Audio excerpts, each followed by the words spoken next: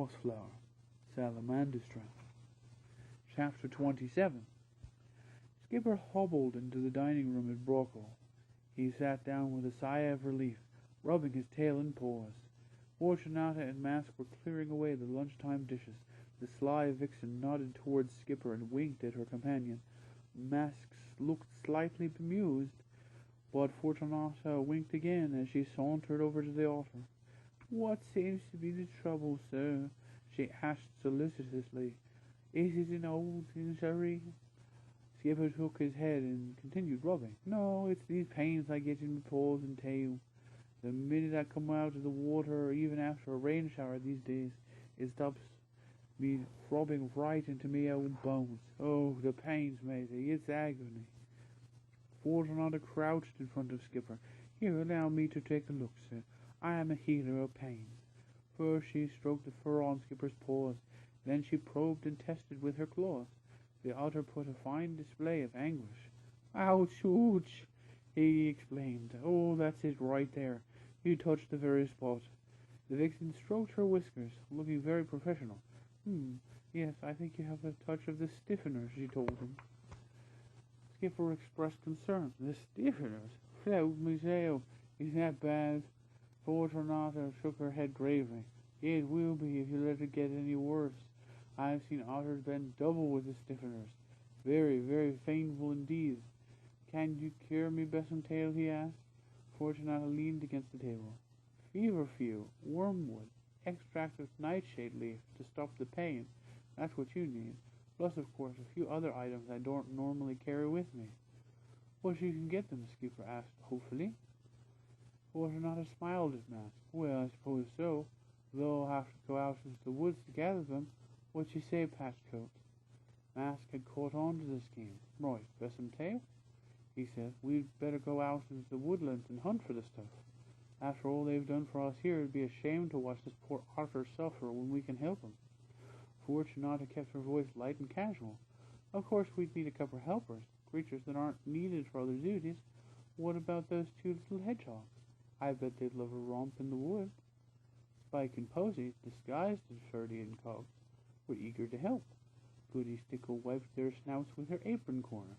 "Now mind you don't go a-bothering the healers," she warned them. "Behave yourselves like two little gentleogs." Fortunata patted them gingerly on their heads. "Oh, they'll be just fine with old Patchcoat and me, marm." The healer and her assistant strode off in the wake of the two small hedgehogs, who scampered playfully ahead. Mask hitched the medicine bag around his neck as he trudged along with the vixen. "Hey, Bessamtail, what are you up to now?" he asked. "I thought we were supposed to escape back to Cotter and tell this queen of yours where the woodlanders are hiding out." Fortunata ducked at an overhanging branch. "That's exactly what we were going to do, Patchcoat. But there's no harm in bringing back a couple of escaped prisoners while we're about it. You wait and see. It'll be an extra feather in both our caps. Though I'd hate to be one of those young hedgehogs when Sarmina gets them back into her claws." Mask felt a cold hatred for the cruel vixen, but long practice had taught him to keep a straight face. Fortunata watched the two little ones tussling happily in the loam. "We'll get the credit for them, eh, mate?" "You get what's coming to you today." Mask's voice had sunk to a grim whisper. Fortunata only half heard her strange companion. "Eh? What's that?" Mask looked around him. "I said, not sure if this is the way." "Oh, don't tell me we're lost," Fortunata groaned. Mask pointed to a fork in the trail. "No, wait a moment, it's one of these two paths. Listen, I'll take this path to the right and keep an eye on these hedgehogs. You take the one to the left. If it's the real trail, you'll come across a fallen beech. Give me a call. If I find the beech on my trail, I'll give you a yelp." Fortunata parted from them, calling out to the hedgehogs, "Be good, little ones. Stay with Uncle Patchcoat. See you later." So when the vixen was gone, Max sat on a chestnut stump. He gave Spunk and Posy a sugared hazelnut each. "You're not really our Uncle Patchcoat, are you?" Posy giggled. Max patted her gently. "No, I'm not, and Bessamtail isn't your aunt, but I don't think we'll be seeing her again." Spike stared gravely at the otter. "Can we call you Mr. Mask again?" Mask gave him his canteen to drink from. He wiped nut fragments from their faces with his false tail. "Not only until we're safe at Brockwall tonight," he said firmly. "Pretend to be now that I really am your Uncle Patchcoat." Posy hugged the false tail to her comfortingly. "You're a nice old Uncle Patchcoat." Beneath his disguised mask blushed with pleasure. Fortunatus spotted the falling beach ahead. He leaned against it with a sigh of relief. "Phew, thank the fangs this is the right trail," she said aloud. "As soon as I get my breath back, I'll give Patchcoat a call." "You've done all the calling you're going to do, traitor." Lady Amber and 10 squirrels dropped from the trees and stood blocking the vixen's path, each with an arrow notched on a drawn bowstring. Instinctively, Fortunata knew her plans had gone badly astray. She cowered down with drooping ears. "It was Patchcoat," she whined. "I wasn't going to harm the little ones. He forced me to go along with his wicked plans. He said that—" "Silence, fox!" Lady Amber dropped her bushy tail flat along the bowl. Long 10 bowstrings strained tighter. The squirrel leader pointed an accusing paw at the trapped spy. "We knew who you were from the moment you entered these woods," she rasped. "When you left Brockwall today, I was only a treetop away from you. I heard every word that passed between you and Mask." Fortunata crouched low, trying to offer as small a target as possible. "No, you've got it wrong. He's Patchcoat the mercenary," she argued. "I didn't know any creature called Mask. Wait, yes I do. There's another fox called Mask. He lives over by Cotter, a real evil creature. He's the one you want. I'll take you to him."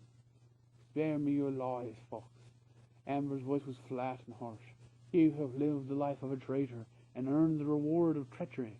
Tell your deceitful tales to whoever meets you at the gates of Dark Forest."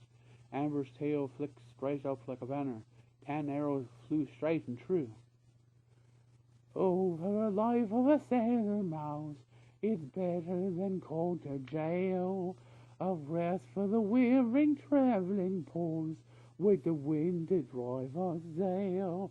There's a shrew for skipper, 2 mice for mates, and a mole for a cabin boy. When we sight Salamander strong, we'll shout out loud, ahoy!" Mid-afternoon on the waters of a great South Stream saw the friend learning to handle the boat that Logolog had named Waterwing.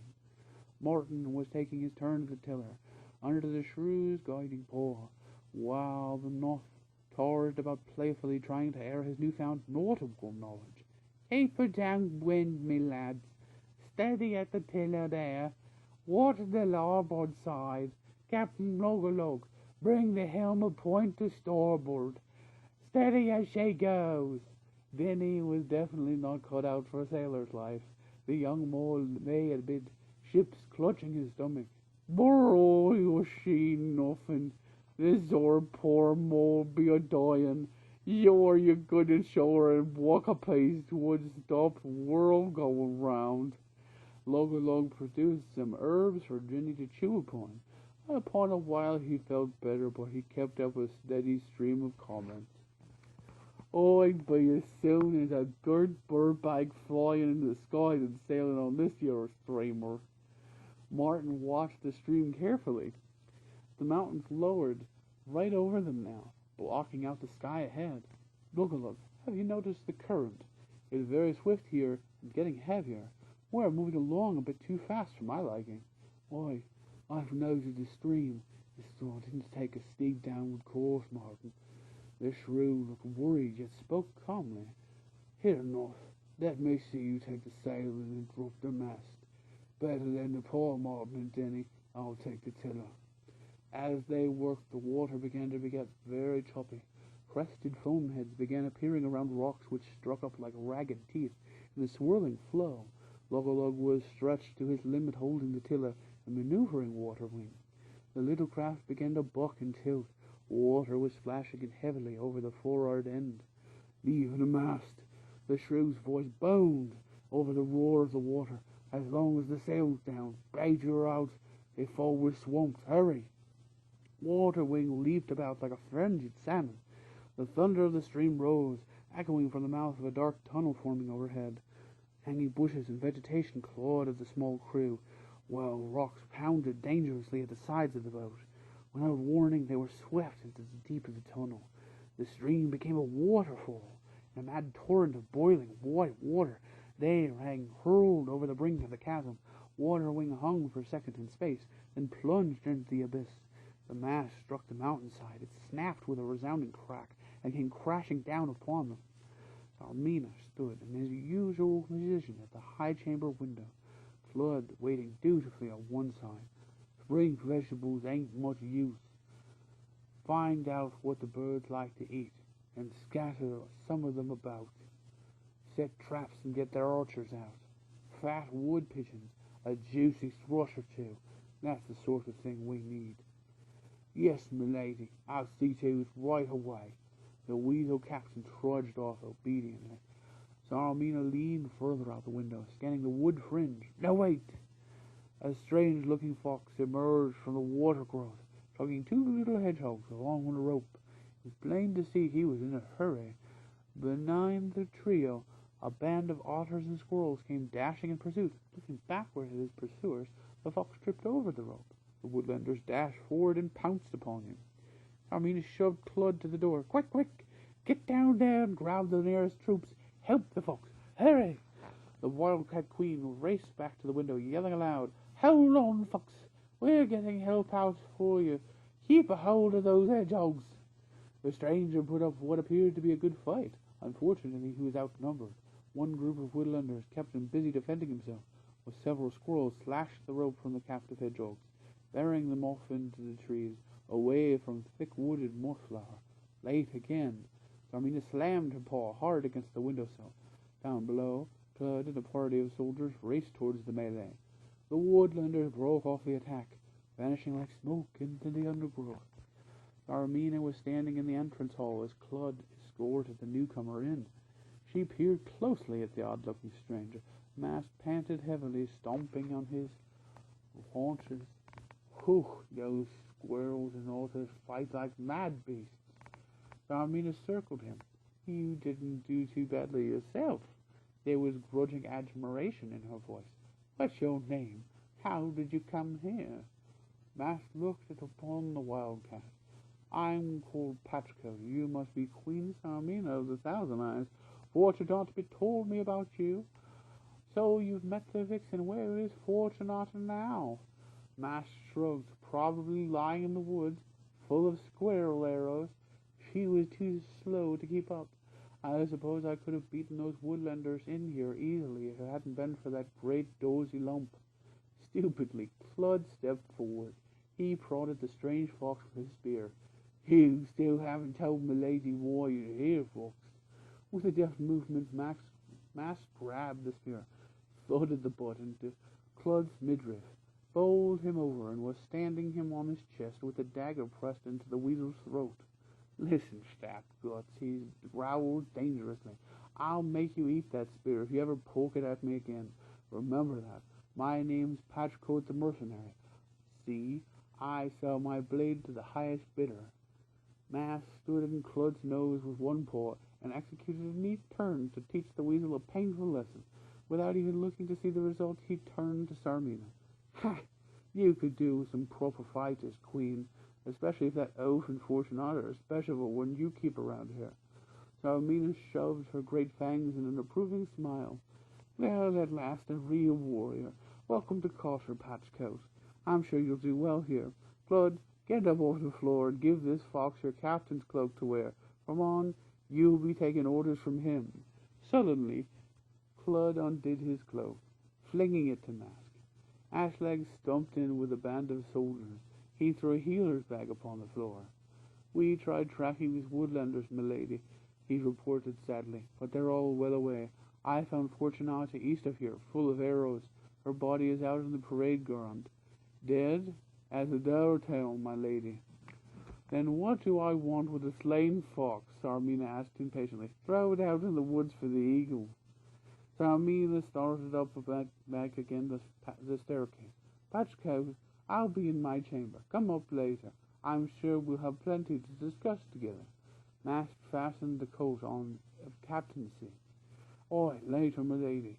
First I want to inspect these cells Fortunata told me about. Maybe I can discover how 2 young hedgehogs escaped from them so easily. Taormina climbed the stairs pensively. This strange fox was certainly a lucky find. Chapter 28. Time stood still. Martin imagined he was back under the river at Mossflower being towed along by an otter. Everything was pitch black and ice cold. A million thoughts rushed around through his brain, bringing memories flooding back.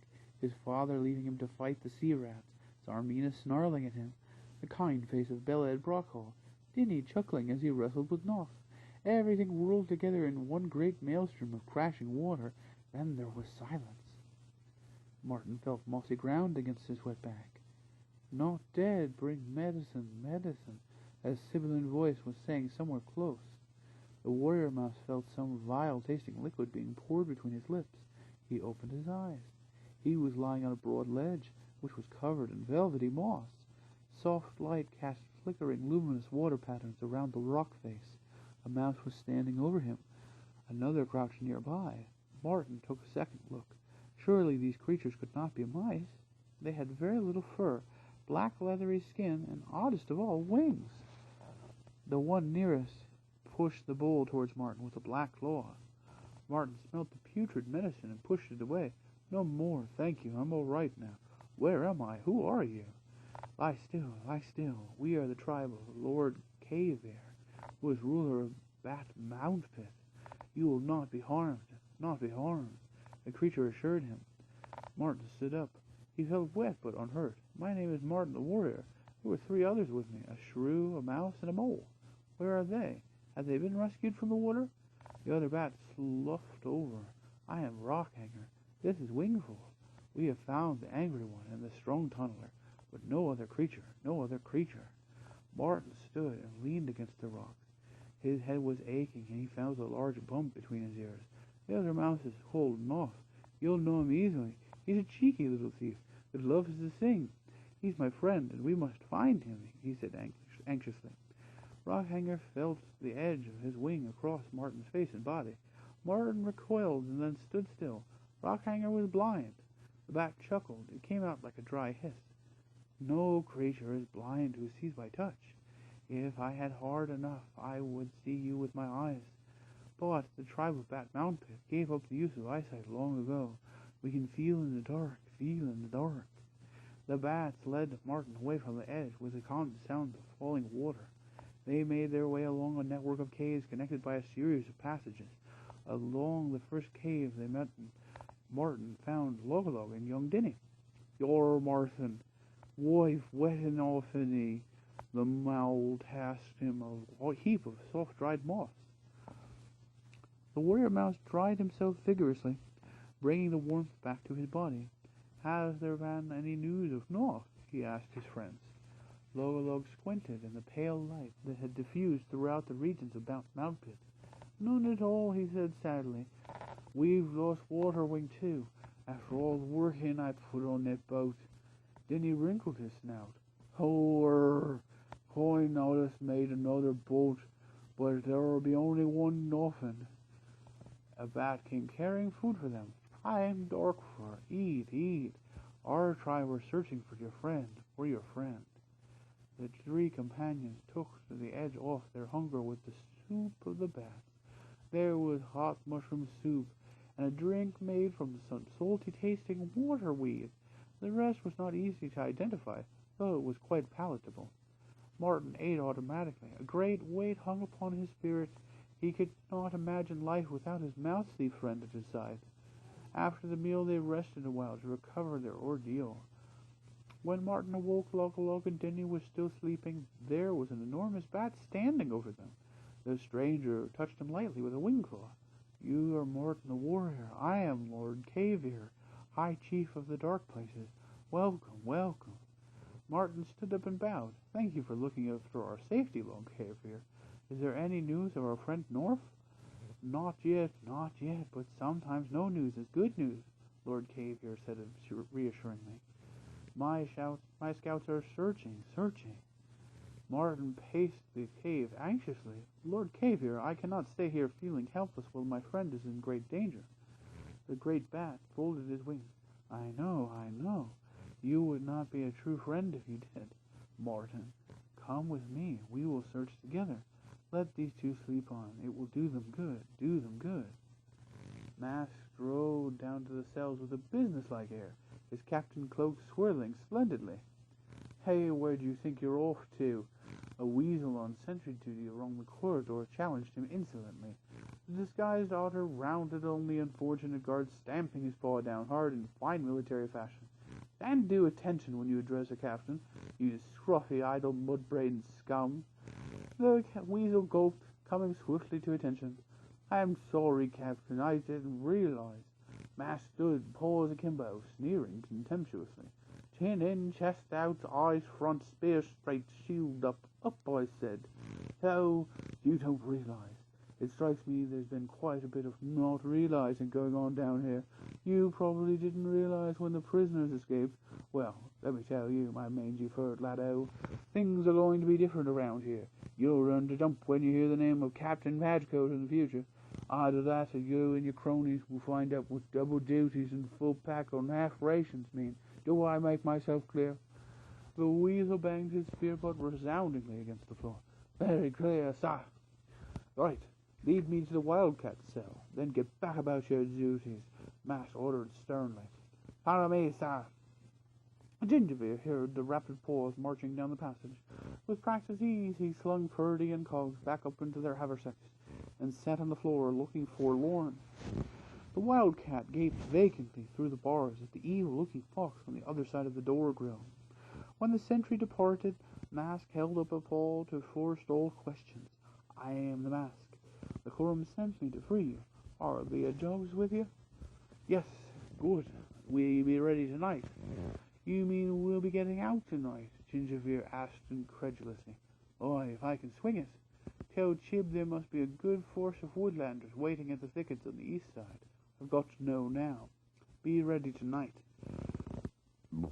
Mask strode down the passage, every inch the captain had caught her. Purdy and Cogs made the haversack dance and wiggle. Hooray, we're going home tonight! Who is that, Mr. Gingerbeer? Was it a fox? You tell me, little Cogs. How would the quorum employ any creature so evil-looking as beyond me? Look me, Mr. Gingerbeer. Do I look evil? Purdy called, sticking his snout out of the haversack. I can, you know. All I need to do is shut one eye and pull my snout to the left like this. By the fur, you're frightening the life out of me, Fergie. Best leave your snout alone or it'll stick like that. Can we come down to play, Mr. Gingerbeer, please? Cog pleaded. Not right now. Try to get some sleep up there. I'll call you when Mr. Mask gets back tonight. We'll need you to be bright and alert if we're to make it back to your friends and family in Mossflower. Martin was astonished by the size of Lord Caver's domain. Bat Mountain was vast and impressive, with chasms, tunnels, streams, caves, waterfalls, and underground lakes. Lord Caver pointed out his tribe. Those not searching for North were farming great areas of edible roots, mushrooms, and subterranean plants, while others fished the lakes. But there was still no trace of North the Mouse Thief. Having climbed upward in the search, they spanned the high caved galleries, leading to a central pathway that rose steeply. At the top, Lord Caver stopped. He turned, barring the path with outstretched wings. We go no further, he stated. Martin pointed upward. But Lord Caver, I'm certain I can see the glimmer of daylight up ahead. The great bat was unmoved. So you can, Martin, so you can. The outside world may be reached from up there, but none may venture further. There's a bat of bird, a marked lay, roosting higher up, far bigger than any bat. He is a killer.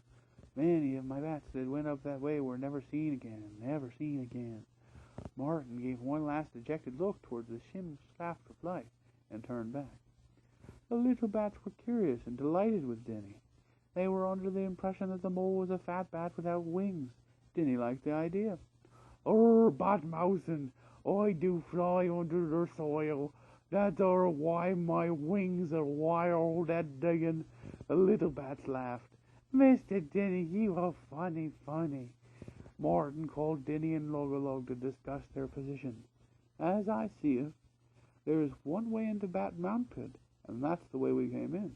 As for the way out, it's a high passage with an opening, but it's barred by some large bird of prey. Even Lord Cavier fears to go up there.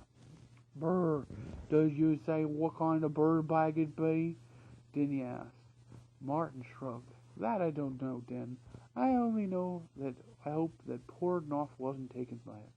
Listen, we must find a way past that bird to continue the quest. Noff would have wished it. Luggalug was not optimistic. If a big bird had killed Lord Caver, what choice would we have? Martin unwound his string. Still, we've got to give it a try. You can't do it with swings, Martin. Well, your board bag is high up and I know the mole trick to keep him out, Denny promised. Lord Cavier materialized out of the gloom. How would you do it?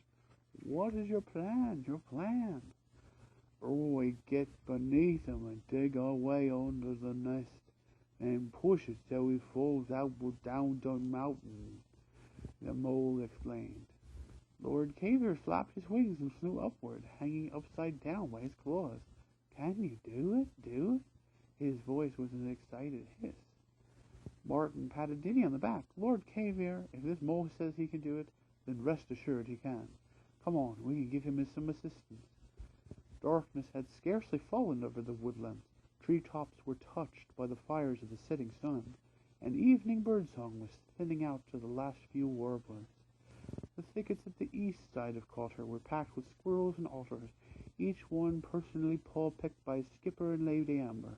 The two leaders listened to reports coming in. Squirrels ready warm, and orchers on the low branches, beech and pear along with barklad and springpaw, waiting to whirl the young ones off and through the treetops to Bruckle. Full crews standing by, Skip. Full en route to one side unless we need decoys. All otters fully loaded, slings and javelins. We'll give 'em plenty to think about if it comes to a fight. They lay in wait, watching the night grow older. Bella and the Stickles, plus the Lomhenge mice, had stayed behind at Bruckle, the quorum decision being that this was a mission for the swiftest and most warlike. Inside Cotter, Mask made his way down the cell areas. Inwardly, the otter shuddered after his interview with the Wildcat Queen. Darmina's grisly plan for victory over the Woodlanders did not bear thinking about. Enslavement, death, and imprisonment. Not only the expression of fiendish delight upon her face every time she talked about separating woodland families, locking infants in cells as hostages, wreaking a murderous revenge on otters and squirrels, pulling the old and infirm out to the fields as enforced labor. Mask went about his perilous game with a new determination. Torches glittered in the brackets on the walls of the dismal cell passages. The stoat on sentry duty had been warned of the bad-tempered Captain Patchcoat.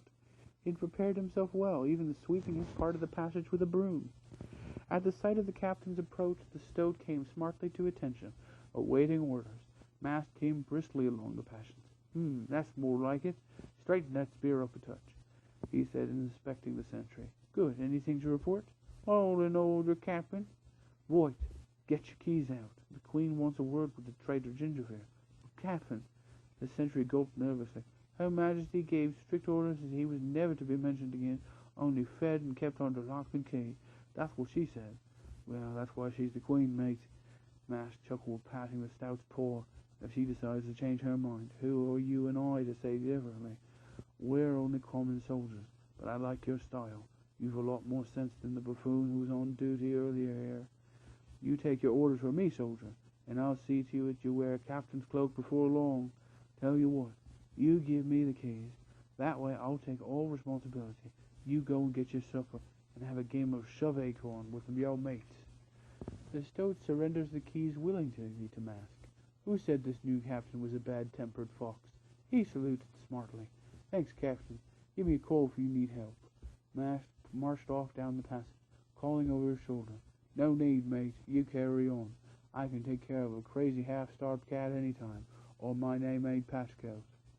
Gingerfere was ready with Ferdy and Cogs. As the key grated in the lock, the door swung open to reveal the strange fox with the evil countenance. Quickly now, he whispered, holding a paw to his muzzle. There's no time to lose, Gingerfere. If you walk in front of me, I'll have my dagger out as if I'm marching you up to the Queen's chamber. Ferdy, Colt, get behind me under my cloak, and keep as close to me as possible. Don't make a sound. Your lives depend on it." To the casual observer, it looked as if there were only two creatures walking along the passage, Gingerbeer and Captain Patchcoat. Ferdy and Colt were completely hidden under the long captain's cloak. They'd negotiated the cell area successfully. Twice they passed guards who, knowing Captain Patchcoat's reputation, saluted smartly, keeping their eyes to the front. Mask nodded curtly to them. The escapers carried up 2 flights of stairs and into the main entrance passage. Cludd strode out from the mess hall with another weasel named Brog, just as Mask and Gingerbeer was passing. Cludd was still smarting from his demotion. "Watch this, matey." He winked cunningly at Brog. "I'll make old Clever Whiskers jump through the roof, you'll see." Mask's bushy imitation tail had prodded from the bottom of the cloak, which once been Cludd's pride and joy. Sneaking up behind Mask, Cludd stamped his paw down hard and heavy on the tail, expecting to be seeing Mask leap into the air and roar with pain. Instead, Mask carried on walking. The tail had fallen off. It lay trapped under Cludd's paw. The weasel stood open-mouthed at the false tail, its end covered with pine resin and 2 cunning twine fasteners. It took the slow-witted Cludd a moment to catch on. "Hey, you! Patchcoat! Stop him! Stop him! He's no fox!" Cludd ran forward. Mask tore down a wall hanging, throwing it over the head of his charging enemy. Cludd fell, stumbling and wriggling to unhamper himself. Gingerbeer swept up the 2 little hedgehogs and dashed for the main door, with Mask close behind. Together they charged through the main door, both creatures slamming their weight against it. The door flew open, bowing Ashlag over as he stumped in. The fugitive sped away from this, as the parade ground hue and cry was raised behind them. "Escape! Escape! Stop them quickly! Kill them if you have to!" The upper galleries were crowded with the tribe of Lord Cavier. Martin stood ready with a heap of rocks in his sling. Rogalog was behind him, his shrewd dagger drawn. It was a tense moment as Denny went up silently, paw by paw, until he was directly under the crack of light. "What is your friend doing now?" Lord Cavier whispered to Martin. "There is soil and moss up there, but many rocks, many rocks." When Martin watched the soft earth and small rocks beginning to slide down the incline, "He's digging inward, then downward, that way. Whatever is above will collapse and hopefully fall outward." More moss, rock, and earth came down in a moving scree. Then he came down with it, sliding on his back and keeping an eye on the light shaft. The young mole dusted his coat off. Horror, clever eye, Martin. See if I can get somebody to cover your hole with." Martin turned to Lord Cavier. "Have you got a stout timber that we can use as a lever?" The Bat Chieftain conversed quietly with a band of his followers. They saluted and winged off into the high galleries. Be a lot quicker and more surpriseful with the good lever, Denny explained to Lord Cavier. There was not long to wait before the bats returned bearing a stout piece of wood. Logolog fondled it with tears in his eyes. "It's the keel of Waterwing, my lovely boat." Sure enough, the stout curving timber was the original birchwood keel of Waterwing. The bats had salvaged it from the falls. On Denny's instructions, it was borne upward on an army of bats. They waited until he had clambered up and positioned himself on the hole, and slowly they fed the strong timber in, under the mole's guidance. When the timber was fixed to Denny's satisfaction, he wedged it on either side and underneath with 3 rocks. Then the mole slid back down to his friends. He looked up. What Denny had accomplished was a deep hole beneath the light shaft, with the boat keel sticking out of the excavation at a slightly upward angle. Logolog scratched his chin. "What happens now, Denny?" "For now he bats throw up through the soil like and perch on yon lever's end." Lord Cavier began signaling his legions. 2 by 2 the bats flew silently as cloud shadows, then perched on either end of the lever. When 8 of them were perched securely, the keel grated, moving fractionally downwards. They shifted and tightened claw holds. 2 more bats landed on the keel and stayed still. Yet another two landed. This time it moved visibly. Dinny turned to the assembly. Horror! Off dozen more Dewey. Best out come this way and where it be safer. Another two bats had landed, then another two. Then there was more shale and rock sliding down as the final two bats landed on the end of the overcrowded keel, proving Dinny's total calculation is accurate. Suddenly the hole gave way and collapsed, pushing outward by the keel bearing down. The entire rock face shifted under the leverage. Bats flew in all directions. Though the dust small, the shaft widened into a hole big as a fair-sized cave entrance. There was a screeching and a hooting, and through the debris Martin glimpsed a large tawny owl winging its way west and south amid the rubble of the landslide. The bats raised a sibilant cheer. Dinny was carried above them and screed in the opening, Martin and Logolog helping to bear their friend. The three travellers were breathing deeply on the cool, sweet evening air when Lord Caver flapped up gracefully. He bowed deeply. My thanks to you and your friends, Martin. Against the big eyes we were totally helpless, totally helpless. I know, Lord Caver. Martin nodded understandingly. Even though we could not have fought off a tawny owl that size, he was a real monster. Well, thanks to our Dinny, we continue our trust, and your tribe can live in peace and safety. Logolog offered some good advice. What you must do is bar the entrance with wood and make a door. Make some holes in it and station sentries night and day. Then if any large birds tried to roost, you can push them off with spears and long poles. I can tell you how this door would be made. For the first time, Martin and Dinny looked over the edge to the outside world below. There was nothing to see except for heavy gray evening mist in layers on the ground. Martin stepped back from the edge. We couldn't attempt to climb down here at night, again. Let's stop here with our friends tonight and continue the quest tomorrow. Oh, Dinny, if only go. Chapter 29. The escapers ran towards the outer gates of the perimeter walls, hotly pursued by Clud, Ashleg, and a band of soldiers. Sarmina, keeping her usual vigil at the upstairs window, had armed herself with bow and arrow at the hope that she might spare Argular disposing of Fortunata's remains. When the hubbub broke out down on the parade ground, without hesitation she fitted an arrow to her bow and took aim at Gingerbeer's back. Cog slipped from Gingerbeer's paw hold. He rolled into a ball, hitting the parade guard harmlessly. Gingerbeer bent to pick him up, as Mask dashed up from behind to see if he could help. The Queen of the Thousand Eyes had already loosed the deadly shaft. As Gingerbeer picked up Cogs, he heard Mask grunt behind him. Thinking the otter was urging him to hurry, the wildcat dashed for the gates with his precious burden. He knocked the bar aside and pushed one gate open. The woodlanders flooded in. Birdie and Cogs were passed from paw to paw until they were out of the danger zone. Freed of his burden, Gingerbeer turned to see his rescuer staggering slowly across the parade ground as the Cotter soldiers closed in on him. With a fearsome cry and a bound, Gingerbeer was at Mask's side. Holding him up, he supported the injured creature through the gate, while the otters and squirrels stood fearlessly in line on the open parade ground, driving Clud, Ashleg, and the soldiers back to the barracks under a hail of arrows, javelins, and rocks. Sarmina joined Clud in the main hallway with a band of reinforcements on her back. "Come on," she shouted furiously. "They're easily outnumbered. We're not going to retreat from our own parade ground. Get out there!" Claude was enraged at being taken by surprise on his own territory. With a bellow he dashed recklessly out of the open.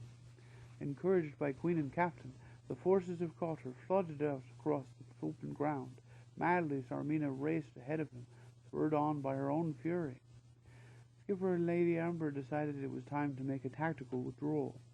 Their mission was accomplished as far as getting the escape party out of Cotter was concerned. Besides, the woodland troops were far outnumbered by the hordes of Sarmina's soldiery. The far side of the parade ground was black with soldiers who swarmed towards regardless of missiles. The woodlanders fired a parting volley, then ducked out behind the doors.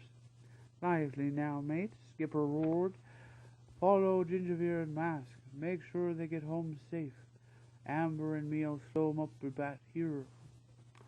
As the gates opened outwards, it was but the work of a moment for the otter and the squirrel to place two sizable wooden wedges beneath each gate and bang them home firmly with rocks. Thinking ahead, Zarmina guessed that the gates would have been barred to slow her progress. Standing on the backs of several soldiers, she sprang up, gained a claw hold on top of the gates, and vaulted over with great agility.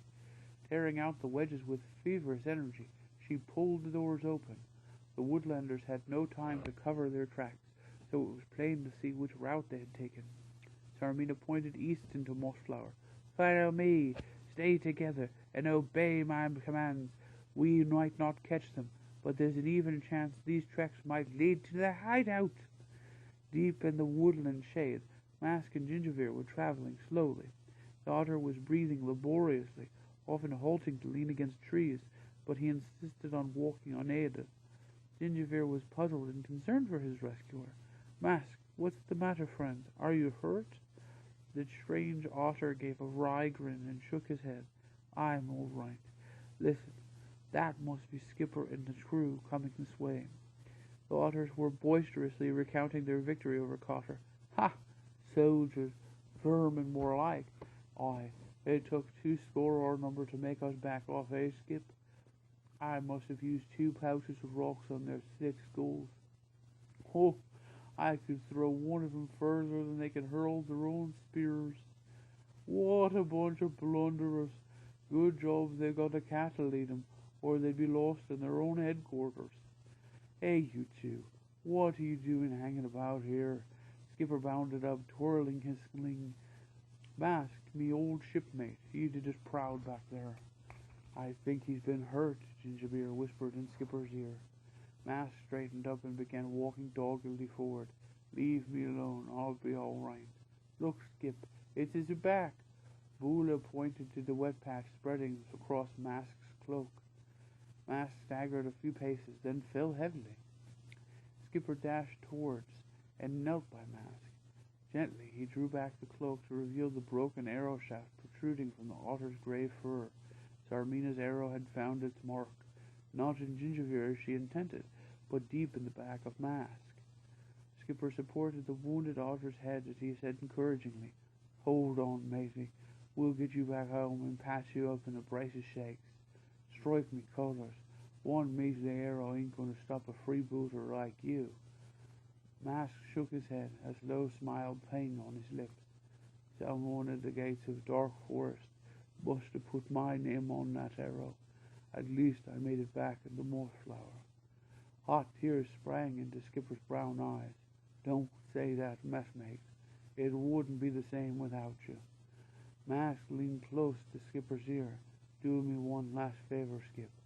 Anything, you just name it.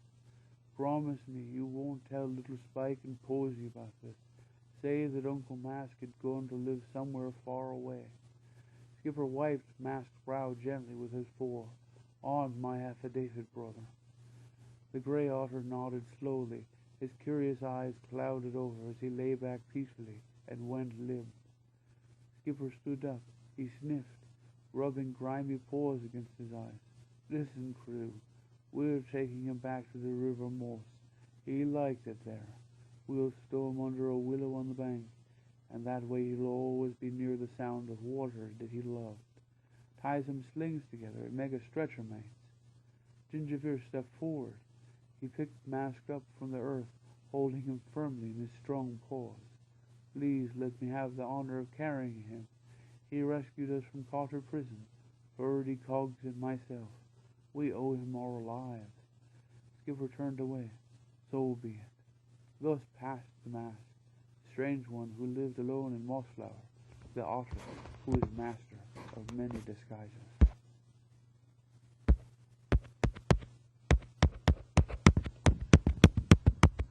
Chapter 30. Dawn had scarcely broken when Logolog put the finishing touches to the main frame of the gate. Martin peered down from the edge of the hole on the mountainside, holding tight to Dinny beside him. "So this is what the other side of the mountain looks like, eh, Din?" "Oh, bain't much to be seen, though, Martin." The sloping side of the mountain was visible, but beyond that the bottomland was a bed of thick white mist as far as the eye could see. Lord Caver joined them. "What lies below, I do not know," he told them. "Thank you, Log-a-Log. Thank you for your good work. Soon my tribe will be safe once more. We will be complete masters of all Bat Mount Pit. Log-a-Log patted the heavy timber frame, made mainly from the wreckage of Waterwing. "Aye, no sign of that owl now, though this gate should keep it away. That, and a few sharp prods in its feathery bottom. Don't like owls myself." The sun was up and shining bright within an hour, but instead of clearing the mist, it seemed to make it thicker. Martin and his friends were eager to continue the quest. Politely they refused entreaties from the bats to stay as long as they wished, though with a tinge of regret because of the kindness and hospitality shown by them by the tribe of Balmouth. Lord Caver presented them with haversacks of fresh food and drink. The great bat stayed inside the darkness of the exit hole with his tribe, away from the glaring sunlight. Martin shook him heartily by the paw. "Now, that barrier up as soon as we leave. Better safe than sorry, my friend." The little bats clung to Dinny. "Fly back through the earth and visit us one day. Visit us one day," they begged. The mole was visibly moved. "Don't thee fret, little battens. This your mole see ye sometime." Log-a-Log gave final instructions to the care and maintenance of the gate.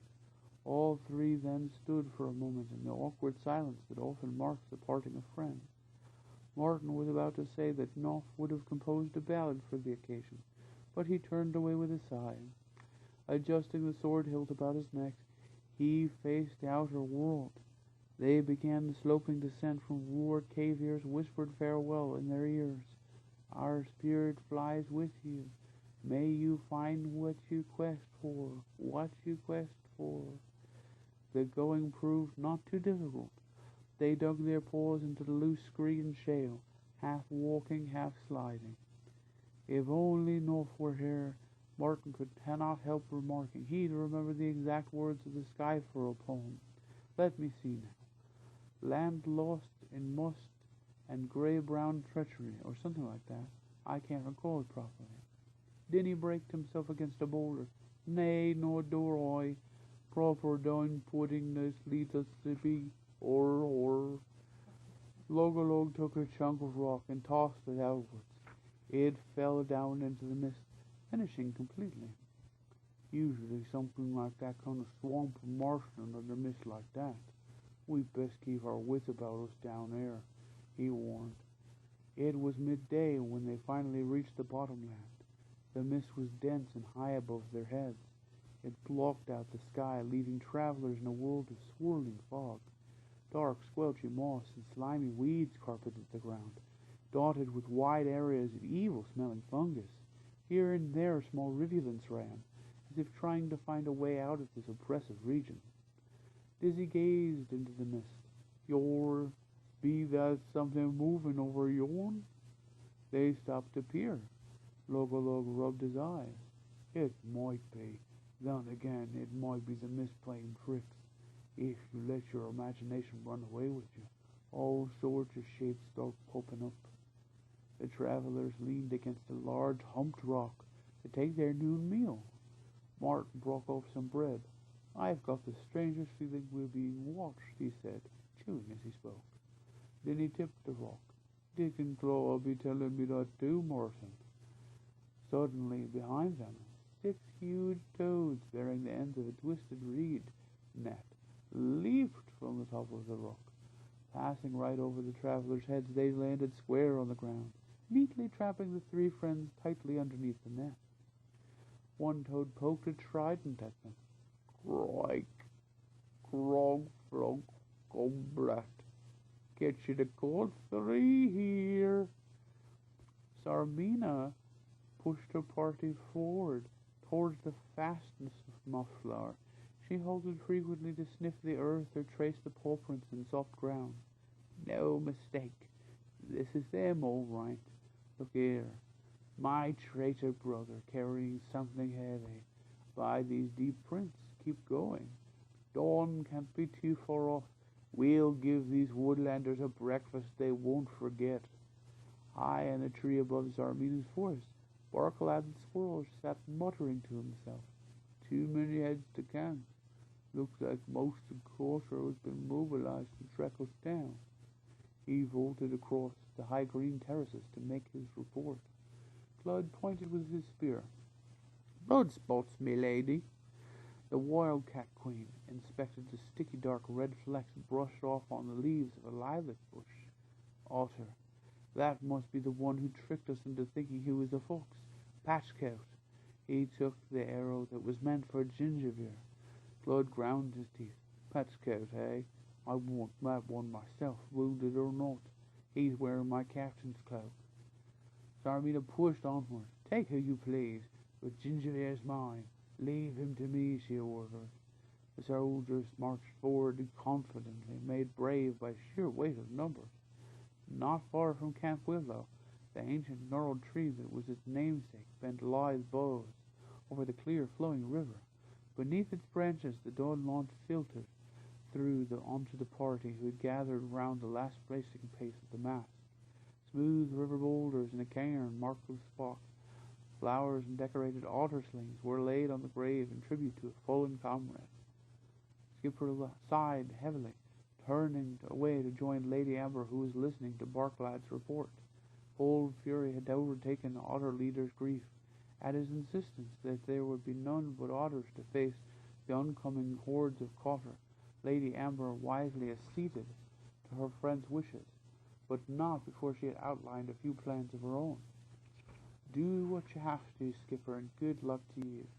The whole of Cotter is abroad in Mossflower, so be careful. However, this is an opportunity we must not miss. I have sent messengers to Brockle.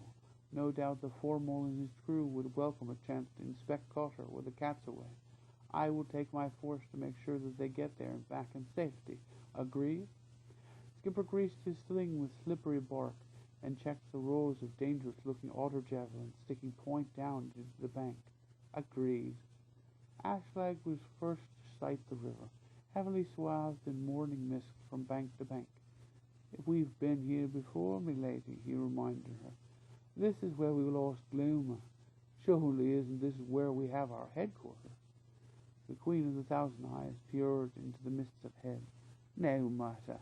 This is where the trail leads. This is where they'll be. What's that? Flood stood forward, brandishing his spear. It's that otter, my lady. Look, the insolent hound is still wearing my cloak. Let me at him. Zarmina nodded towards the spectral figure that stood wreathed in the mist. Get to it, Clud, she commanded. Obviously, they'll know we'll be following. I'll check around for surprises. We won't be fooled a second time, wouldn't Clud? Yes, my lady? See that you finish the job properly if you want to wear that cloak as a captain again. After the spear, Clud advanced on the cloaked figure. You just leave it to me, Majesty. Right, Patchcoat, let's settle this once and for all, he challenged. Skipper stepped out of the tendrils of mist, shedding the cloak. I'm ready for you, Weasel. The one you call Patchcoat was my brother. You're not fit to lick his paws. I will give you your cloak back to take with you to the gates of Dark Forest. They have a special place for cowards there. Stung by the insult, Flood bellowed with rage as he charged. Skipper allowed himself a grim smile of satisfaction. Flexing his powerful limbs, he hurled himself like an uncoiling spring at the oncoming weasel. Disregarding weapons, the two creatures locked each other on the ground, snarling and tearing at each other like savage beasts. Martin, Dinny, and Logolog struggled helplessly, floundering about in the net like fish out of water. The more they moved, the tighter they were entwined. Martin realized this and lay still. I am Martin the warrior, he called out. These are my friends Dinny and Logolog.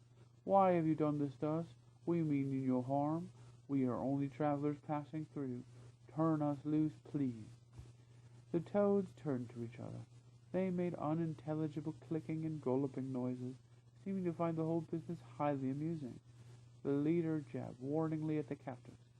Grog, yuck, yuck. Quiet now, fur mouse. Damp what shake come now. The prisoners were dragged unceremoniously along the muddy ground. Other toads came out of the mist to join the procession. When they finally reached their destination, the captives were surrounded by a veritable army of the creatures.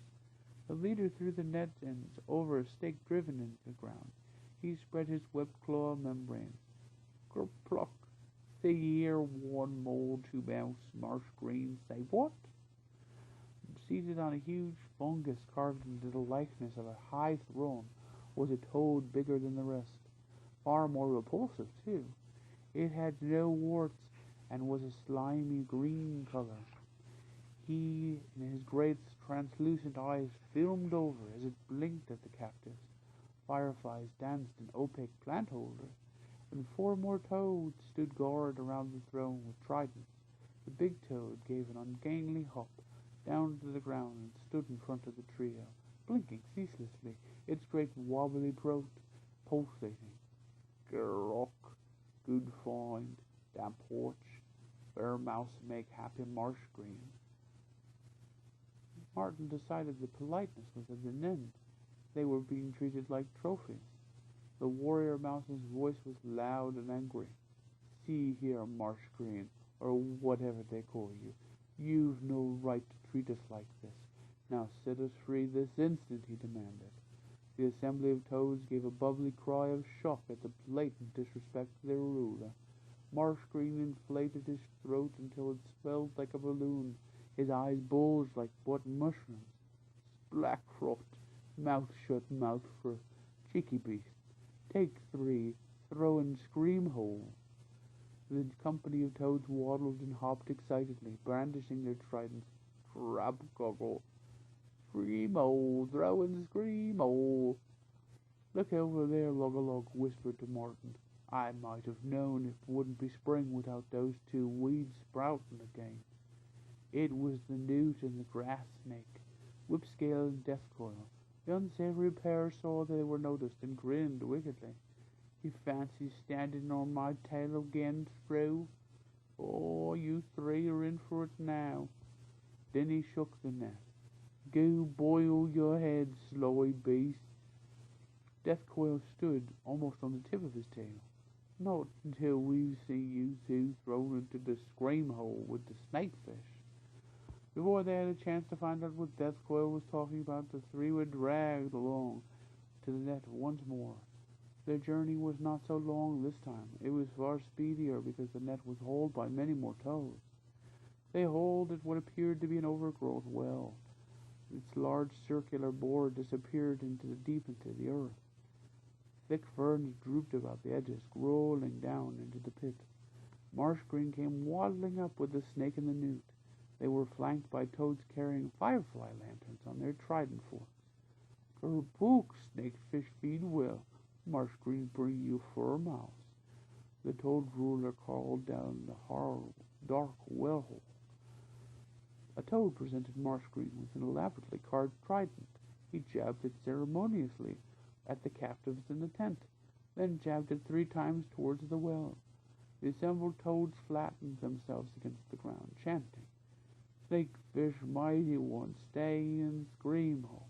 Eat up fur mouse, leave alone damp watch. Martin and his friends lay apprehensively listening as the chant grew louder. Suddenly it stopped. The toads holding the net spilled it open, tugging it backwards vigorously. Martin, Dinny, and Log-a-Log were shot forward through the tracery of the overhanging ferns, deep into the scream hole. Saramina had detailed her archers to scatter volleys into the trees and brush in case of concealed woodlanders. They fired off a desultory salvo. All then else was forgotten as they broke off to watch the battle between Skipper and Clud at the water's edge. Jaws locked, the combatants rolled over and over. Loam and sand flew in all directions as they bit, grappled, and kicked, raking each other with heavy claws. The very ground shook at their wildness. Fur hung from the door on air. Blood spattered into the river. It was not too long before Claude realized he was outmatched by the power and fury of Skipper. Now he was fighting for his life. The weasel tried to pull him free from the matted otter, but to no avail. His breath sobbed raggedly in his throat as he strained to reach the spear he had dropped in the first charge. Skipper, aware of what Club was up to, squirmed over, rolling him to the opposite direction of the weapon. Suddenly Clud grabbed a pailful of sand and ground it into his opponent's eyes. Temporarily blinded, Skipper furiously tried to clear his vision, unwittingly freeing Clud. Seizing his chance, Clud bounded up and snatched the spear. With a savage scream, he charged at his floored adversary, leveling the point at Skipper's unprotected neck. Through a sandy haze, Skipper now saw the weasel coming. He rolled to one side as he did. His paw came into contact with the captain's cloak he had shed upon the bank. Sweeping it up and over one continuous movement, the otter netted Clud, head and haunches. Falling over backward, Skipper felt the breeze of the spear point pass his ear. He thrust upward lightly, all four paws connected squarely with Clud's body. The weasel shot high into the air, enveloped by the cloak, landing with a cry of shock. His fall had been broken upon the otter javelins that stood fixed in the ground. Otter javelins are pointed at both ends. Chaos broke loose. Sarmina hurled her troops forward at Skipper. A band of otters broke cover, stopping them with javelins and slingstones. Skipper bounded gracefully, tail over ears, into the river, followed by his crew, who took the liberty of rattling a fast, furious salvo at the soldiers of Cotter. Pushed on by those behind, several of the front ranks spilled into the water. Sarmina was among the first to go headlong into the river. Panic overtook the wildcat as she floundered in the water. "Out! Get me out!" she screamed. "Quick, before they loose the pike!" Currently, she is dragged onto the bank, hurled upstream. There was a barking laugh of victory as Skipper's head broke the surface. "The weasel got his cloak back, cat. It's pinned to him." The river closed with a swirl on the last of the otters. Sarmina raced up and down the bank, snatching spears from her soldiers, hurling them vindictively at the water. "Come out, woodlander, stand and fight," she challenged. Brog, the weasel companion of Clud, had taken the opportunity of extracting the cloak from the javelins in his friend's body. He squatted at the river's edge, washing it through.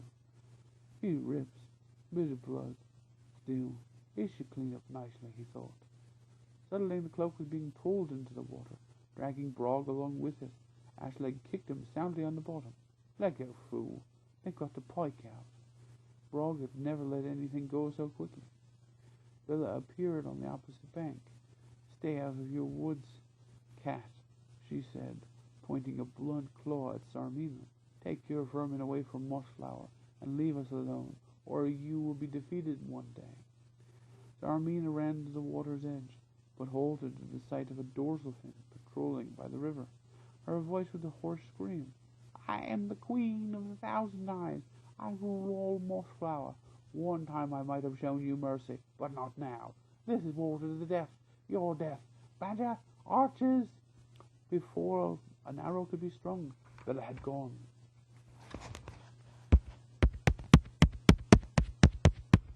Chapter 31.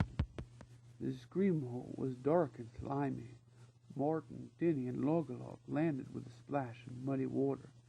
The mole slipped upon a smooth, bulky object. "Yo, what be that?"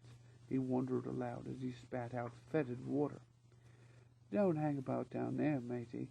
Here, reach up and I'll give you a lift." The voice belonged to Noff. Martin and his friends looked up. They could not see daylight or hear the toads.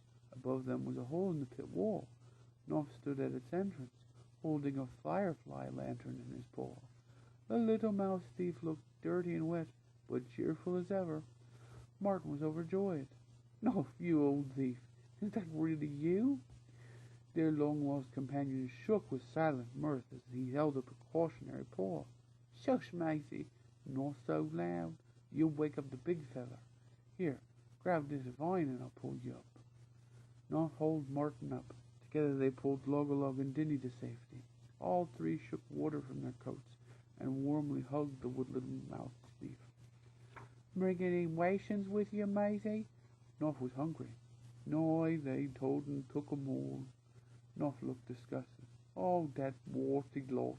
I might have known. Logolog sat on the driest spot he could find.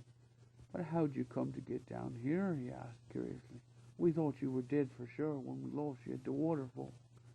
Nuff puffed his chest out indignantly. Me dead? Not likely. When I went over the falls, I must have been washed right up underneath the mountain by the current. Next thing I knew, I woke up with the snake and the lizard standing over me. That reptile! They'd bound me tail and paw. I was taken up front of old Green Frog, or whatever they call him. Huh! The filthy old swamp hopper. He had been listening to the snake and the lizard, and he wanted to know where I'd hidden you three. Of course, I told him to go and roast his fat green behind. That's when he lost his temper, and had me chucked in here with old snakefish. What's this snakefish thing supposed to be? Martin interrupted. Bait? He's not supposed to be anything, matey. Snakefish is a giant eel. Big. You never saw the like. He's like a wiggling tree trunk. Here, watch this. Nuff prized a rock loose from the clay. Leaning out, he hurled it at what seemed to be a smooth boulder sticking out of the water in a dim light. The brown muddy mass churned, boiling as the thick coils looped and weaved, thrashing about with untold might. Nuff shuddered. That rascal nearly had me. I was saved by the vine hanging from this cave. Good thing I'm a prince of climbers. I still keep checking the tip of my tail to make sure it's still there. That's how close it was. Still, it's no bad old sort, providing he keeps his distance. Oh, yes, we've even had a conversation. Snakefish and me. He was the champion toe scuffer in this part of the country, so they laid a trap for him and he fell in here. Poor old snakefish can't get out now. Still, they keep him happy enough by slinging the odd enemy in here. The occasional fish, maybe a dead bird, passing crabber's tail, of course. Old snakefish wallops the lot down, doesn't bother him. Nuff leaned out, calling to the eel. I said, doesn't bother you, does it, big matey? The surface of the dim water parted with a whooshing upheaval, and the head of snakefish appeared. It was something out of a nightmare, thick, wide, silver black, and the color of yellow ivory beneath. A massive slab-like head hissed and swayed, revealing countless teeth, pure white and needle-like. Two savage jet eyes watched them with unblinking intensity. Coils of flexible, steely muscle rippled and undulated with a life of their own. Snakefish spoke. One day I will find my way out of here. Then I will taste the toad flesh again. Dinny saluted with his digging claw. Let's hope you do, sir. You scoff a few for us. Expect that you passing fond of each thousand. Snakefish clouded his eyes dreamily. Ah, me, there's nothing so tasty as a brace of bump toads, unless it's stew brace. Logolog shifted his paws nervously. Right first time, sir. Look at us all stringing fur. Oh, why don't you slip out for a toad supper? Snakefish reared up, pushing the coils against the smooth walls of Scream Hole. There was no purchase for the great eel. He slid back into the water. See, I have given up trying, he said sadly. Each attempt only makes these walls more smooth and slippery. Strength alone is useless down here. Martin had the glimmer of an idea forming in his mind. He decided to risk broaching the matter. Listen, Snakefish, I have a proposition to put to you. Supposing we helped you out of here, would you leave us to go in our way, in peace, without harming us? The great head submerged momentarily, emerging again beneath the hole. Martin felt that if Snakefish really tried, he could reach them. The eel slid back a little to reassure them. If you could free me, I would leave you to go at liberty where you will, the eel promised. I would take rather to eat toad than mouse. Besides, I need to take revenge on the tribe of Marsh Green. But you had better decide quickly. Before the passing of another day I will need to eat. Do you understand me? The warrior mouth replied for them all. We understand perfectly, Snakefish. Now, will you leave us alone while we formulate a plan? I'll give you a call the moment we're ready. The sinister giant slid noiselessly back into the murky waters. Nuff giggled nervously. Right, mateys, thinking caps on, or it's mouse screw and mole pie for dinner tomorrow. Cotter was deserted. The entire garrison was mobilized to pursue the woodlanders. Abbess Germain and Formal stood at the window of Sarmina's high chamber, looking out over the forest. They have discovered little. Cotter was as grim as mean as any self-respecting woodlander could imagine it, damp and oppressive, riddled with dank, crumbling rooms and passages where feeble torches guttered fitfully against fungus and moss-clad masonry. To supplies, it was useful to know that they were at a low ebb in the fortress. Formal dug his snout reflectively. Herm harm. Things even worth carrying off these mangled vessels. Moles and mice had searched the stronghold thoroughly. It was an empty carrion nest. Columbine wandered through the deserted armory with old Dinny. All the weapons had been taken off by the soldiers of Sarmina. The low-mange mouse curled her lip in disgust. Oh, what's the point of wandering around a filthy evil jumble like this? The venerable grandsire of young Dinny was too busy carrying out his own research to answer. He sniffed the floor between paving cracks, tapped upon walls, dug his claws into rotten beams, all the while muttering to himself, "Boy, I'm getting a feeling in my digging claws about this your fortification. I'm bound to have a sniff round yon cells." Columbine went up to join the abbess and Sarmina's core parters. She could not help but noticing the vast difference between the luxurious trappings of the Queen's quarters, in contrast to the squalor of the barracks. "Abbess, I think I'd soon live wild in the woods than endure this dreadful place. Have you seen the way she treats her soldiers?" The abbess ran a thin paw over the tawdry hangings and stained rugs, which Sarmina had spoiled in her rages. "Yes, child. Now you know the difference between the way these animals live in comparison to honest woodlanders." Formal had only one word to express his disgust: "Dirtbags." The abbess had looked pensive. An idea was forming in her mind. "Columbine, this place is deserted. Why couldn't we take it?" "Goodness, this is our peaceful abbess speaking?" The young lone-hedge mouse replied, with a twinkle in her eye. "Actually, I was thinking the same thing myself earlier. The answer is we are not warriors, and our forces are split. The otters and the squirrels are out in the woodlands.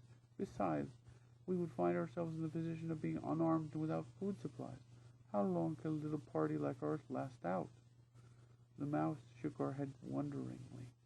"Goodness, is our leader Columbine speaking? Strategy, supplies, lack of weapons, divided forces. Maybe you missed your true vocation, young maid. Perhaps you would have fared better as an army commander. I bow to your superior military knowledge, General Columbine." The young mouse laughed heartily and curtsied. Old Dinny came shuffling in. The abbess noticed he was looking highly pleased about something. "Hello, old Din. My, you have a light in your eye." Columbine clapped her paws. "Oh, you found something. Do tell us, please." The old mole tapped in a paw to his snout, winking broadly. "Do you and your fella and all. I'll show ye a good way out of this stink." Mystified, they followed him.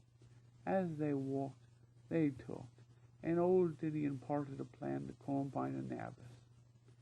Lady Amber stood in the thickets with Barklad. Together they watched the east gate. Amber tapped the ground impatiently. "Where in the name of acorns have they gotten up to?" "Shall I take a party and bring them out, marm?" Barklad asked, noting her anxiety. Amber looked up to the high chamber window. "No, give it a little while yet. But I tell you, Bark, I don't like hanging about this place. Look, they've not even posted sentries or lookouts at the window. How are we supposed to let them know the cat and her troops are on their way back?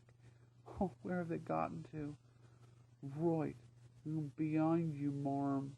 Startled, the squirrel swung round. It was Formal, the abbess too, and Columbine, everyone who had gone into Cotter, down to the last mole and mouse. "By the fur, where did you lot spring from?" Columbine stroked her friend's gray head. "It was old Dinny. He found a secret way out. We went beneath the cells. It's a sort of cavern with a lake in it. We, or should I say Grandpa Dinny, found a moving slab, and underneath it was a tunnel that traveled along for a while, then went up. We followed it and came up into a hollow oak stump, the one right behind you." Lady Amber curled her tail in amazement. "Well, I'll be tree-bound." The abbess gave a wry chuckle. "If we put your discovery together with old Dinny's plan, we may have a final solution to the problem of culture." Columbine could not help interrupting. "I'll bet naughty young Dinny and Martin will have the solution too, when they return from their quest with Boar the Fighter." "No doubt they will, child," the abbess noted, "but they have been long gone. Who knows when they will return? Bella has said it was a long journey fraught with danger. Besides, how do we know that Boar the Fighter still lives? I do not wish to alarm you by saying this, but all things being equal, we must have plans of our own. Merely sitting waiting on Boar's return will not help Mossflower. We must all help to the best of our abilities. Whatever your knot is at this moment with Martin and the young mole, you can wager that they will be giving their utmost. Let us hope they will be both safe and successful in their quest." They made their way back to Redwall their fine spring noon, unaware that they were passing into a parallel course to Starmina and her returning army. The Wildcat Queen was in a foul temper. "I wouldn't give a pawful of mouldy bread for the lot of you. Stand about gawping when your captain gets slain by an otter." From somewhere in the jumbled ranks, a voice murmured up impudently, "Huh, I noticed you didn't leap forward to help Clud." Starmina whirled on the troops in a fury. "Just let me get the one who said that, you bunch of buffoons.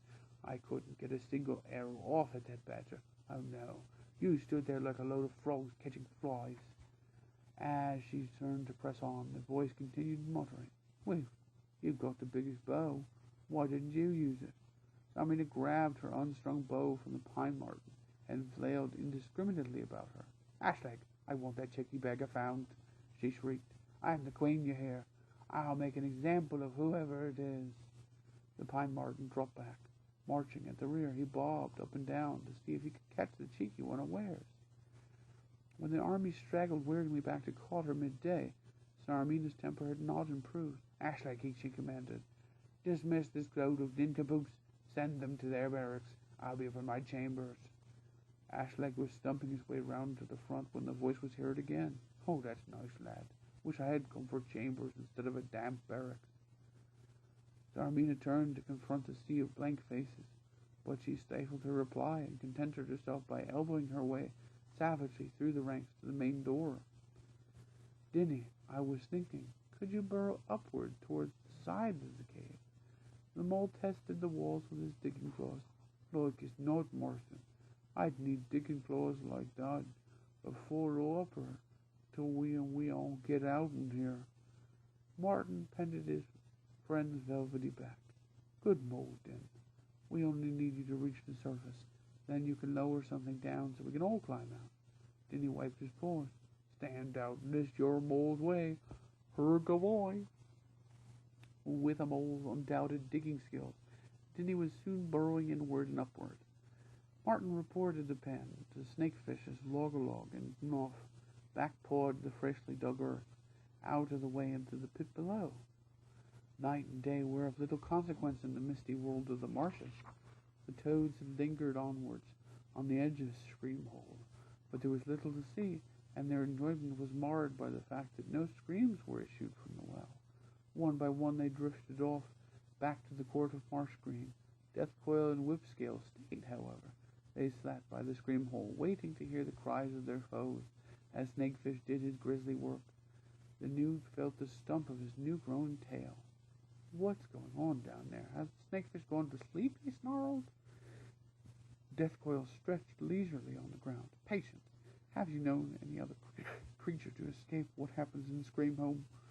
Snakefish is probably feeling sluggish from lying in that muddy water for so long. He'll liven up when the hunger drives him. You'll see.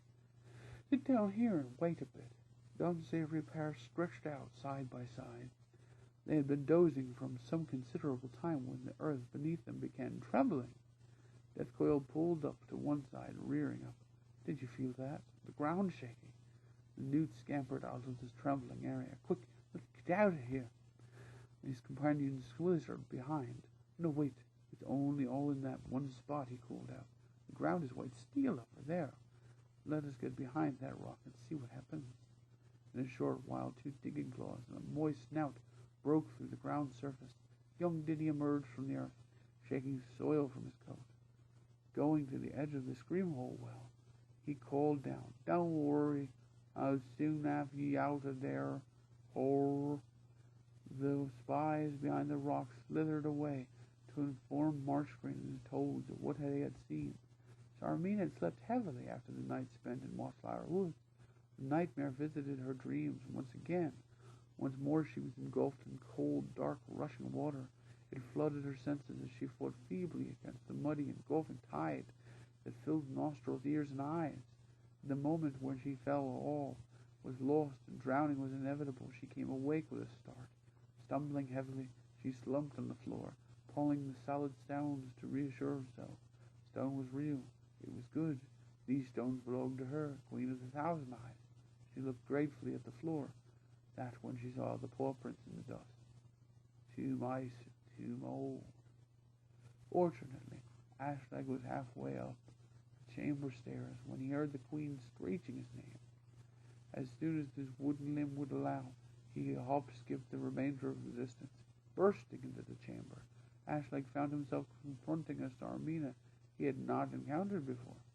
The wildcat who sat on the floor, hunched up in a cloak that had once belonged to her father. She was rocking back and forth, gazing intently at the stone floor. Ashleg closed the door and bowed apprehensively. "Your Majesty?" Sarmina did not look up. "Mice and moles. Search this room for mice and moles. Immediately, milady." Ashleg did not stop to question the order. Knowing how dangerous Sarmina's mood could become, he set about the task. Peering into cupboards, looking beneath the table, behind the wall hangings and drapes, the pine marten searched the entire room thoroughly. "No mice and moles here, milady," he reported. Sarmina sprang up, pointing impetuously at the door. "Then go. Search the whole of Culture." Ashleg saluted and hobbled swiftly to the door. "Now wait!" He halted, not sure which way to turn next. Sarmina was smiling at him. Ashleg gulped visibly. She put a paw about his shoulders. "Ashleg, where is Gingerbear?" "He escaped, Your Majesty." "You followed him yourself," he replied, puzzled. "Oh, come now, you don't fool me." Sarmina chuckled, almost good-naturedly. First it was those 2 little hedgehogs that escaped, but they didn't really. They were here the whole time. Then there was the fox that was really an otter. Now my very own room is covered in the tracks of woodlanders. Tell me, out with it, old friend, you can tell me. Ashleg began to become very frightened. "Lady, I'm sorry, but I don't know what you're talking about. I'm only Ashleg. I served your father faithfully, and now I obey and only serve you." Sarmina smiled knowingly. "Completely loyal, all to my family, eh, Ashleg?" "Oh, yes, indeed, milady." The murderer's claws shot out, burying themselves in the pine marten's shoulder through the feathered cape he wore. Sarmina's whiskers brushed against his face as she snarled, "So that's it. You're helping my brother now. Gingerbeard never really escaped, did he? It was all a trick. Still here with those woodlanders. They're turning my own army against me. Maybe he was with me the whole time I was in the forest looking for him. Ha! He's a sly one, that brother of mine. I bet it was him that pushed me into that water when the otters loosed the big pike. Ugh!" Ashleg's face was a mask of frozen agony. The claws dug deeply in him. Blood was staining his cloak. Suddenly Sarmina released him and scrubbed furiously at the cloak. With the cloak she was wearing. Ugh! Deep, cold, slimy, dark water, she muttered incoherently. Ashleg backed away quickly out of the chamber. The wildcat was oblivious to his departure. She was battling the watery torments of her imagination. As the pine marten hobbled away swiftly down the stairs, his queen ravings echoed about the sparrow's spine-wall.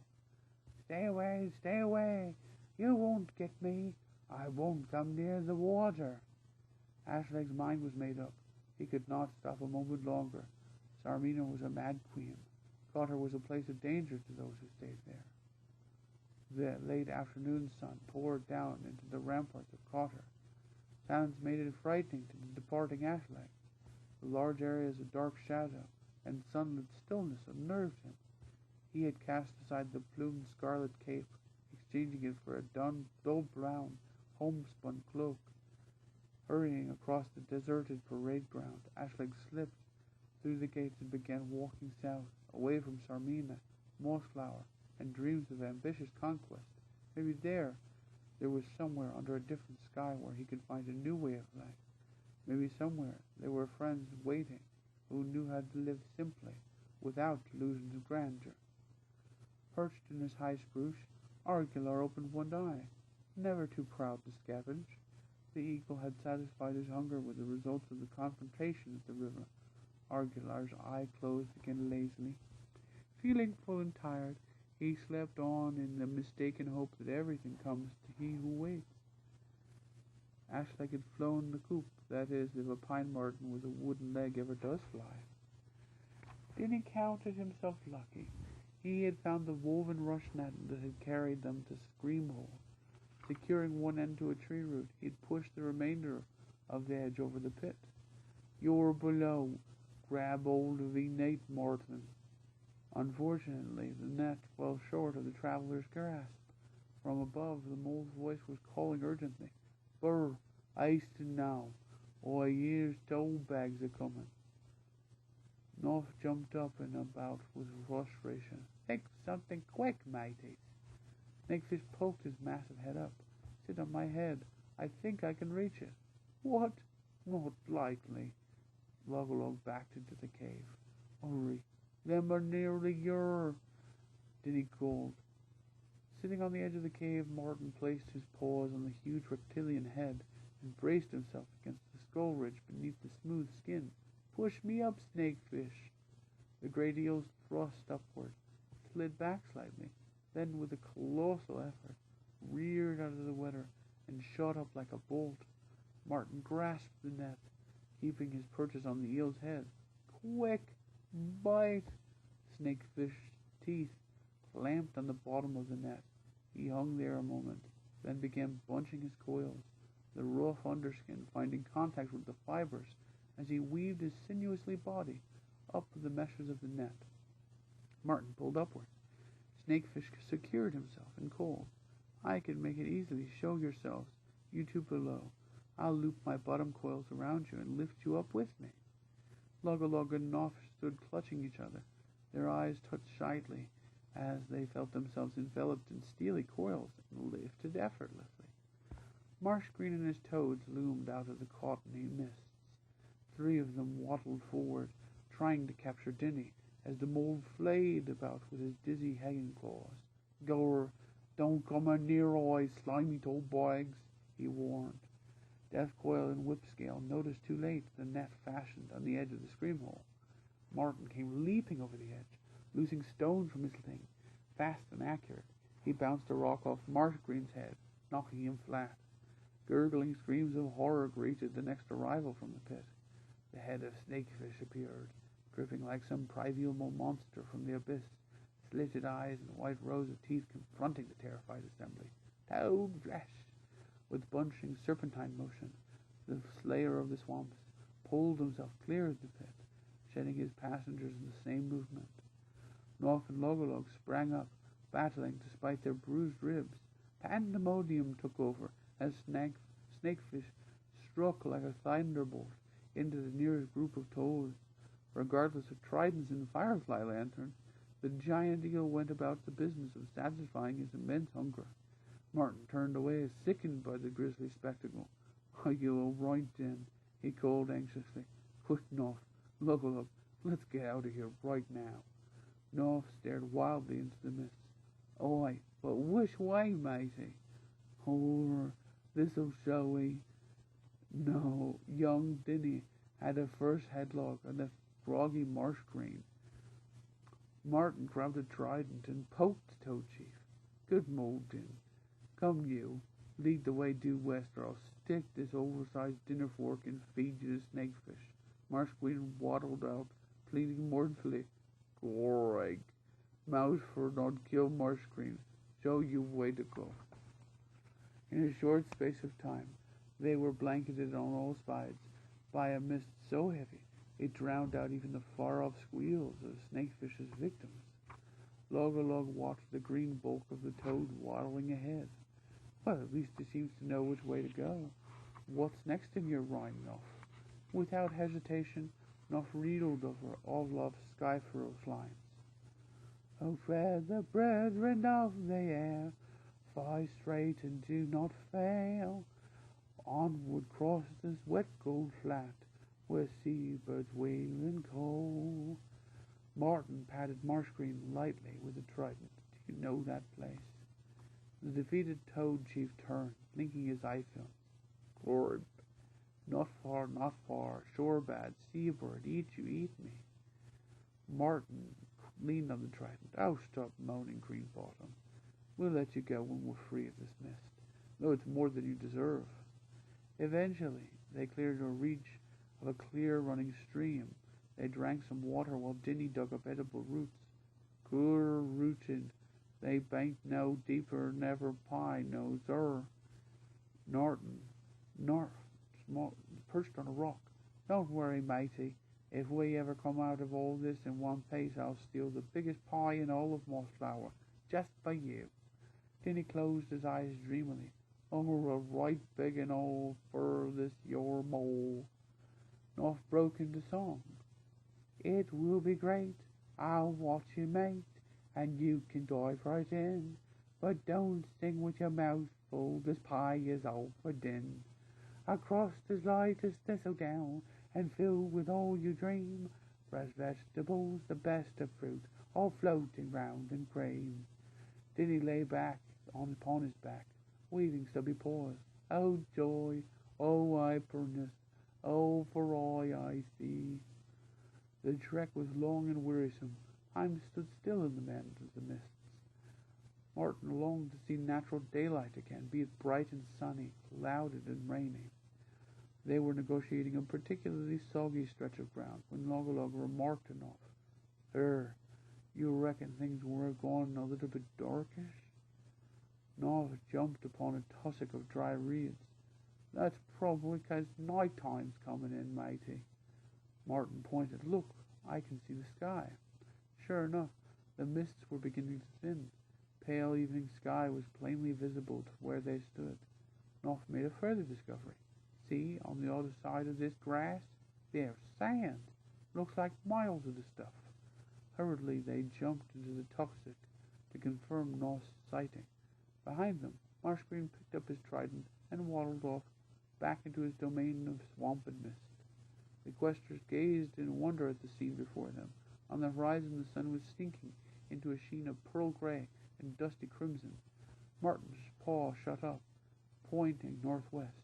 Look, the flames of Salamander Strand.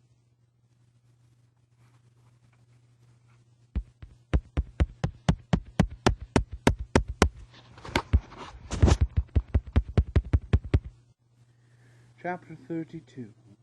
That same evening, the quorum assembled in the main hall of Brockle. There was much to be discussed.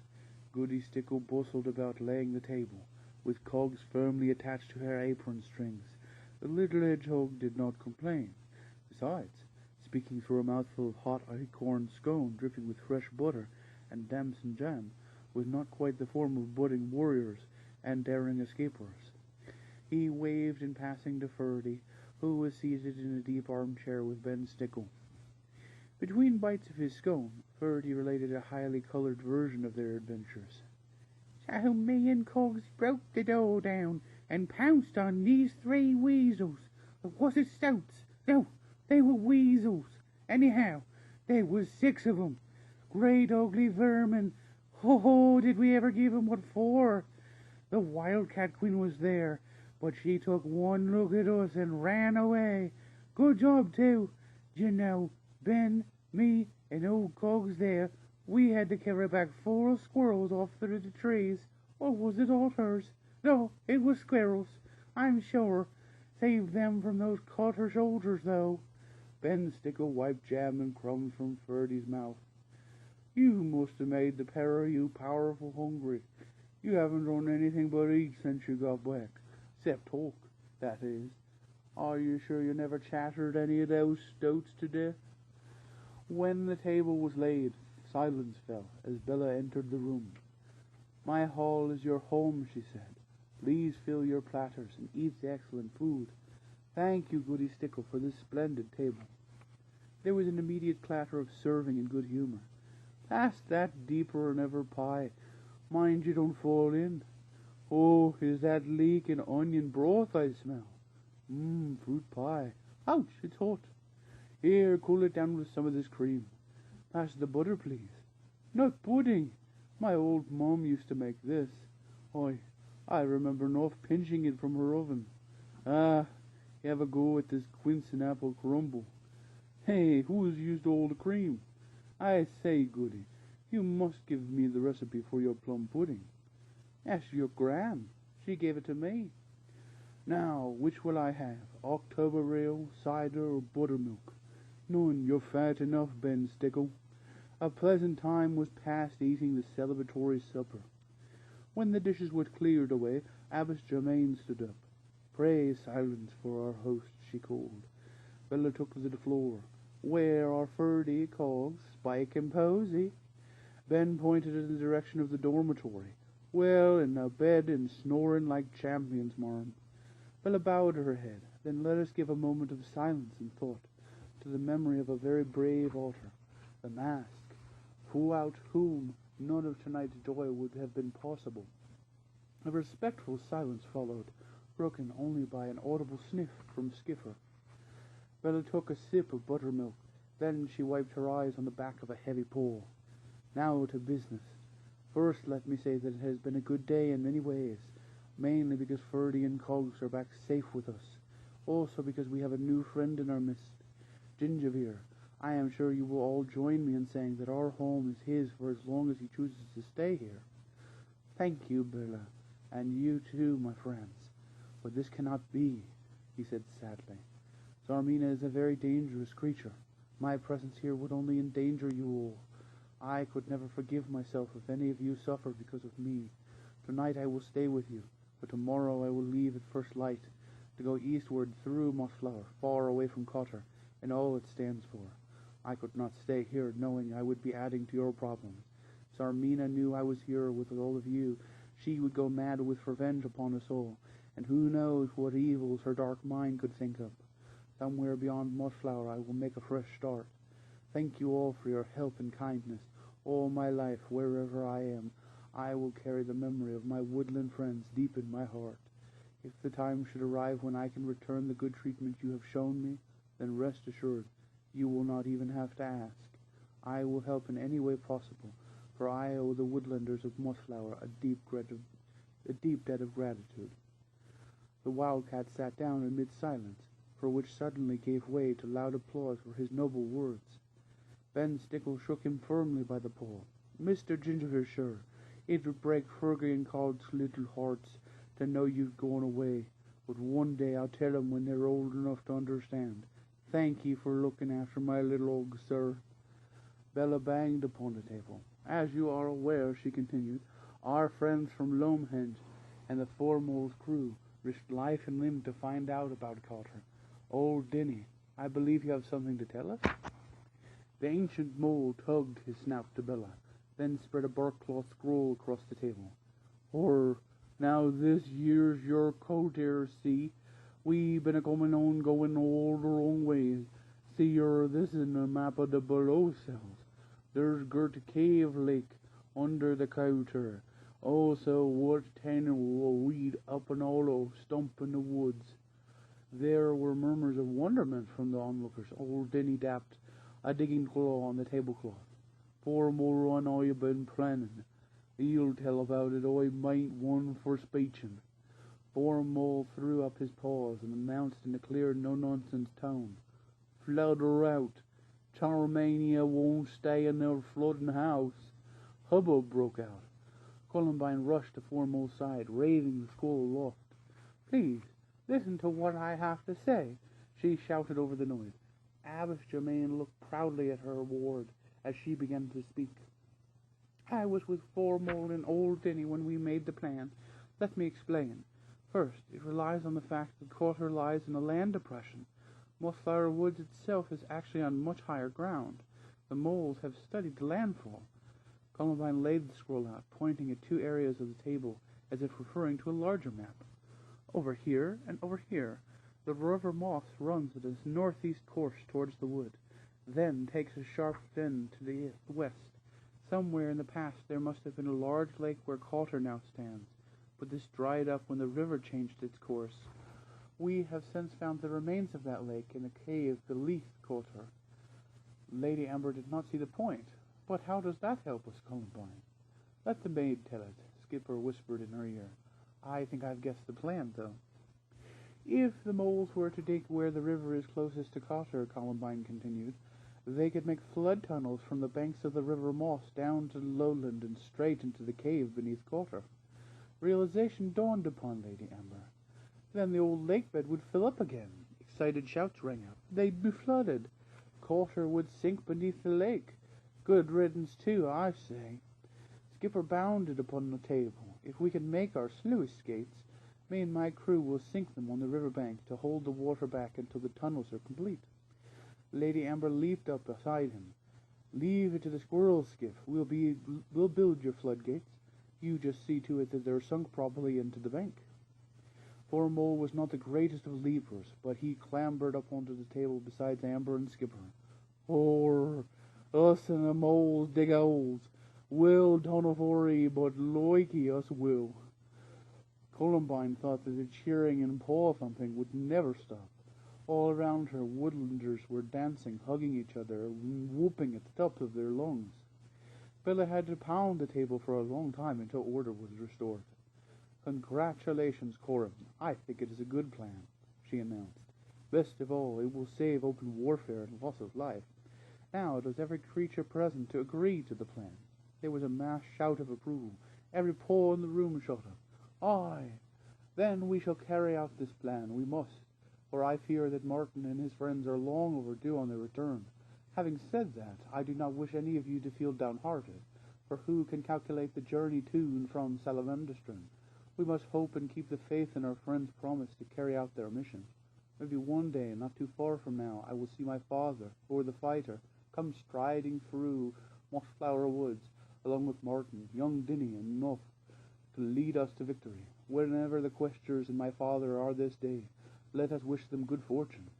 A rousing cheer rang through Brockhall as Bella sat down and crossed paws with the quorum leaders. Evis Germain had the final word at this meeting. Yes, friends, good fortune to those who traverse afar, and good fortune to us all. I think the plan is a good one. The frail old mouse told the assembly.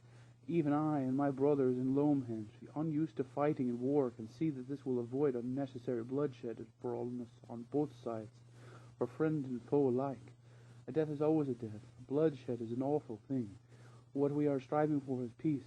To keep this thought uppermost in your minds. If I had a wish, it would be that we would live in harmony with those at Calder. But this cannot be.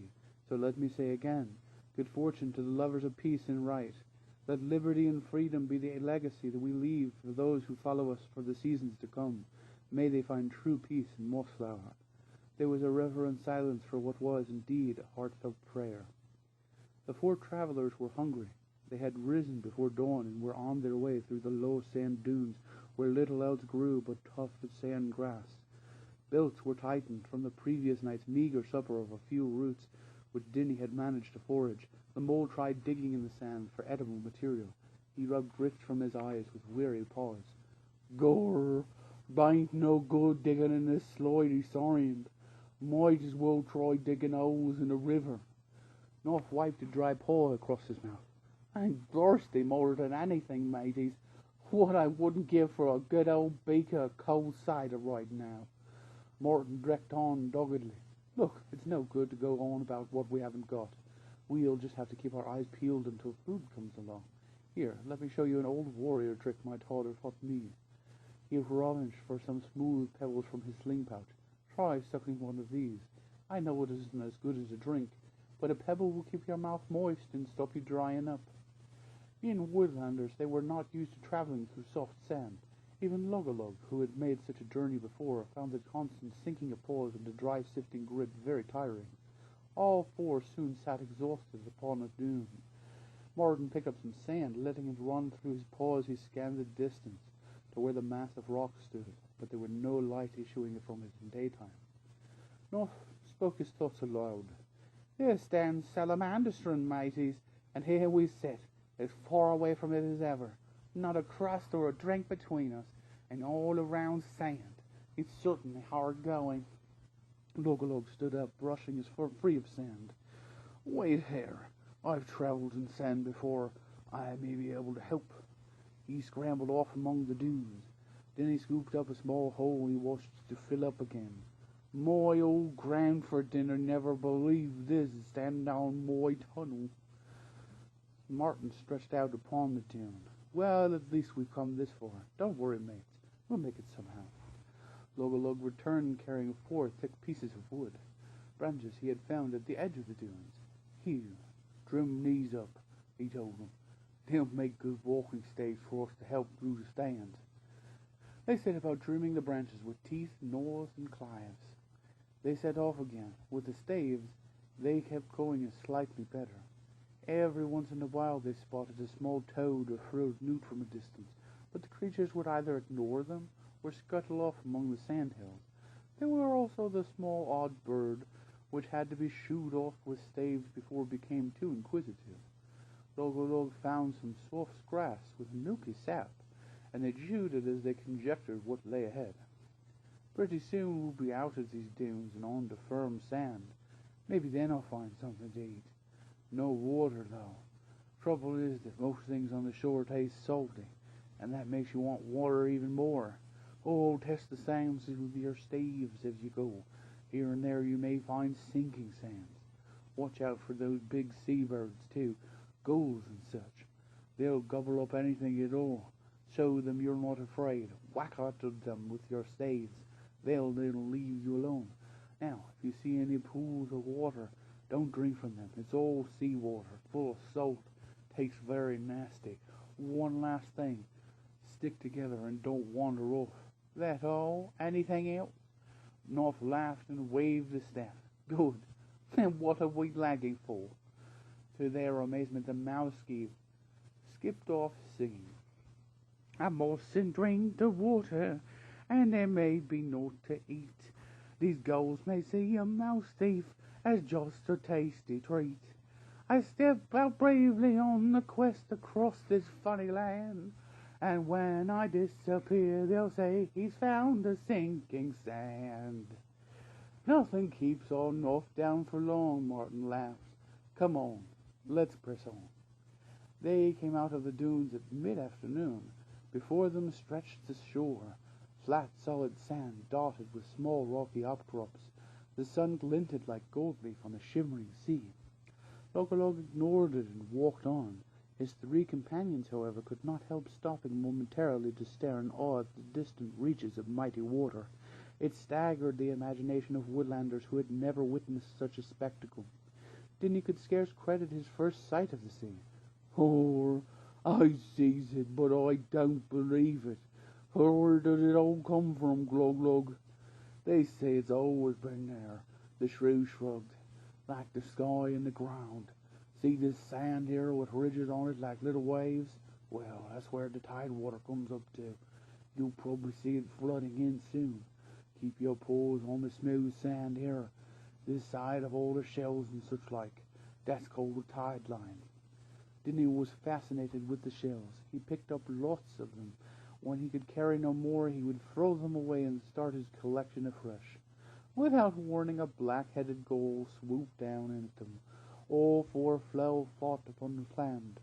Logolog lashed out with his staff, catching it on the beak, and as soon as it soared away, Martin hit it hard on the wing with a slingstone. The gull wheeled, screaming angrily. Then more seagulls flew in to investigate. Soon the 4 friends were hard-pressed, defending themselves against aerial invaders. Waving his staff at an oyster-catcher, Martin called to Logolog. "I thought you said they'd go away if we showed them we weren't afraid of seabirds." Logolog whacked the common gull across his webbed claws. "You can never tell with these birds. Quick, let's make a run for it. There's some rocks over yonder." Waving their staffs furiously, They dashed among to the beach, where a rocky outcrop thrust up among the sand. Finding a fissure between the rocks, they huddled in together. The gulls wheeled and circled a while, screeching threateningly, diving towards the rocks, but steering off at the last moment. Finally, they gave up and flew off in search of other, easier prey. Martin poked his head out into the open. "All clear. They've gone now," he reported. Logolog climbed swiftly to the top of the rocks. "Look, mates, a rock pool. Get the fishing tackle out." Looked lightly in by the rocks there was a beautiful miniature lake of deep sea water, crystal clear. They sat on the edge gazing into the colourful depths. "Look, there's shrimp, just like Skipper and the crew get from the River Moss," North exclaimed. "What's that, Logolog?" "Where? Oh, that? I think it's called starfish. Not very good to eat, though. See here, attached to the rock, these are limpets. They're a bit chewy to eat, but they'll keep us going." Then he shook his head. "Nay, Glog, them shells like he'd be picking out a darn stand." The mole was surprised when Logolog managed to prise one loose with his knife. He scooped the flesh out and cut it up, each giving them a portion. "Chew on this," they invited them. "Go on, it's not poison." Not pulled a voice at the unappetizing limpet fish, but bravely he popped it into his mouth and began chewing. "Tastes quite salty," he commented. "I bet you could chew this until next harvest came around, and it'd still be bouncing off your teeth. Let's swallow it in one gulp." Martin found some seaweed that tasted quite mild. "Here, try some of this. It's like Goody's cabbage with a bit too much salt on. Not bad, though." Between them, they explored different tastes of the rock pool vegetation. The shrimp were riding too difficult to catch, though North sat determinedly, his line hanging in the water, baited with a piece of limpet. Gradually it was taken by something which pulled it beneath an underwater ledge. "Oh, mateys, I've got a bite!" he shouted excitedly. "Look out, here comes supper!" Assisted by Martin, he pulled and tugged at the line. Finally, they hauled up a small spidery object with a soft shell and two tiny claws. "Throw it back! It's a crab!" Logolog called urgently to them. Martin took hold of the small crab as Nuff tried to unlatch its claws from the segment of bait. There was a scrabbling and a clattering noise at the poolside, and a huge carapace emerged. Logolog slashed the line with his knife, leaving the baby crab to enjoy the bait. The water splashed away, displaced by a considerable bulk. 4 blackish-grey armored legs clawed their way over the edge of the rock. It was a fully grown crab. The monster stood before them, its eyes moving hither and thither on long stalks. 2 large plates opened, revealing a downward slanting mouth that shed water and gaped open at them. But it was the creature's claws that caused the most concern. Huge, powerful pincers held high, snapping open and shut with a noise like steel hitting stone. They were studded with horny nodules that resembled teeth. "Back off! Don't try to fight us, you'll lose," Logolog said, not taking his eyes from the angry crab. "Keep backing off until we're on the sand.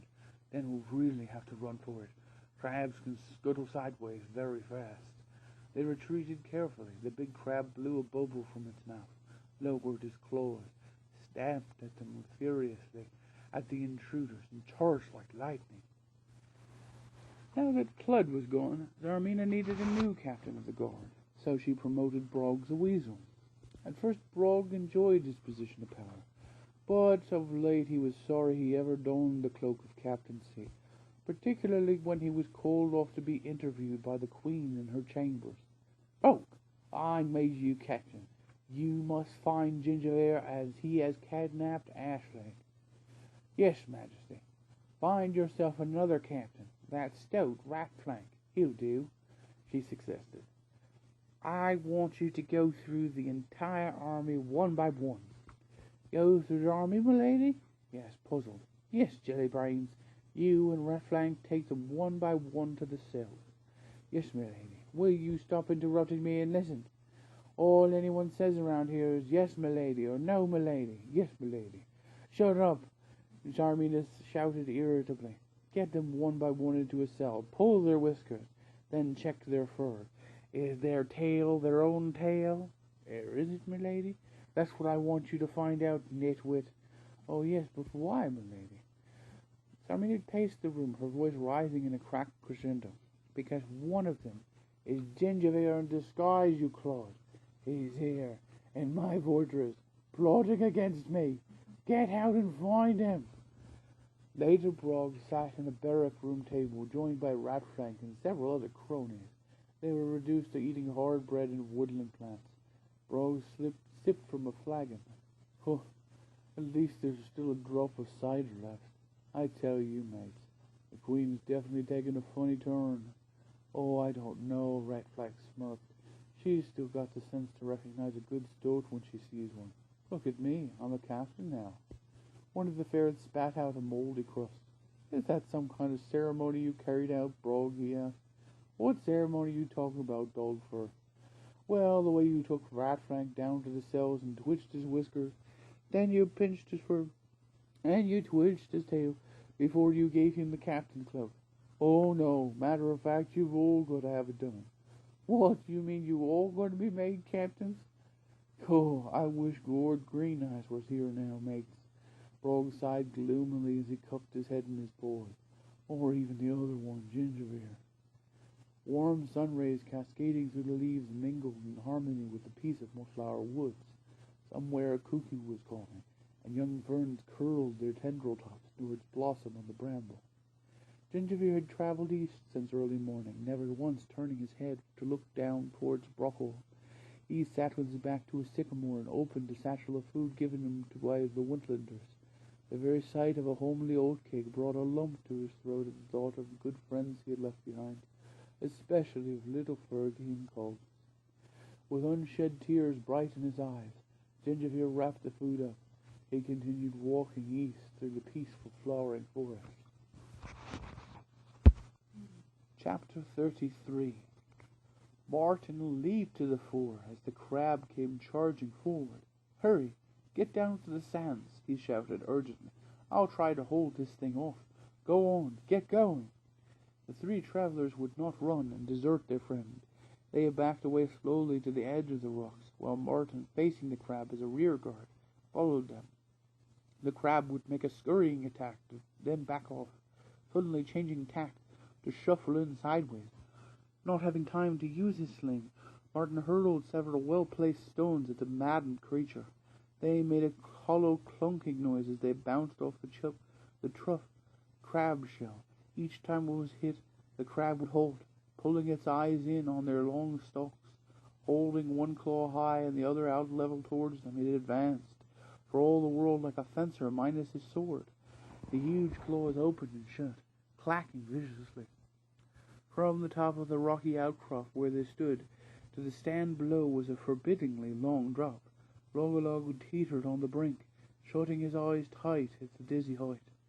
Without a second thought, North grabbed the shrew's grubby throat with one paw, held tight to Dinny's digging claw with the other, and jumped. As Dinny felt himself being pulled through the smooth rock surface, he seized Martin's tail with his free digging claw. The crab dashed forward only to find his pincers nipping nothing. Clutching paw to fur to claw to tail, the travelers sailed out into mid-air and plummeted downward, narrowly missing the jutting rocks that projected from the main mass. Bump! They landed flat upon the beach sand with a dull thud that knocked the breath from their bodies. Martin was the first to recover. He sat up, rubbing his back, feeling as if his tail had been dragged out from the roots. Dinny lay face down. He lifted his head, snorted sand, and looked up at the rock face. "Oh, look out, we coming down," he warned. Sure enough, the crab was scrambling and scuttling sideways down the rocks towards them with surprising agility. Ignoring his injuries, Martin ran to face the armored menace as his friends recovered from the fall. Grabbing a stave, he hit out strongly at the creature. With a loud clack, the crustacean caught the flailing stave between both its claws, immediately locking tight onto it, wrenching the weapon from the warrior's grasp. Martin felt totally helpless as he readied himself for the crab's next move. Whirling and prancing about on the sand with its slit-like mouth gaping and frothing, the crab clutched madly at the stave. Martin could only stare in amazement at the dancing monster as it jiggled about, holding the stave high in its murderous claws. Luggalug tugged at the warrior's paw. "Come on, Martin." Let's get going while we can. That crab doesn't seem to want to let go of the stave. Oh, Nuff snorted. It's not a case of wanting. He hasn't got the sense to release the stave. Can't you see? As if to prove his point, the little mouse thief joined the crab and actually went about dancing along with it. Round and round they went, Nuff comically following his strange partner's every twist and turn. Furiously the crab waggled its stalked eyes, opening and closing its mouth as it pranced crazily around, still clasping the stave tightly. Martin and his friends nursed their aching ribs, trying not to laugh too hard. Tears streamed down the cheeks of Nuff's antics. Oh, please stop it, please, Martin begged. Come along and leave this beast alone. Nuff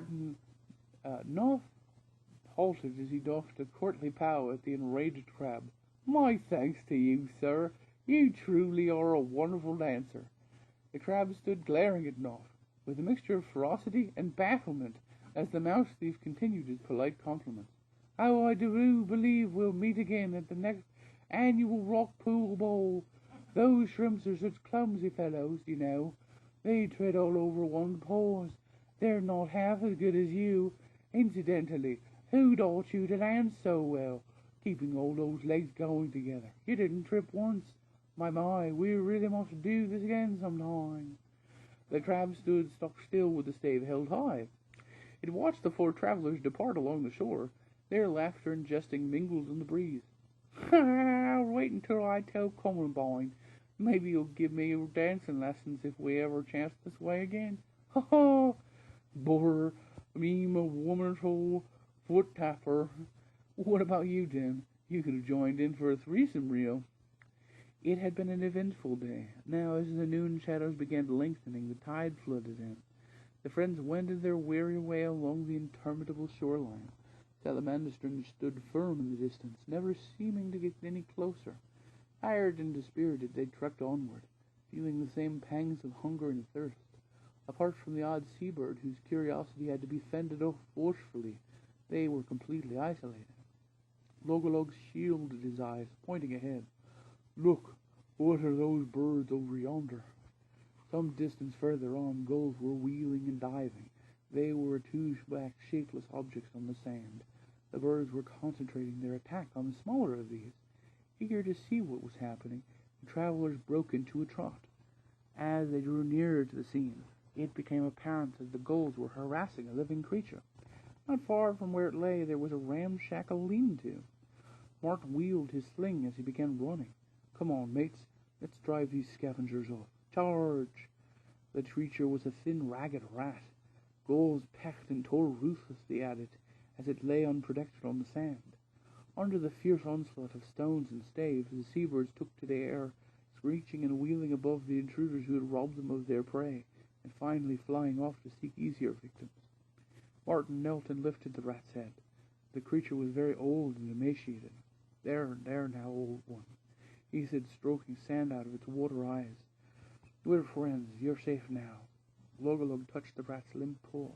Save your breath, Martin. This one has gone to the gates of dark forest. Dead? Aye, dead as a stone. He must have been on his last legs when the birds found him. Let's get him to his hut. Between them they bore the rat into the tattered dwelling. Placing it gently in the corner, they covered the body with an old piece of sailcloth. Then Nuff explored the contents of the hut. Look, mateys, water and supplies, he said triumphantly. There was a small quantity of dried shrimp and seaweed, and a pouch of broken biscuit. But best of all, there were 2 hollow gourds filled with clean, fresh water. Then he found a cache of driftwood. He began setting a small fire using a flint from Martin's sling pouch and the steel off Nuff's dagger. Poor beastin'. I wonder who he were. The mole shook his head sadly. Logolog poured water into cockle shells. Sea rat. No question of it. He's been chained to an oar, too. I saw the scars on his paws. Mine were like that once. Martin found a deep, thick shell, blackened with fire on the outside. He began shredding shrimp and seaweed into it. But you said you used other creatures as oar slaves, and yet this one was a rat. Lug poured water into the ingredients and set the shell on 2 stones over the flames. Aye, but there's no telling with sea rats. They're savage and cruel. Maybe this one did something to offend his captain. I've seen them laughing and drinking together, then suddenly fighting to the death, next moment over some silly little incident. Night fell purple and grey and long rolling clouds. A stiff breeze sprang up and seaward as the 4 companions stood for a moment in silence around the pitiful canvas-wrapped figure in the small grave Denny had dug in the sand. After the brief ceremony they watched as the mole filled in the hole, decorating the mound with coloured seashells he had found. "By much, but better than a sea ratting to do for thee." Salamander string flared crimson against the dark sky as North began to sing. Away the tide comes flowing in, ever it goes out again. Sleep neath the shore, evermore, free from hunger and pain. Morning light will bring the sun, seasons go rolling on, questing ever far from home for salamanders strong. Log shivered. He turned to the hut. "Come on, you 3. That soup should be ready now." Martin bowed his head farewell to their benefactor and followed the shrew inside. "Aye, life must go on," he agreed. "A dry place to sleep, a warm fire and some food, and a night's rest is what we all need. Tomorrow we go to the Fire Mountain." Far to the northwest of Camp Willow, the moles were making ready within sight of the river bank. The great tunneling was about to begin. Chib watched them from a pine tree. The feathered emperor was now in semi-retirement. He had amassed a considerable share of candied chestnuts for his services. Still, he thought, there was no harm in earning the odd extra nut by standing guard here. Poor Mole and old Denny paced and measured. Mole-digging terms were bandied about freely. Needing firm ground, roots making shore and zor, or good downers grading to make a water flow right. There are rock movers, Bellingham, or it could be a good rock mover. Aye, but mine don't crossing on wrong tunneling. Don't want a flood going the wrong way, or... Alone in the trees, Amber's crew were dropping down timber for the sluice gates. "Mind out below. Tip that end up, bark lad. Come up out of the way, young'un. Right, let her go." On the ground, low-mange mice were stripping, cleaning, and jointing the wood. Amice Germain rolled up her wide sleeves and joined in with a will. "Columbine, here, child, sit on the end of this log and keep it still," she called out. "I'll mark it here where the joint should be." "Excuse me, Abbess, where do you think we put these pine branches?" a young, strong mouse asked. "Take them over there. Mr. Stickle has his little one pulling the bark and twigs from off all the new wood." "Hey, Ferdy, I think I might like to be a carpenter instead of a warrior. How about you?" Cogs decided. "Oh, I'm going to be a warrior carpenter, Cogs. Posy, will you stop carving patterns and strip that bark? Oh, look, here's Miss Bella with some big stones. Why isn't she strong?" Posy exclaimed. "Can I put those stones here, Spark? Whew, I'll have to go back for more now. I saw a goody coming through the woods. I think it's beechnut crumble and elderberry fritters for lunch." "Hooray, my favorite," Ferdy said delightedly. "Don't forget to wash those paws in the river before you eat," Bella reminded them. "Miss Bella, all those work beasts get mucky paws," Cogs protested. "Shows we been working hard." "Oh, and what about little beasts? They get mucky paws just playing. You scrub 'em with some bank sand, young Cogs." Woodlanders stood by after lunch until young Denny was brought to the spot where the tunnels would begin. 3 young champion digging moles were there, Billiam, Soilflyer, and Earthclaw. They stood respectfully to one side as Spore Mole escorted old Denny forward. Billiam presented the ancient one with a beaker full of October ale. He quaffed most of it in one gulp, emptying the rest on the ground where the work was to take place. Old Dinny recited, Moles a toddling, deep and full, moles a dinnerman, oh we are. Moles, 4 moles nodded approvingly. Old Dinny was quite a sullen mole versifier. He raised a gnarled claw to the 3 champions. They went to it with a wheel among loud cheers. Other teams would follow up, widening and shoring in their wake. The great tunneling of Mossflower had begun. Hidden by a screen of leaves and a high elm, a wood pigeon of witness to a very strange scene in the woods south of Cotter. Sarmina, armed with a bow and arrows, was talking to the surrounding foliage. I know you're there, brother. Oh, it's no use hiding. The Queen of the 1,000 Eyes will find you. You can be sure.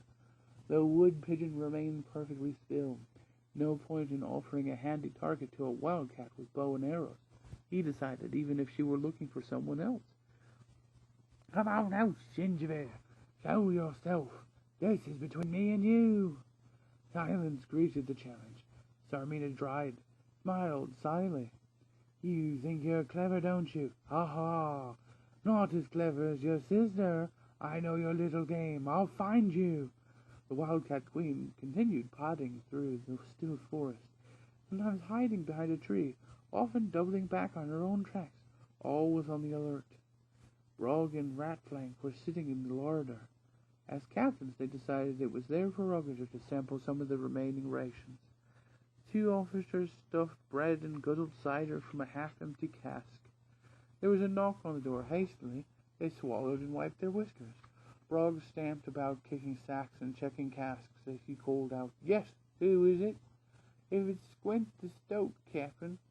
A thin, reedy voice piped up back at him. The pair relaxed. Come in, Squint. What do you want? Brog asked. The Stoat entered. He stood to attention before his superiors. I followed Her Majesty just as I could tell me to, Captain Brog. And where did she go? South into Mossflower. She took a bow and arrows with her. I kept well out of sight and watched. Funny, though, she kept ducking here and bobbing there, hiding behind trees and so on. What for? Her brother, you know, Gingerbear. She kept calling out his name. Went on like that for ages. I thought I'd better come back and report to you. Ratflank wiped a crumb from his paws. You did well, Squint, he began. Rogue silenced him. You keep quiet. I'm giving the orders around here. He turned on the unfortunate Stoat. You thought you'd better come back and report, eh? Who told you had permission to think? Do you realize you've left your queen out there alone in the forest, at the mercy of any roving band of woodlanders? But, Captain, you tell me to silence. Speak when you're speaking to, Stoat. Now you get back out there on the double, me bucko, and don't come back until my lady does, and that's an order. Squint stood bewildered until Ratflank joined in the chastisement. You heard, Captain Brog. On the double now. 1, 2, 1, 2, 1, 2. Step lively, Squint. The Stoat double marched backwards out of the larder. Brog and Ratflank fell back upon the sacks, laughing. Oh, proper thick-head that one. It's too bad this our officer larked, Brog. I'll say it isn't. Brog agreed. Kept the troops on their mettle while I inspect the larder, eh? Righto, Captain Brog. I'll go turn them up all for an arms inspection, and chuck in a few in the guardhouse for having dirty spears. You keep checking round here. That's it, Captain Ratflank. You make 'em jump. While his companion was gone, Brog noted under some sacks he came up with a stone jar half full of cranberry jam. Upending it on his snout, he smacked the bottom with his paw to free the sticky sweet. Some of it actually went down his mouth, the rest stuck to his nose and whiskers, and he gave a jammy giggle. Ha! Too good for the troops, this stuff. Squint dashed heedlessly through the woods, pashing aside bushes, cracking twigs and branches as he followed the trail. Sarmina was not aware that Brog had ordered her to be followed. Stealthily she slipped behind an outcropping of firs, fitting the arrow to the bow as she followed her pursuer's noisy progress. Come to me, Gingerbear, Sarmina cooed softly under her breath. Run quickly, your sister awaits you. Squint ploughed headlong past the furze bush. 34. The gourds of water had been lashed at both ends to a stave. Any other food that could be packed was carried along. The four travelers had a new spring to their step, now that they were free from hunger, and the mountain was much nearer. Since early morning they had been on the move, glad to be away from the hut and the memory of its dead occupant. The going was easier and lighter, the weather stayed fine. Late afternoon found them seated by a shallow rock pool. Log munched on a biscuit, keeping a weather eye on a crab lodged beneath a rock.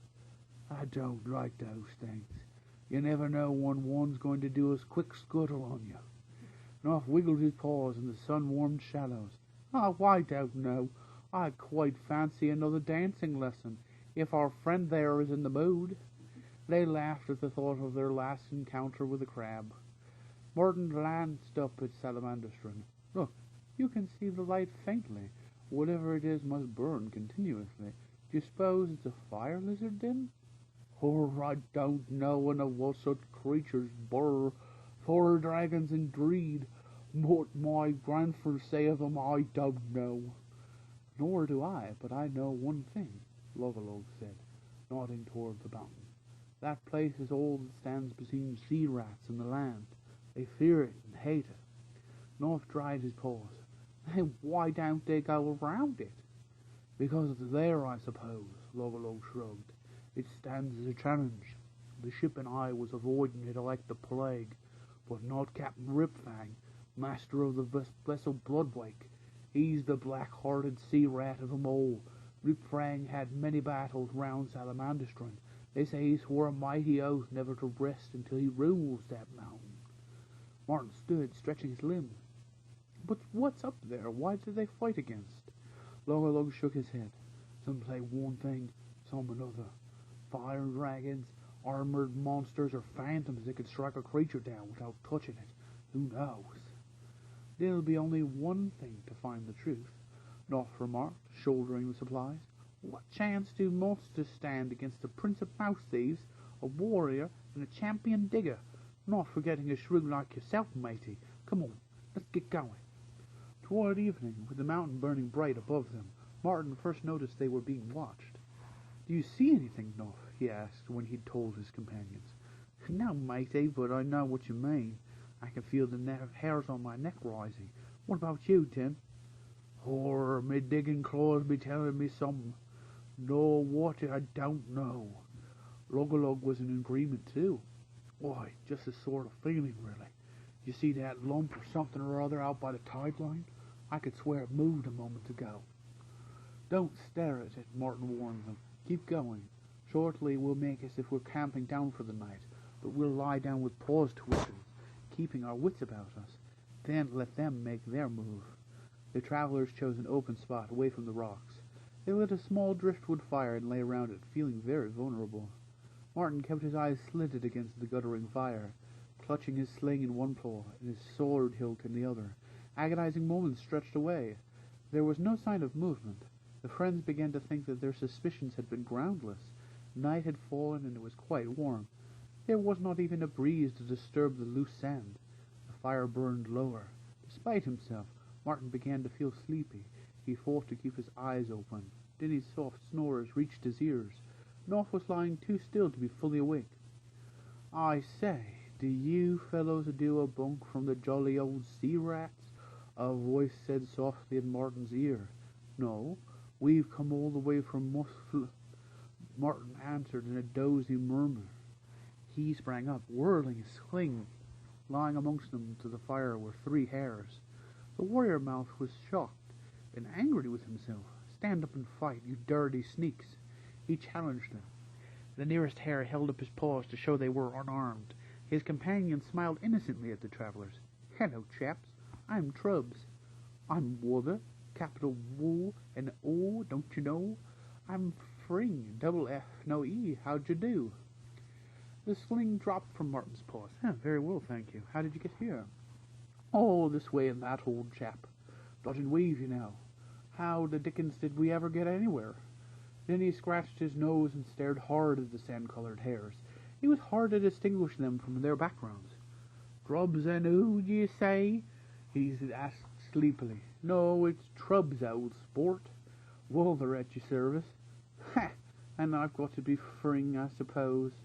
North took the initiative. He immediately saw that the strange trio were friendly. He made a deep bow. Pleased to meet you, I'm sure. My name is North, Prince of Mouse Thieves. This is our leader, Morton the Warrior. Here we have young Denny, the world's best digger, with the latest addition to our little band, Log, a shrew and an excellent boat builder. Paws were shaken warmly. Then the three hares were invited to sit by the fire with the travellers. It amused Martin and his friends how the hares spoke in turn. Well, this is comfy. Tell us all about yourselves. Rather, what type of the neck of the old country you bods from? Live far from here, do you? Martin explained the nature of their quest. At the mention of Bella's father aboard the fighter, a twinkle passed between the eyes of the hares. The warrior continued the tale up to the time they had found the rat on the shore. Well, that's our story, he concluded. Now, what's yours? What do you three, how did you come out here in the middle of nowhere next to a fire mountain? Actually, that'd be telling. I second that, old bean. Yes, quite. Getting a straight answer from either Trubbs, Wather, or Fring was difficult to say the least. Not tried the casual approach. Well, you could stay here with us, mateys, or be off about your business. We've got to get a proper night's sleep so we can climb that mountain tomorrow. The three hares shuffled about a bit, then their tone became more businesslike. Oh, the matron. Actually, we've been sent down here to you. To lead you to the mountain, you see. Would you mind awfully coming along with us? Log clapped his paws in delight. Ha, now you're talking. The hares wiggled their long ears appreciatively. Yes, I suppose we're all talking, really. Never alone, though. Always together, you'll notice. Silly, really, I suppose. You hope you'll forgive us, I what? Mateys, North chuckled. We'll forgive you anything if you can take us up that mountain. It's actually not up, don't you see? No, it's sort of under, don't you know? But we're glad you're coming with us, chaps. Denny scratched his head. Oh, us and be a-coming with ye, all right. But who sends he for us? You'll see. I'll say you will. Most definitely. Martin kicked sand on the fire to extinguish it. Righto. Lead on, Trubbs, Wather and Fring. Oh, I say, good show. Let's all go together. One never leads triple initiative, what? Jolly good idea, chums. As they started toward the mountain, the three hares produced strangely shaped shells. They blew into them simultaneously, making a treble note not unlike that of small three trumpets. The sound echoed across the stillness of the shore. Immediately the scene lit up like daylight as a huge blast of flame rose from Salamanderstrom. A voice like thunder on a hot noon boomed out with an immense rumble. Come in peace to the mountain of the fire lizards. Hearing the gigantic sound effect, Log threw himself face down upon the sand with both claws over his ears, but the hares seemed hardly ever to notice it. Oh, golly, old Log's folded over. Must be a blue funk about the boomer, eh? I expect so. Up you get, old fella. It was a narrow passage between the sand and the rocks. They went in single file. At the end there was a small cave. Trubbs tugged a concealed cord. They had to jump aside as a stout ladder clattered down from the darkened recesses overhead. Right, up you go, laddie. Oh no, after you, old chap. Oh, really, I insist. Martin jumped to the rungs of the ladder. I'll go first if it'll save you three arguing. What a spiffing idea. Sensible chap, what? Rather, he indeed is. At the top of the ladder they found themselves in a broad upward running passage hewn into the living rock. The ladder was hoisted, and they walked up in a steep incline, lit by torches at regular intervals, and wall sconces. Somewhere above there was a steady roaring sound. What be that gurt noise, meisters? Denny asked curiously. Could be the jolly old fire lizards. Then again it might not be. You'll find out soon, old fellow. 5 flights of stairs hewn into the rock, one more cave, and another steep corridor led them to their destination, the very heart of Salamanderstrom. Bane the fox came down the dusty road from the north with his band of mercenary plunderers. They numbered about 60 in all, mainly foxes, with a scattering of rats and weasels, a motley group, part tramp, part scavenger, mostly thieves. All were armed and capable, despite their ragged appearance. Food they had plenty, fish, birds, and vegetables to cook with them. By craft, guile, and murder, they had crossed the boundless northern lands, seeking water climes and easier living. Bane was wary of living on his paws, always on the move. He was on the lookout for some fat, prosperous little community where he could hold sway without much argument. Then he spotted Cotter, a grand ruin that had seen better days, but the possibilities were there. Backed by woodland, fronted by flatland, practically skirting a road used by travellers, it was a dream come true. Leaving orders for his band to camp in the ditch by the roadside out of sight, Bane circled Cotter by himself to spy out the lie of the land. The more he saw of Cotter, the more he fancied it. There would be no more winters in the freezing northlands once he gained entry to this place. Striding purposely around the woodland end of the south side, he practically bumped into Sarmina returning from the forest. It would be hard for a bystander to tell who was the more surprised, the fox or the wildcat, as Sarmina quickly notched an arrow to her bowstring. Bane's paw shot down to the curved sword he wore at his side. There was a moment's silence as they both stood still, gathering their wits. Finally, Bane cocked a paw towards the fortress. Whose place is this? It is mine. Who are you? Sarmina demanded haughtily. They call me Bane. I'm a fighter, but if there's an easy way of getting what I want, I'll always try it. Fighter. My name is Sarmina, Queen of the Thousand Eyes. This is my headquarters. It is called Cotter's. Thousand Eyes, Bane said thoughtfully. There was only ever one with that name over Dog of Green Eyes. He was a wildcat too. Yes, he was my father. Was? Their dog is dead now. I alone rule here. If you want, you may come into my service. Cotter is indeed of fighters. Are there any with you? 60 in all. Trained warriors, foxes, rats, and weasels. I don't trust foxes. Why should I trust you? Oh, who trusts who these days? Bane snorted. I'm not particularly fond of wildcats. I have fought alongside your father, and against him too. No doubt you have, but that is in the past now. You say you have 60 warriors at your command. What would be your terms if you came to serve Cotter? Make me an offer. I'll do better than that. I'll make you a guarantee, Bane. Sarmina told the fox. There are certain creatures, otters, squirrels, mice, hedgehogs, woodlanders. One time they used to serve my family, now they choose to live in Mossflower woods and resist me. Once we have flushed them out of hiding together and enslaved them, you can have an equal place alongside me. We will rule Mossflower jointly. Bane's paw left the sword hilt. Done. I'll take you at your word. And I will take you at yours, Sarmina replied, clasping the proffered paw. Their untruthful eyes smiled falsely at each other. Sarmina saw that at least Bane had told the truth about his followers, ragged and unkempt, but fighters to a beast. They entered Cotter together. Bane felt as if the place had been built for him. The uniformed soldiery of Cotter looked askance at the tattered but well-fed band of mercenaries. Bane's fighters cast scornful eyes upon the ill-fed soldiers in their cumbersome livery. Sarmina and Bane were closeted together in the Queen's chamber. She listened to his ideas with respect. Treachery could come later, but for now she gave the fox full credit as an experienced campaigner. Bane's plan was simple. Don't give him an inch. Show him you mean business. Forget about subterfuge and spies. That only makes for prolonged war. Strike hard and be ruthless. We have a superior number of trained fighters. Start tomorrow morning. Have the full strength of our out and skirmish line. Comb the forest thoroughly. Kill any who resist and take the rest prisoner. It's the only way to get results, believe me. Bold words, Bane, Sarmina told him approvingly. But have you tried fighting squirrel archers? They can vanish through the treetops as quick as you can think. Then burn the trees or chop them down. I've seen it all before.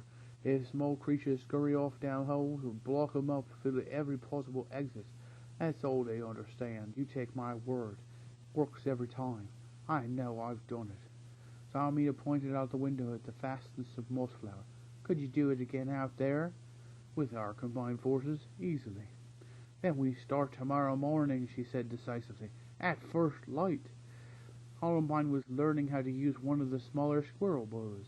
Lady Amber had set up a target while they patrolled the digging areas to protect the workers. Pull the string back, Lady Amber instructed. Look along the arrow shaft with one eye. See the target? Good. Now breathe out and release the arrow at the same time. Fine shot, Columbine.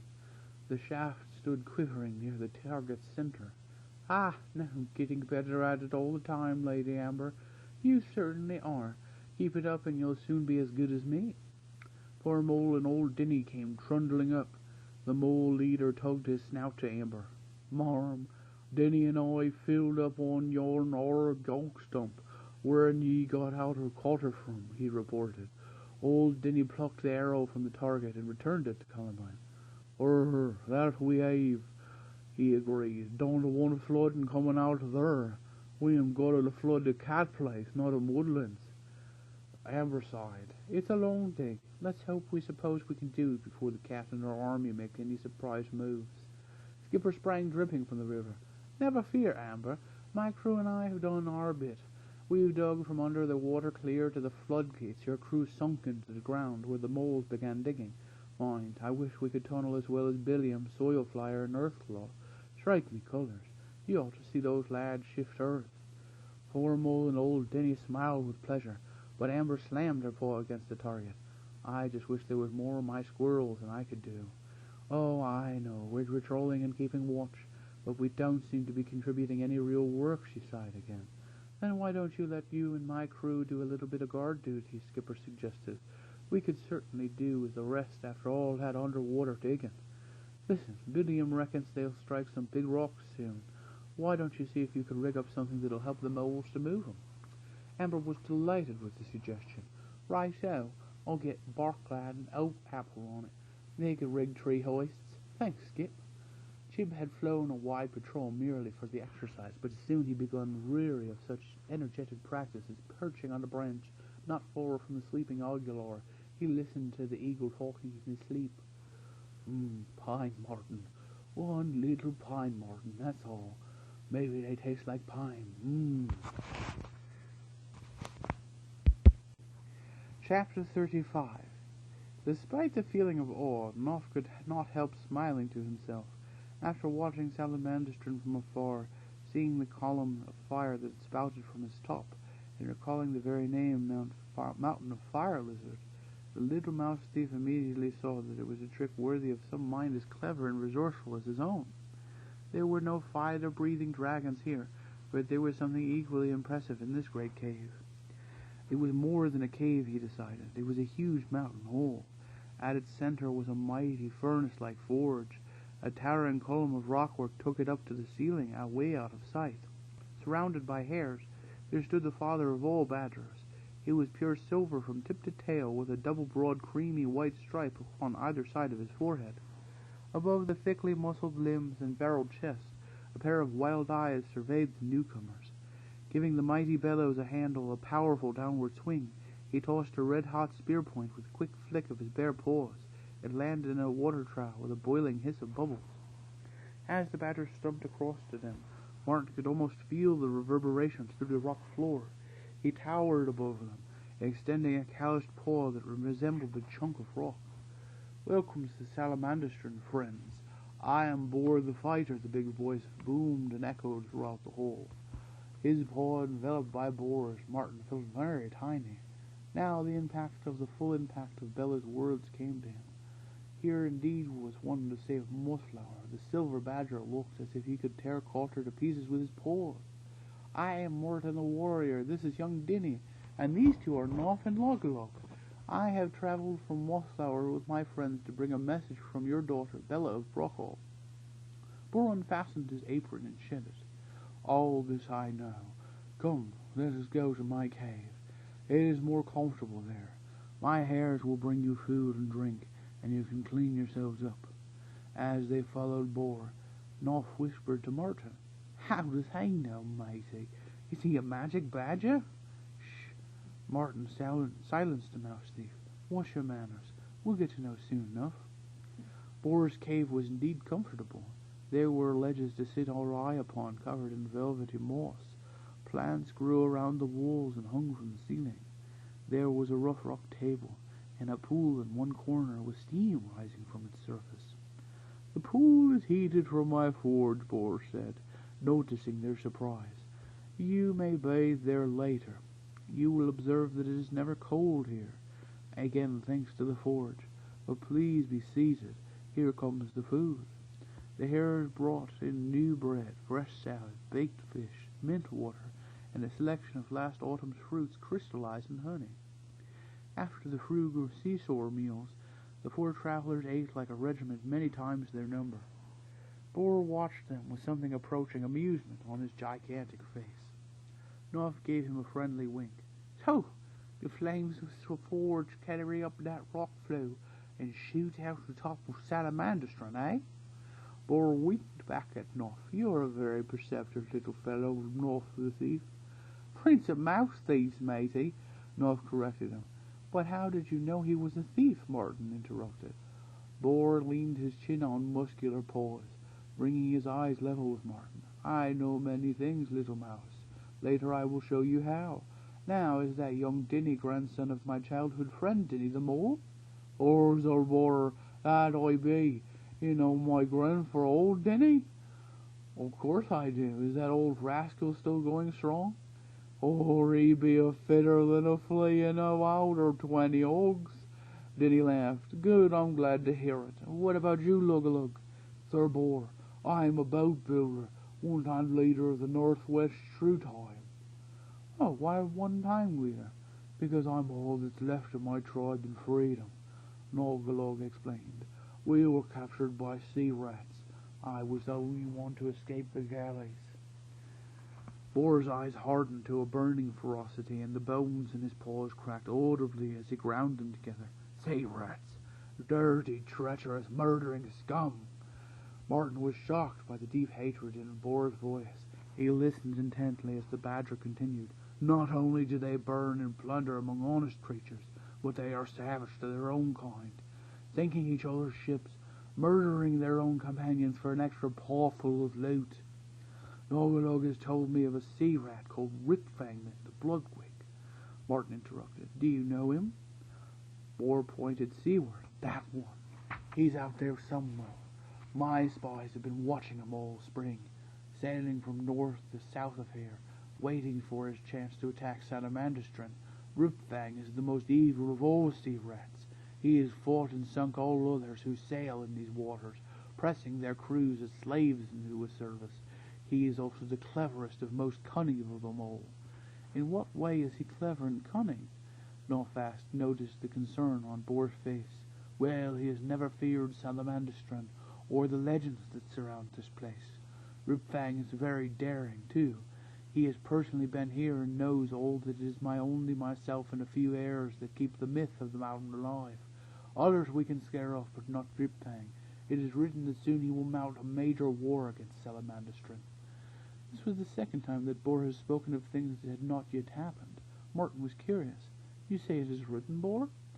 The badger stood tall, pointing at Martin. What is that broken weapon you wear around your neck like a medal? He asked. The warrior mouse took it off and gave it to Bor, who inspected it closely as Martin explained. That was once the sword of my father. He was a warrior. How it came to be broken I will tell you, because your daughter Bella asked me to inform you all about what is going on in Mossflower. As they ate and rested, Martin told Bor how he came to Cotter, the plight of the woodlanders, and Bella's plea for Bor to return to his birthright and free the land. Throughout the narrative, Bor the fighter said nothing. He paced the room, turning the broken sword hilt over in his paws, looking as if it carried some message for him. Martin finished his recitation of events. So, you see, Martin and Mossflower have need of its son, Bor. He concluded, you must come back with us. There was silence. When the silver badger spoke, he did not answer the plea. This is a very ancient sword hilt, a good one. I can make it into a new weapon. I must give it a blade that will not be broken again by anything. Martin saw that Bor would not be pressed for answers. He decided to comply until the badger's mood changed. Thank you, Bor. I would dearly like to see my father's old sword forged into a new weapon. Since it was broken, I have felt as half a warrior carrying that sword. Bor shook his massive head. You're a mistake, Martin. You are a real warrior, a full and true one. You have the heart. I can see it in you. When I make this sword anew, you must always remember that it is not the weapon, but the creature who wields it.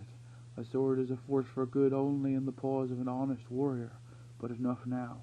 You and your friends are tired. I will talk to you tomorrow and show you many things.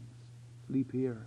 If you wish to bathe the dust of travel away, I will send my hares with dry towels for you. Bor took his leave of the travelers. The hot bath was deep and refreshing.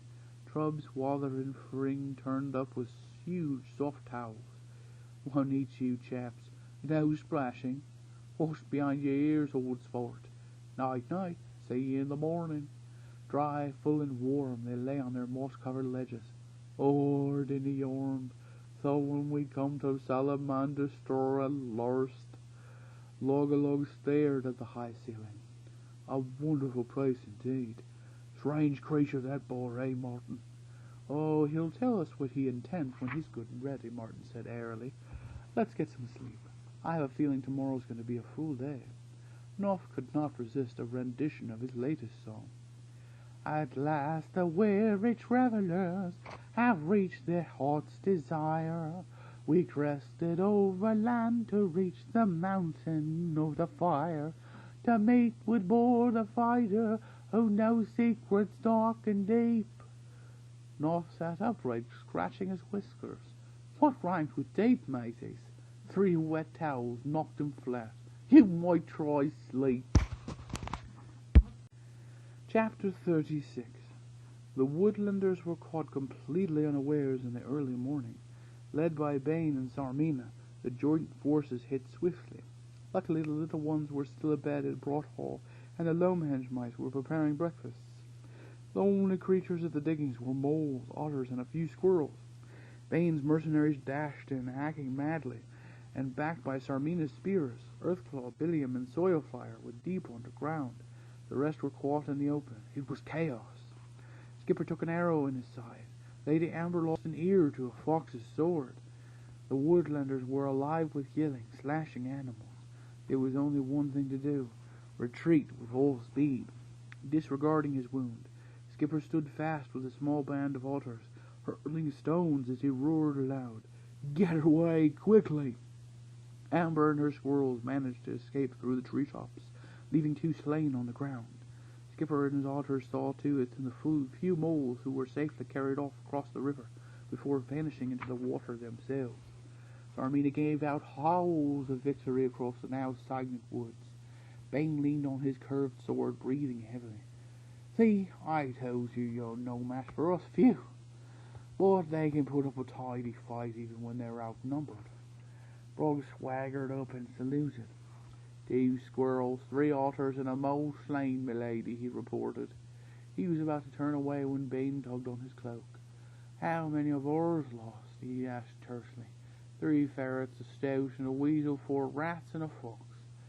Bain shook his head in amazement. "Good shot, we outnumbered them. No prisoners?" "No, sir, not a one." Pity." Ratflank limped up from nursing a cracked paw. "We found big holes over there by the river," he said. Commander strode across the spot. Bain bent down and sniffed the earth around each hole while Sarmina stood watching. What d'ye suppose they were up to, she wondered. Bain spat into one of the holes. "Your guess is as good as mine. We didn't get time to chop the trees or fire the woodland. Maybe there's some of them still down in these holes." "Maybe we can fill them in." Sarmina grinned wickedly. "Brog, get some big rocks. Fetch that timber lying about there. Use the spears. Fill them in well and press the earth down hard. They'll be in prison down there until the air runs out." Bain wiped his sword and sheathed it. "Well, that's that. There's not much any band can do around here. We'll head back to Cotter and try again dawn raid tomorrow." Sarmina was right out beside the fox leader. She was not about to stop out of the woods with her soldiers, leaving Bain to take over Cotter in her absence. "Right, Bain. I'll leave Brog with some of the others and get on with the job. The rest of us go back to Cotter with you." As they marched back off through the morning brightness of Mossflower, one of Bain's foxes sniggered as he trod upon the back of Ratflank's cloak. "Yeah, I think your pussycat queen's frightened of us locking the fortress door on her." Ratflank tugged his cloak free, sneering. "Oh, yes? Well, you just try calling a pussycat to your face, hero." The first Bella knew of the attack was when quorum leaders regathered their crews of Brockle. Abbots Germain and Columbine organized bandages and herbs. Romance mice bustled about ministering to the wounded. Skipper refused to stand still, and Goody Strickle chased around after him, dabbing at his injury, trying to get a bandage around it. There were tears of rage in the otter's eyes. 6 lost by the fur. Where did they come from? Who was that fox with all those scruffy murderers? Zarmina could never have done this on her own. Lady Amber adjusted the bandage around her head so she could see properly. I heard someone call him Bane, she told him. Get Chib, tell him to go to Cotter. He'll have to be very careful, but we've got to find out all we can about this other lot. Poor Mole tapped a digging claw upon the table. Us ever to do something about Earthclaw Soulfire or Billiam. They're stucking down owls. I been a-telling what they villains do to we. Yes, Bella agreed. It's most important that we rescue the mole from the tunnels. Next on the list is to make sure the area around Bruckle is completely hidden. If they don't know where we are, they can't attack us. Furthermore, we must need to find a secure hideout somewhere deeper in the east of Mossflower.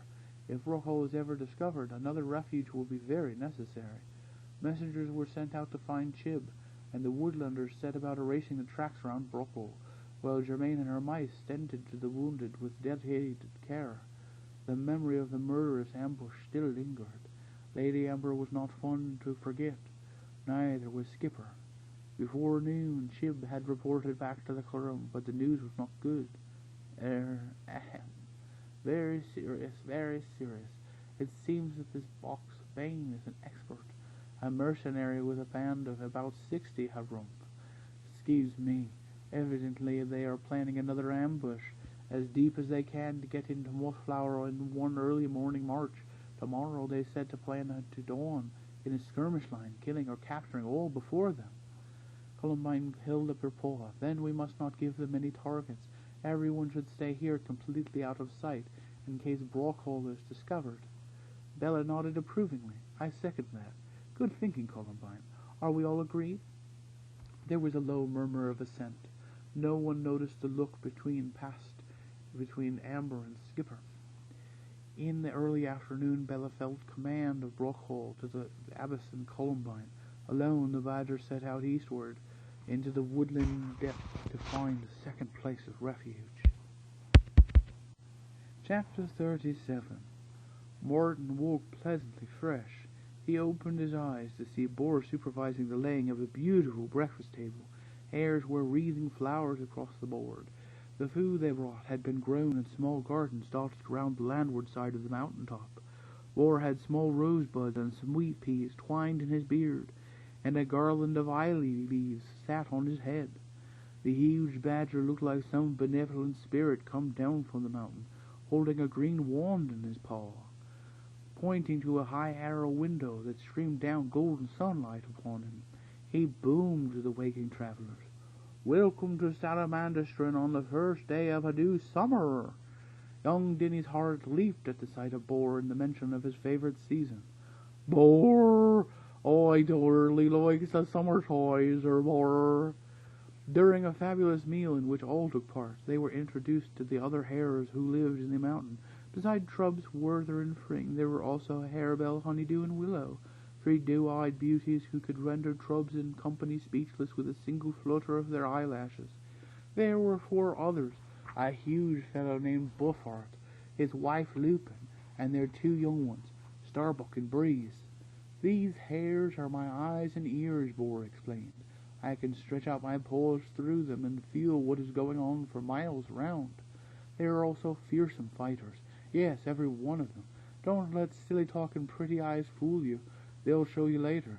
As for the present, they'll take your friends off and show them something of this mountain we live on. Martin, will you come with me? I would like to talk to you alone.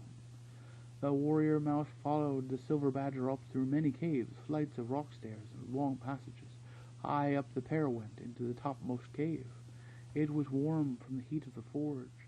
Martin looked out a long open window to see the beach below and the waters beyond, sparkling and glinting in the early summer sunlight. This is where you heard my voice when you were down on the shore last night? Boar whispered to him. I must now whisper, because if you were to hear me raise my voice, the echoes would deafen you. Boar and Martin nodded, fearing to speak lest his voice did the same. Bor smiled, patted the mouse warrior lightly. "You are wise beyond your seasons. Now do not be surprised by what I am going to show you. This is for our eyes alone, Martin, we two warriors." The badger went to the left wall between the entrance and the window, where there was a long, deep crack that appeared to be a natural seam in the rock. Settling his great blunt claws deep into the fissure, he began to pull. Martin stood in awe of the frightening brute strength of Bor the fighter. Steely sinews and giant muscles bulged and strained as the badger pulled, grinding quickly deep in his chest. Froth appeared on his jaws with the exertion. Still he pulled with might and main. Plate-like back paws set flat against the rock floor, ponderous claws gouging at the bare stone. With a low rumble, the entire wall started to swing outward. Martin watched, wide-eyed, paws and jaws clenched tight, willing the silver badger to perform this great feat of strength. Bor set his shoulders against one side and his paws against the other. He pushed hard, and the secret doorway stood open. Without a word, they walked inside. It was a narrow hall. On one side of the wall was covered in minute carvings, the other was smooth, whilst the far end was a rounded alcove. What Martin saw there stopped him in his tracks so fast the Bor had stumbled on it. A badger in full armor was seated on a throne in the alcove. Martin felt Bor's paw upon his back. "No need to be afraid, little friend." The badger's voice was calm. "This is my father, old Lord Brocktree." Bor padded silently forward. He touched the armored badger reverently. "I went questing for Salamandestrin just as my father did," he explained. "When I found this place he was still alive and well. He ruled here, and we were happy together for many seasons. In the end he was called to the gates of Dark Forest because of his great age. Now he is part of the legend of the mountain. As he wished to be, I did this for him. This is his tomb." Bor gave the armor a gentle rub. It glowed dimly. Walking back to the entrance, he called Martin over. "Let us start at the beginning. See here?" Bor indicated a curved line of badger figures. "Our kind have come here since creatures first felt the sun. Only warriors, the brave of heart and strong of will, are listed here. See, Earth run the Gripper, Spear Lady Gorse, Blue Stripe the Wild, Setter Ruler. The list rolls on and on. Here is my father, Lord Brocktree. Here I am, next to him. There are spaces for those to come after us. I see you wish to ask me a question. Carry on, Martin. I release you from your silence." Martin did not need to speak. He pointed to a block of picture carvings set apart from the others.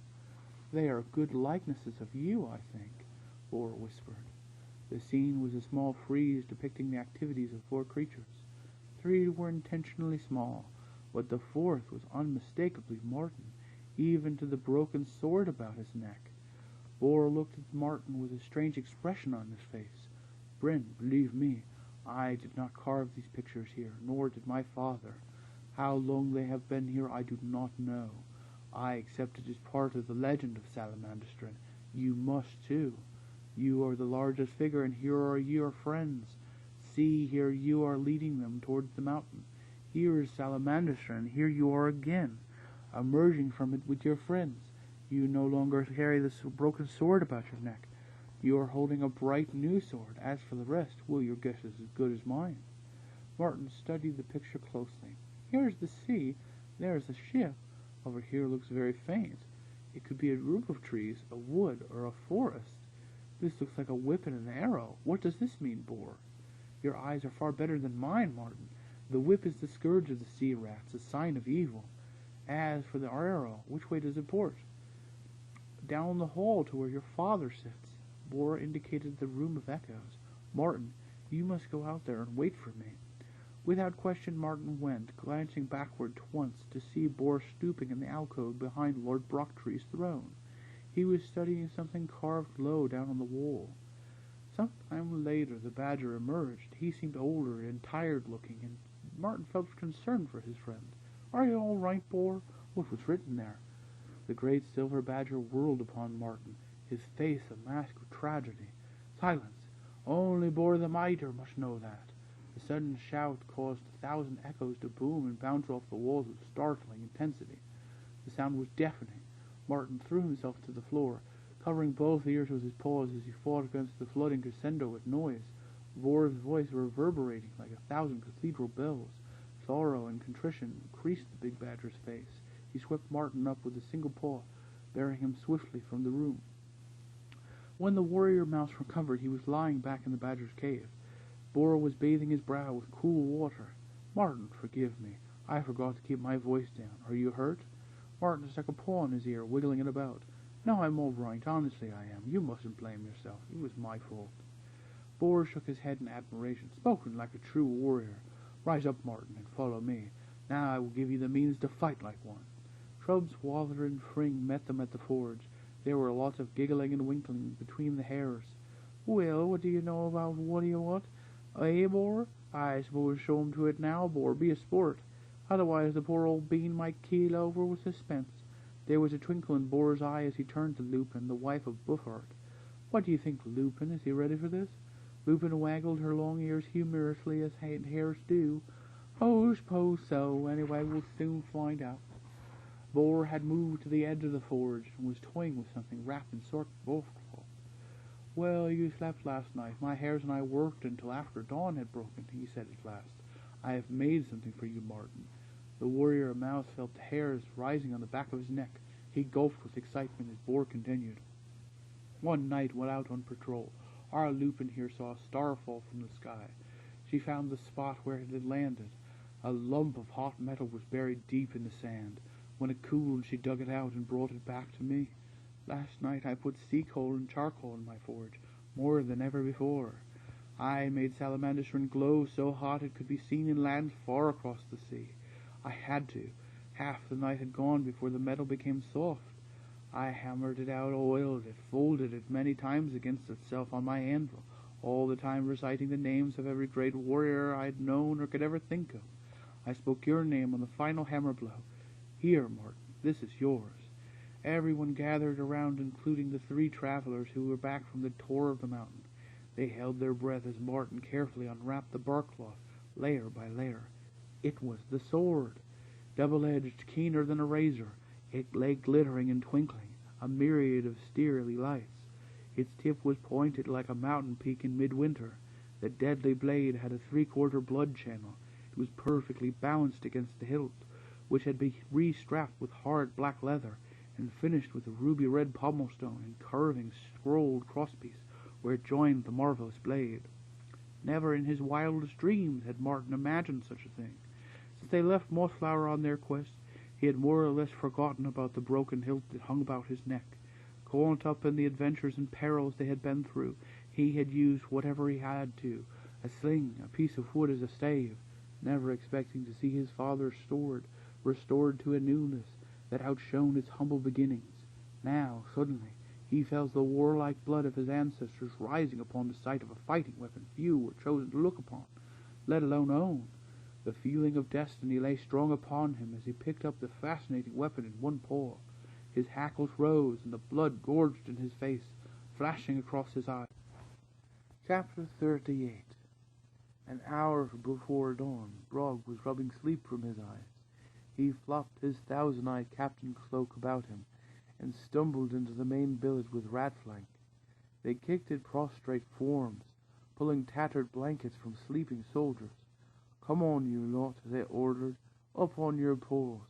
It's invasion time again." Grumbling and protesting, the trumps sat up, scratching at their fur, wiping paws across their eyes. "Gore, I was having a lovely dream there."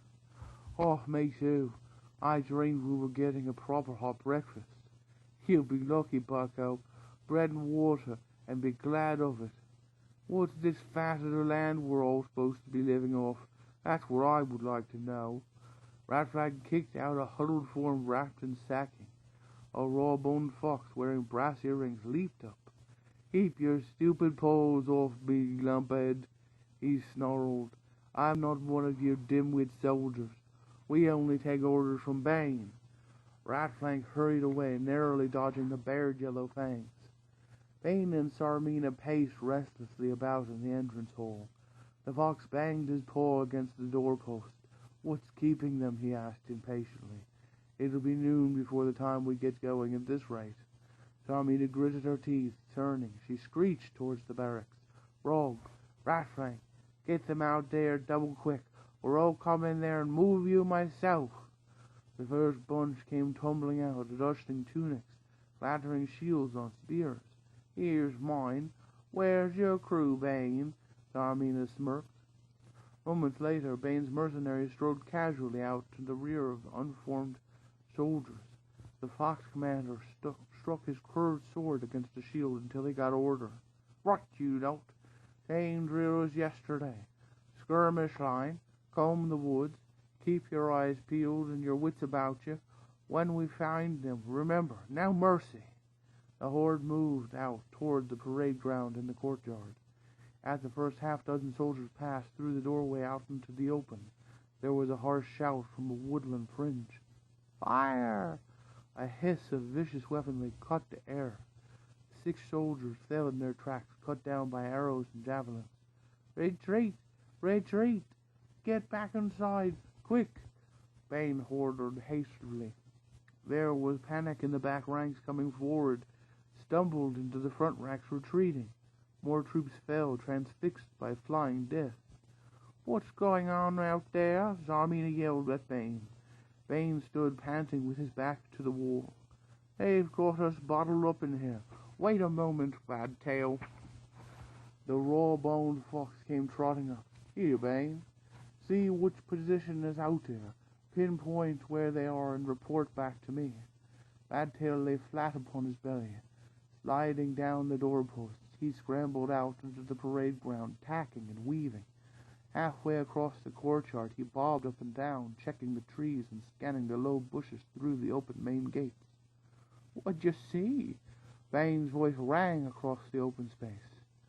Still lying flat, Badtail raised his head as he shouted back, Squirrels and otters! They've got the main gates open, and they're shooting from the tree. An otter javelin closed his mouth forever. Bane poked his head through the doorpost. An arrow hummed its way viciously into the woodwork.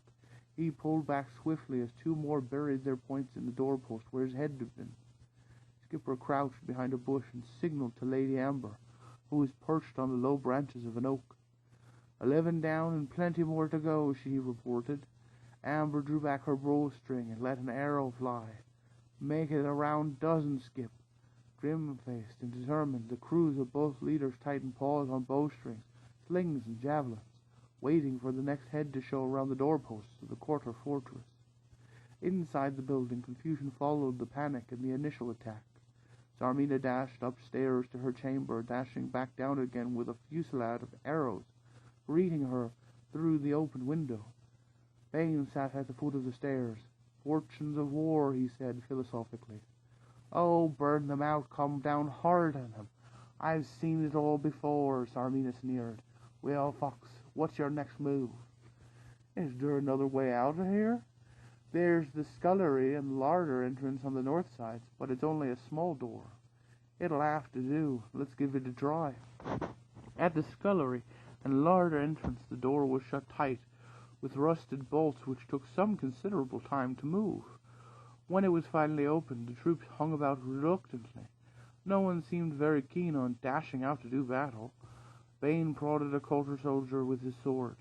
Come on, you ought to have got shields. Get out there. The stout turned silently to Brog. He's not giving me orders. I've got 6 seasons service here. Him and his lot only arrived yesterday. Sarmina rushed up the corridor, thrusting creatures aside. Get out there, you, and you, she ordered. Form a barrier of shields the way you've been trained to do. Her word was final. There was no arguing with the Queen of the Thousand Eyes. 3 soldiers pushed their way out into the open, shields held up front. A slingstone cracked the middle ferret on his paw. He yelped with pain, automatically dropping the shield. Arrows hissed in once more, reducing the ranks by a further 3.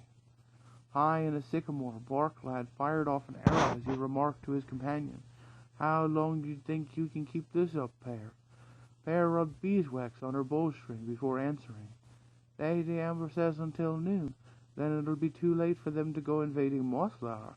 Personally, I think we should encourage them out at noon. Then we could follow them back and pick them off in the evening. Another squirrel swung through the branches. Are you two all right for arrows? He asked breathlessly. Here's another quiverful. Give a call if you're running low. He swung off into the next tree with his supplies. Bane tried every possible move, but at each new turn he was frustrated by the deadly accuracy of the woodlanders. Every ex's tried, be it window or door, resulted in further loss of troops. The summer morning wore on, the high sun above impervious to the dead that littered the courtyard. Zarmina came up with the most sensible suggestion to date. Why don't we just shut the doors and ignore them? With nothing to shoot at, they'll have to leave. Bane was glad of the solution. He would have mentioned it earlier had Zarmina not been in such a towering rage. Skipper was no mean climber. He stood at a low bow with Amber. Together they considered the problem of the doors that were slammed shut and bolted. Wooden tables had been placed across the open windows. Looks like a stalemate, Amber. Lady Amber thwacked off an arrow at the closed door. Cowards! They are very brave attacking defenseless woodlanders, killing unarmed creatures, but they can't face real warriors when it comes to a battle. Skipper looked at the clear blue sky. Ah, well. Second day of summer and all's well. Me old branch jumper. Come on, let's withdraw and get back to Brookhall. A mischievous smile spread across the squirrel's face. Right you are, Skip, but not until I've left them with a small token of our regard. Zarmina sat eating wood pigeon with Bane in an inner room with no windows. There was a tap on the door. Come in, she called. It was Ratflank. Milady Brog tells me to tell you that the woodlanders are setting fire to us. What? Yes, milady. Fire arrows. They're shooting them into the doors and window shutters. Brog says it'll be all right, though, 'cause it's a stone building and they're only wood the woodwork. Zarmina sprang up, knocking the table sideways. My chamber! Bane, see if you can do something quickly. Organize a bucket chain. Put those fires out. If they touch my room, oh! She dashed from the room, taking the stairs two at a time.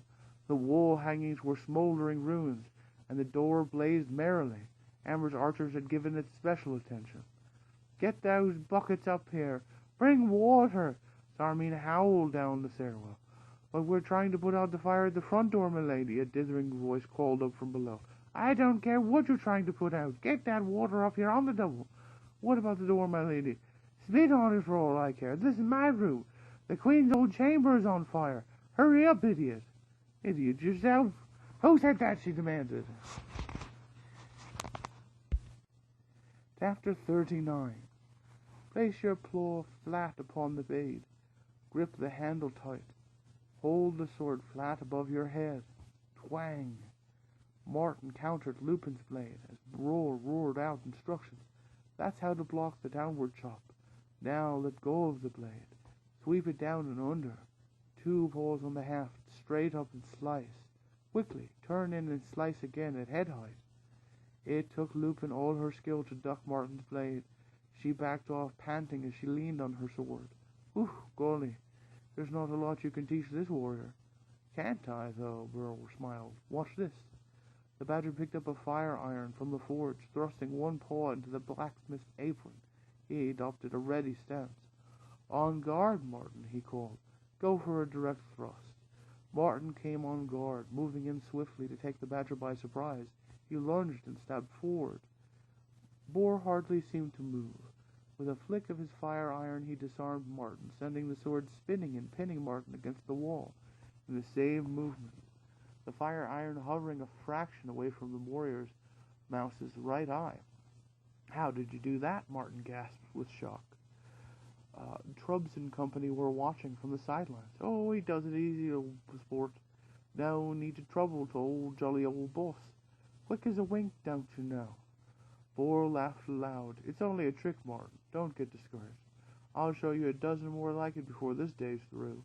Pick up your sword, on guard again. This time the silver badger ducked under the blade, catching Martin's sword paw, locking the point with the flat of his fire iron. He dodged and flattened the warrior mouse against the wall with the edge of the sword across his throat. See? Just another bit of trickery. That second day of summer, Martin learned more swordplay than in his whole life. No one was more adept with the blade than Bor the fighter. Dinny, Logolog, and Noff tried jointly to lift Born's own sword, but they could hardly manage to get the big battle blade off the floor. It was immense, a real full-grown male Barrater's war sword, with double-crossed trees and a ripping edge that had two sets of curved prongs halfway down the length of the extra-wide blade. Bor performed tricks with it, slicing apples in the air and taking a whisker tip from Lupin as she stood stock still. Martin noticed that the Badger's mood became more light-hearted and jovial when he was around weapons, even allowing himself to be flattened by Harebell, Honeydew, and Willow, who imitated Trubbs and company by speaking alternatively. "Oh, you are clever, Bor, old chap, and strong. My word, we ladies would never be able to lift your big heavy sword." The three special daggers who had been forged for Noff, Logolog, and Dinny, who wore them proudly about their waists. Noff delighted the occupants of Salamandastron with his impromptu ballads. Harebell, Honeydew, and Willow, each a pretty thing, brave, bold, and fearless, wore the Trubbs and Fring. Lupin, Buffheart, Starbuck, Breeze, swift as rims off the trees, rule over land and seer here from Salamander's drawn. Harebell and company fluttered their eyelids madly. "Oh, Mr. Noff, you are so clever, and so handsome, too. You have a lovely voice." Noff waved a modest paw. "Save it for Trubbs and company, ladies. I'm promised to my Columbine. Is she pretty? Very pretty. Prettier than us?" "Well, she's certainly prettier than Noff," Martin, Dinny, and Logolog chimed in impudently. "I'd say half as pretty again. I'd say twice as pretty. Or. Bor laughed with roaring and raised his battle sword. "Cheek, shall I chop off their heads, Noff?" The mouse thief flushed scarlet beneath his fur. "No, just their legs will do, Bor. They need their mouths to eat and make silly remarks with." To ease Noff's embarrassment, Buffheart beckoned to his friends. "Have you seen our fire lizard?" "Fire lizard? No." Noff chipped in quickly. "Let's go and have a look." They followed Bor and the hares, trooping up these flights of stairs until they were somewhere near the Echo Cave. Buffheart took them into a side cave that had a great big open window slot. By the side of the window lay a great stone carving of a fearsome head, a grotesque parody of what its maker had imagined a dragon should look like. No one knows how it came here," Starbuck said, stroking it fondly. "Sometimes Bor lifts it up to the window at night and lights a fire in its mouth to frighten off the sea rats." Bor exerted his great strength and picked up the stone head. "Yes, I put it about here, facing to the sea." He rested the head on the windowsill, then went strangely quiet. Bor the fighter stared hard at seaward. The rest joined him at the window to see what it was. Halfway between the skyline and the shore, a ship was sailing toward land. It was a large black galley with double oar-banks and twin square-rigged sails.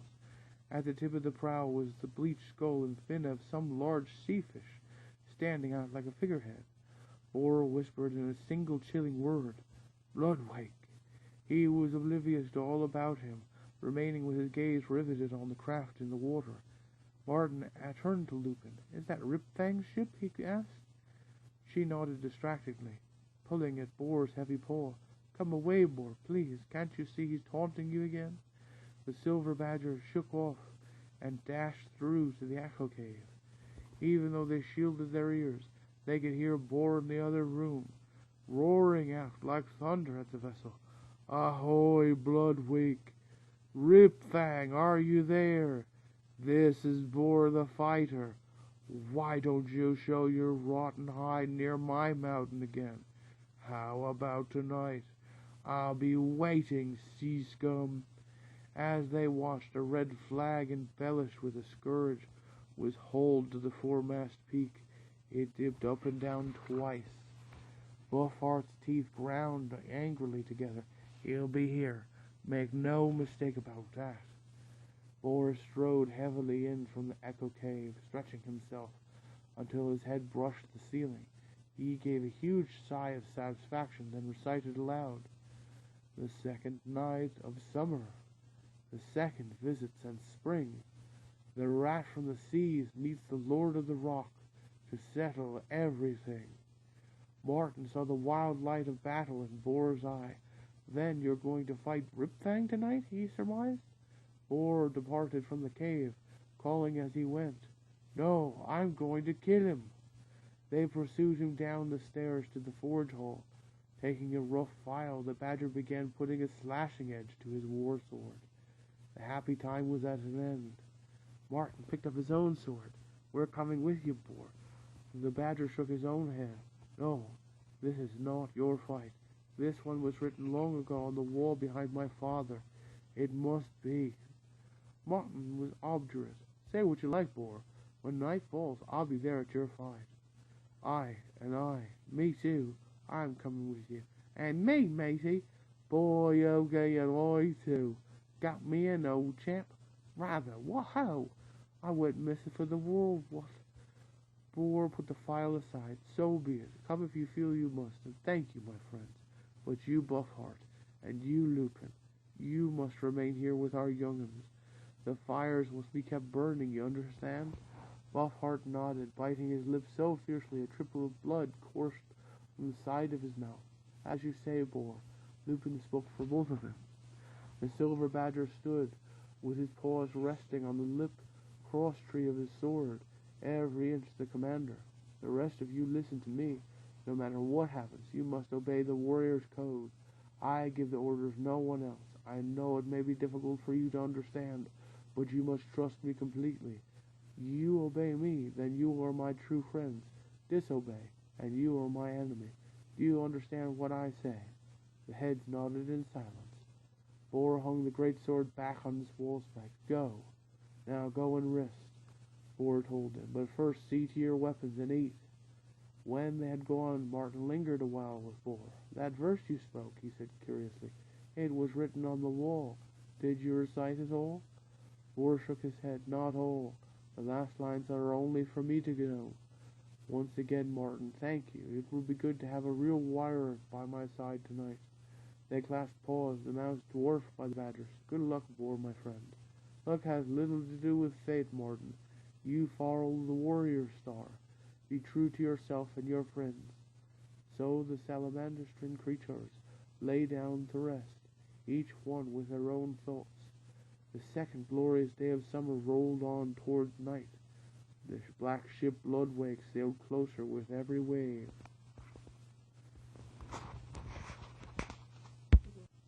Chapter 40. Bane had an idea. "Now that the woodlander's gone," he suggested cunningly, "why don't we sneak out of quarter and hide ourselves in the bushes at the edge of the forest? We could hide right behind the position they held this morning. This way, we'd be able to turn the ambush on them if they came back tomorrow for another dawn attack." "Hoo, good idea, folks." Broad chuckled encouragingly. Charmina turned a frosty stare upon the captain. The chuckle died to a gurgle in his throat. Near open enmity was the order of the day now between her and Bane. She was sorry she had let him and his band inside her gates. "Fool, Brog," she snarled. "Can't you see this fox only wants us out of quarter so he and his raggedy band can slip in behind our backs?" Bane spread his paws disarmingly. "Oh, if that's what you think, lady." "That's exactly what I think, folks." Charmina snapped back. "That's a problem easily solved," Bane shrugged. "You stay in here with your jedhead captain. I take the forces out into the woods. In fact, I'll take them tonight, so we can be well hidden by the time the woodlanders arrive." Charmina sniffed. "That's a better idea. I'll agree to that, Bane." The fox laughed. He drew his sword and held it out. "You think you can trust me, or would you like to confiscate my sword?" Charmina's eyes slitted dangerously. "If I take that sword, I'd take your head with it, fox." Bane sheathed the sword and spat. "If you ever try to take my sword, it'll be your head that comes off, cat." "We shall see." "Aye, we shall see." Jim saw too. He heard it all as well. A swift flutter of his wings took him back out across Mossflower, back to Brockle. Four was pacing around in a deep leaf mold with old Dinny. They were trying to remember the exact location of a disused tunnel. Or it may be. Mind, only I says maybe. No, 'tis your. I swore on my tunnel it's your. Nay, maybe as a midwife twixt they two. Worry, whoops! Earth and Quaker, look out! The ground beneath them trembled and heaved. Beneath them, two moles were tipped flat on their bottoms in the loam. Soilfire's head popped out of the ground. He blew dead leaves from his snout, grinning broadly. Good morrow to Ezors, he called out cheerfully. Wasn't found those crossways tunnels you be used by your. Formal looked hard to preserve his dignity. There ye be, old din. Did I tell ye it was worth her? Oi, for a spectacle, Formal. Eber a girt big bag. Soilflyer pulled himself free from the loam, followed by Earthclaw and Billiam.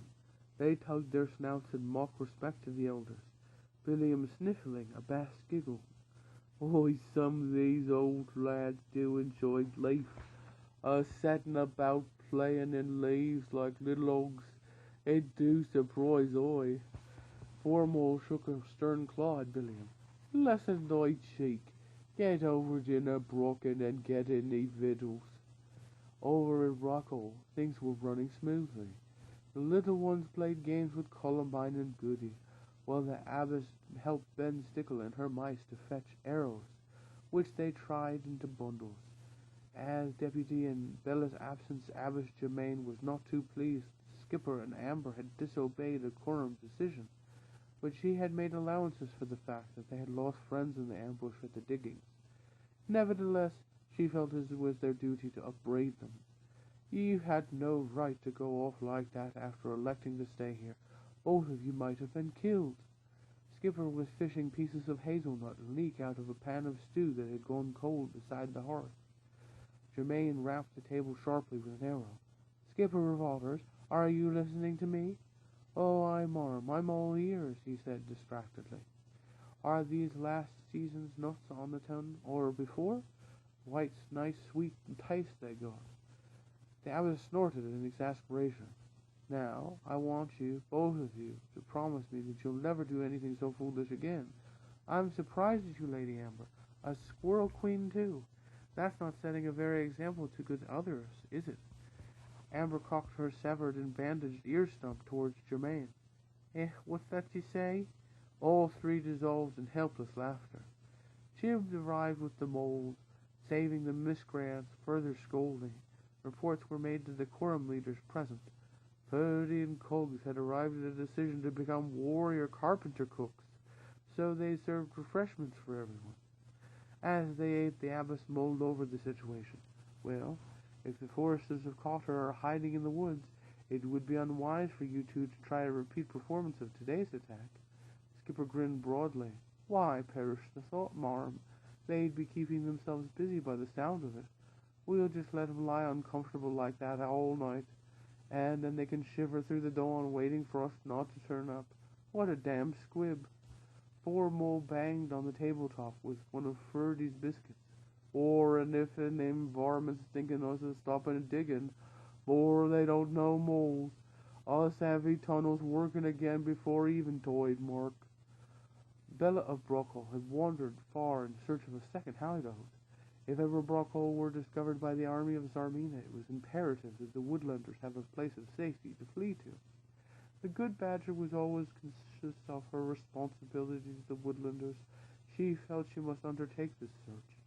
Bella enjoyed the solitude of the far Mossflower stillness after the close confines of Brockall in the company of woodlanders. By midday she was traveling east through vast tracts of field country. The Badger knew instinctively that the river Moss would be winding its way somewhere near, and her good senses were confirmed in due course. Bella seated herself on the bank of the broad swirling water. She did not resist taking a short nap in the early summer warmth. Bella, hey there, Bella of Brockall. The Badger sat bolt upright, blinking away her tiredness. Gingerbeer was running towards her, and there was another cat with him, a sleek reddish female. The badger jumped up, waving her paws joyfully. "Ha! Gingerbeer, you old rascal, who's your friend?" The female cat smiled and waved back. "Oh, you're just as I imagined you, Bella," she said warmly. "Gingerbeer has told me all about you and his woodland friend. I'm Sanding Gnome." They sat on the bank together, as Bella brought up to date with news and explained her mission. As she talked, Bella noticed how strong and happy Gingerbeer looked. The reason why became soon apparent. "Look at me, Bella, would you believe it? I'm a farmer now. Yes, me, Gingerbeer, son of Verdoga. We've got a nice little place of land up further on the bank, and the fishing is good in this river."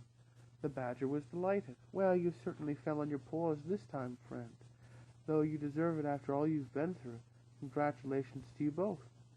Sanding Gnome thanked Bella. "Anytime you please, you may bring the Woodlanders to stay with us. This place is too far away from Gingerbeer's wicked sister to find." Bella stood up, dusting her coat off. She refused and offered to stay for lunch. "I wouldn't dream of intruding on two such happy creatures any longer," she said firmly.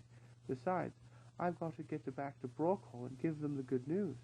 Not only have I found a second hideout, but I've rediscovered our friend Gingerbeer and made yet another friend in Lady Sanding Gnome." Gingerbeer smiled understandingly. "As you will, Bella of Brockhall. Give my best wishes to all the Woodlanders, and don't forget to tell Ferdy and Cogs to visit Uncle Gingerbeer and Aunt Sanding Gnome sometime." "Oh, I will, never fear," Bella assured him. "Thank you, too. It's good to know that we of the Quorum have two great friends always ready to help." The badger set off westward, back towards the leafy glades of Mossflower in the noonday sun. "Goodbye, Bella of Brockhall. Good luck to you," the cat called after her. "Thank you. Take good care of each other now. Bye, Farmer Gingerbeer. Goodbye, Lady Sanding Gnome." Chapter 41. Night had fallen over Salamandestra. The war party climbed down the roof ladder onto the sand. Noff, Dinny, and Logolog had now been outfitted by the hares. They were helmeted and armed with long pointed pikes, smaller versions of the arms carried by fighting hares. Martin looked around, checking out at the company. There were Trubbs, Wather, and Fring, Harebell, Honeydew, and Willow, his three traveling companions, and Boar the Fighter. The silver badger towered above them all, looking fearsome enough to chill the blood of any sea rat's veins. He wore heavy spiked armor across his back and front, topped with a shining metal headpiece that came towards into a badger war mask. Boar pointed his great war sword up at Buffheart as he gave final orders. "Make sure you pull that ladder back up safe. Slide a rock over the entrance hole, and don't open it to any creature." "But supposing you want to get back in again, Boar?" Starbuck asked, gazing down from behind his father. The badger chuckled dryly. "Don't worry, Star. A short climb and a rock slab won't stop me." Lupin appeared at the opening. "Breeze is at the forge, sobbing herself silly. Will you be all right, Boar?" The badger did not look up. "I'm fine, Lupin. You're the strong one. You know what to do." "I do, Boar." "Good. Then come on, you lucky lot. Follow me. We're going to have a party with some sea rats." As they moved on, Noff nudged Dinny. "What a happy badger. He seems to get merrier when he's closer to a battle." "Or wishing I did," young Dinny gulped. "My young paws be all a tremble." "I'm glad I ain't got that trouble, Din." Noff giggled nervously. "Mine froze solid with fright some time ago." In silent file they made their way out to the shore, keeping close to the rock face. Their party hailed when they stood to their backs to the mountain. It was deserted, though Bloodwake bobbed at anchor close to the land. Trubbs twitched his whiskers. "Don't like this at all, chums. Not one bit." "I'll second that, laddie. Third for me, old scout, what?" Noff peered toward Bloodwake. Maybe they're still on board. Logolog gripped his pike tighter. "No, mate. She's a-riding too high in the water for that." "Logolog's right," Martin whispered to Boar. "What do you think?" "Oh, they're here somewhere," Boar chuckled softly. "I can smell the stink of sea rat fouling up my territory. Trubbs, you take the left. Harebell, round the mountain to the right. See if you can spot anything." The hares slipped off like sand on the breeze. "Look, there's a small band of them," Boar exclaimed, pointing straight ahead. Been lying low where the waves lap on the sand. Ha, they don't fool me. There's some kind of ambush being rigged around here, but don't worry, we'll be ready. Trubs and Harebell arrived back at the same time. Boar, they're around the back of the mountain. Hordes of them. Harebell's right, I saw them too, all skunking in the shadows. Boar remained calm. Ripfang seems to be using his brains more and more these days.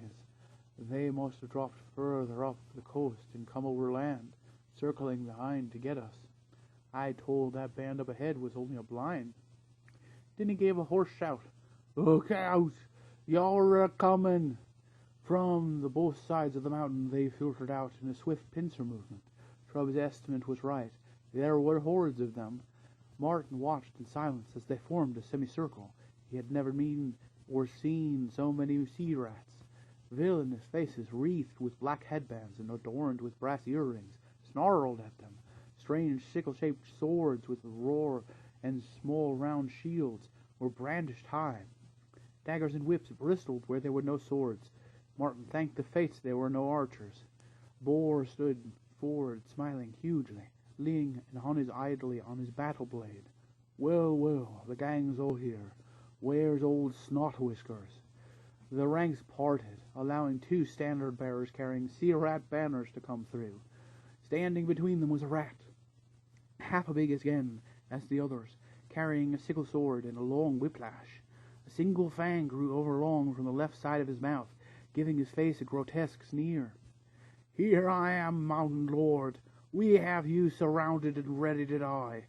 Boar did not give the courtesy of a reply. He whirled his giant wardsword aloft and charged with a thunderous battle cry. Yorley! Both sides surged forward, meeting with a crash of steel upon the churning sands. Martin felt the madness of combat searing through his veins. He leaped and struck, hacked and thrust, stabbed and slashed like a flash of hot summer lightning. Shields were shorn through by his flying blade. Sea rats went down before him like corn to a reaper. They crushed inward, swinging their sickle swords. Dinny took a gash upon his shoulder. He was about to go down when Trubs heaved a squealing rat high upon his pike, stealing and tossing him upon the blades that were menacing Dinny.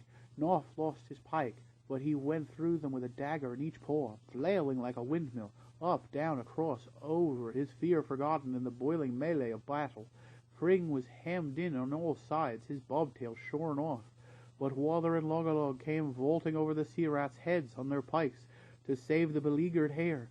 Jabbing left and right, they were joined by Harebell. 4 square back to back they fought, turning in a vicious circle, spearing and ripping like a carousel of doom. The rats in the tide line had begun to move. 4 swung low at the feet of his enemies. As they jumped, they carried the sweep high, the immense war sword slicing through at head level. Blood spattered, pierced by steel in a dozen different places, he fought on, oblivious to his wounds, trying to reach Ripfang, who stood at the back, urging on the sea rats. Come to me, Ripfang, the silver badger chanted as he battled. Meet Boar the fighter. I am the son of old Lord Brocktree, ruler of Mossflower, chief of the mountain. My blade is singing your death song. Let Boar take you and your vermin crew to the gates of dark forest this night. The summer sun cannot stand the sight of you darkening the earth. Now the rats packed harder in, at Ripfang's command. The roiling mass of enemies seemed endless.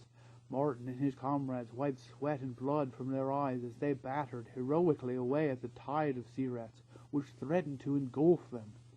The warrior mouse found himself back to back with Boar. Boar, we're hard-pressed and outnumbered, he yelled over the noise of war. It would take us a season to slay this pack, even if they stood in line and waited. The silver badger made a rat 2 rats with his sword. I know, little warrior, I made this my fight. I'm sorry I got you into it. Martin extinguished a splitting face with his blade. Not your fault, Boar, it was written. The badger used his sword to pulp a rat who came too near. Listen, Martin, get the crow around you. I'm to force a way through, then we'll make a run for it. There's only that single group standing between us and Broadwick. Are you ready? It took a few moments in the battle before Martin had mustered his comrades in a group. There was a momentary lull as they stood ringed on all sides by sea rats. Like chain lightning, Boar made his move with a furious charge. The mad onslaught carried them forward to the edge of the horde. Hewing ceaselessly, Martin and the rest broke through. They began running towards the small advancing band of sea rats. Pikes clashed with sickle swords as they met. The astounded vermin were so taken aback with the ferocity of the attack they broke and scattered. Rushing onward, the friends made the water's edge. Honeydew looked back. "We've left Bull behind." "No, he never came with us." "Let's go back." "Stay!" Martin's shout was a cold command. They turned to stare at the warrior mouse. "Remember your orders from Boar. Do as he said. It is the way of the warrior. Boar has seen his own fate written. There is nothing we can do to stop it. We must capture that ship." They slid into the surf with the sounds of battle still ringing in their ears. There was only a token watch left aboard to guard the galley slaves. They leaped overboard at the sight of the roaring fighters who sprang dripping into the deck of Bloodwake. Panting with exertion, Martin turned to Lug-a-Lug. "Get this vessel under way with all speed." The shrew rapped out commands to the new crew. "Slash that anchor cable. Hoist those sails. Martin, take the tiller. Steer her out to deep water. You below, row for your lives if you want to taste freedom again." Pushing the Uller over, Martin felt Bloodwake respond. She turned on the ebbing tide with a stiff breeze at her stern, riding the waves out toward the open sea. The rest of them joined with him as he stared out over the open end, across the smooth wake to the shore. The Silver Badger's voice carried to them on the wind. "Sail away, my warriors. Tell Bella and Mossflower of Boar the fighter. Come closer, sea rats. Let my blade kiss you to sleep. Ah, Rip-Fang, my old enemy, got you. Now I embrace you as a friend, see." They watched Boar went down under a mob of sea rats who were howling and screaming. The Badger wielded his sword with a single paw. The other mighty paw held Rip-Fang close to his studded metal armor, crushing him to death. Martin turned away, blinded by tears. He could look no more, nor could his companions. Before them lay this open sea. Behind them, the flames of a salamander burned brighter over a shore piled and littered with dead and wounded sea rats. The spirit of Boar the fighter lingered on the sand, reluctant to leave a good battle and travel to the gates of dark forest. The Silver Badger had seen the writing on the wall. He had fulfilled the legend of the mountain. Sarmina and Bane watched each other like pike watching a water beetle. The wildcat queen from her high window, Bane from where he crouched shivering with the troops, drenched in morning dew, completely dispirited after a fruitless night spent in the forest. The rift was widening between the cat and the fox. Bane squatted in the wet grass behind Brog. "See how your queen treats us. We shiver out here all night while she lies in luxury warm and snug." Brog squinted dully. "She always has, milady is a queen, you know."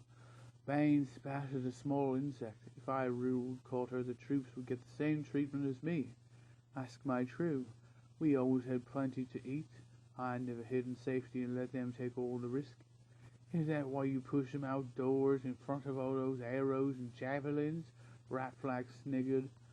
Bane cuffed him soundly across the snout. "Who asked your opinion, Snivver-Whiskers? I didn't notice you volunteering to dash out and fight those woodlanders." Brog stood up, brushing dewdrops from his cloak. "Ah, well, they wouldn't be showing up this morning. I wonder how they knew we'd be lying in wait." Bane winked and tapped his muzzle. "Maybe she got word to them. That way she could have Cotter and the rations all to herself. There's enough supplies in there to keep one cat happy forever." Brog scratched his chin. "Really? You think she'd do that?" "Well, look at the evidence." Bane laughed mirthlessly. "From what I hear, the garrison was in a right old mess before I arrived, with reinforcements and rations. They say she was acting strange. You know, you had her pulling tails and checking whiskers. What kind of normal creature does things like that?" As the force moved back to Cotter, Bane and Brog were deep in quiet, earnest conversation. Carmina watched them from her high window. She also scanned the surrounding tree tops for signs the eagle might be abroad. An idea was forming in the wildcat's mind.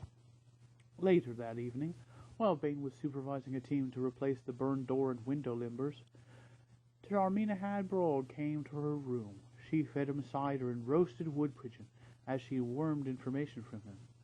the Weasel Captain told Queen Alll. Sarmina resumed her position at the window, watching the telltale quiver from a spruce top. When she turned to Brog, her voice dropped sincerely. You have been a good and loyal queen, Brog. Make no mistake, your queen will reward you. This fox forced his way in here while we were distracted by the woodlanders. He countermands my soldiers and whispers lies to me about my soldiers. Do you realize, for me, he had barged his way in with his ragged mob. I was going to promote you to act as supreme general. Me, my lady? Brog could hardly believe his ears. Yes, you. Say nothing of this to any creature, especially Bane. Let him carry on repairing our woodwork. He thinks he can rule Cotter one day. You stick to doing your job, Brog. Keep my thousand-eyed soldiers loyal to me. As for Bane, leave him to me. If he speaks to you, tell him I wish to see him up here in my chamber.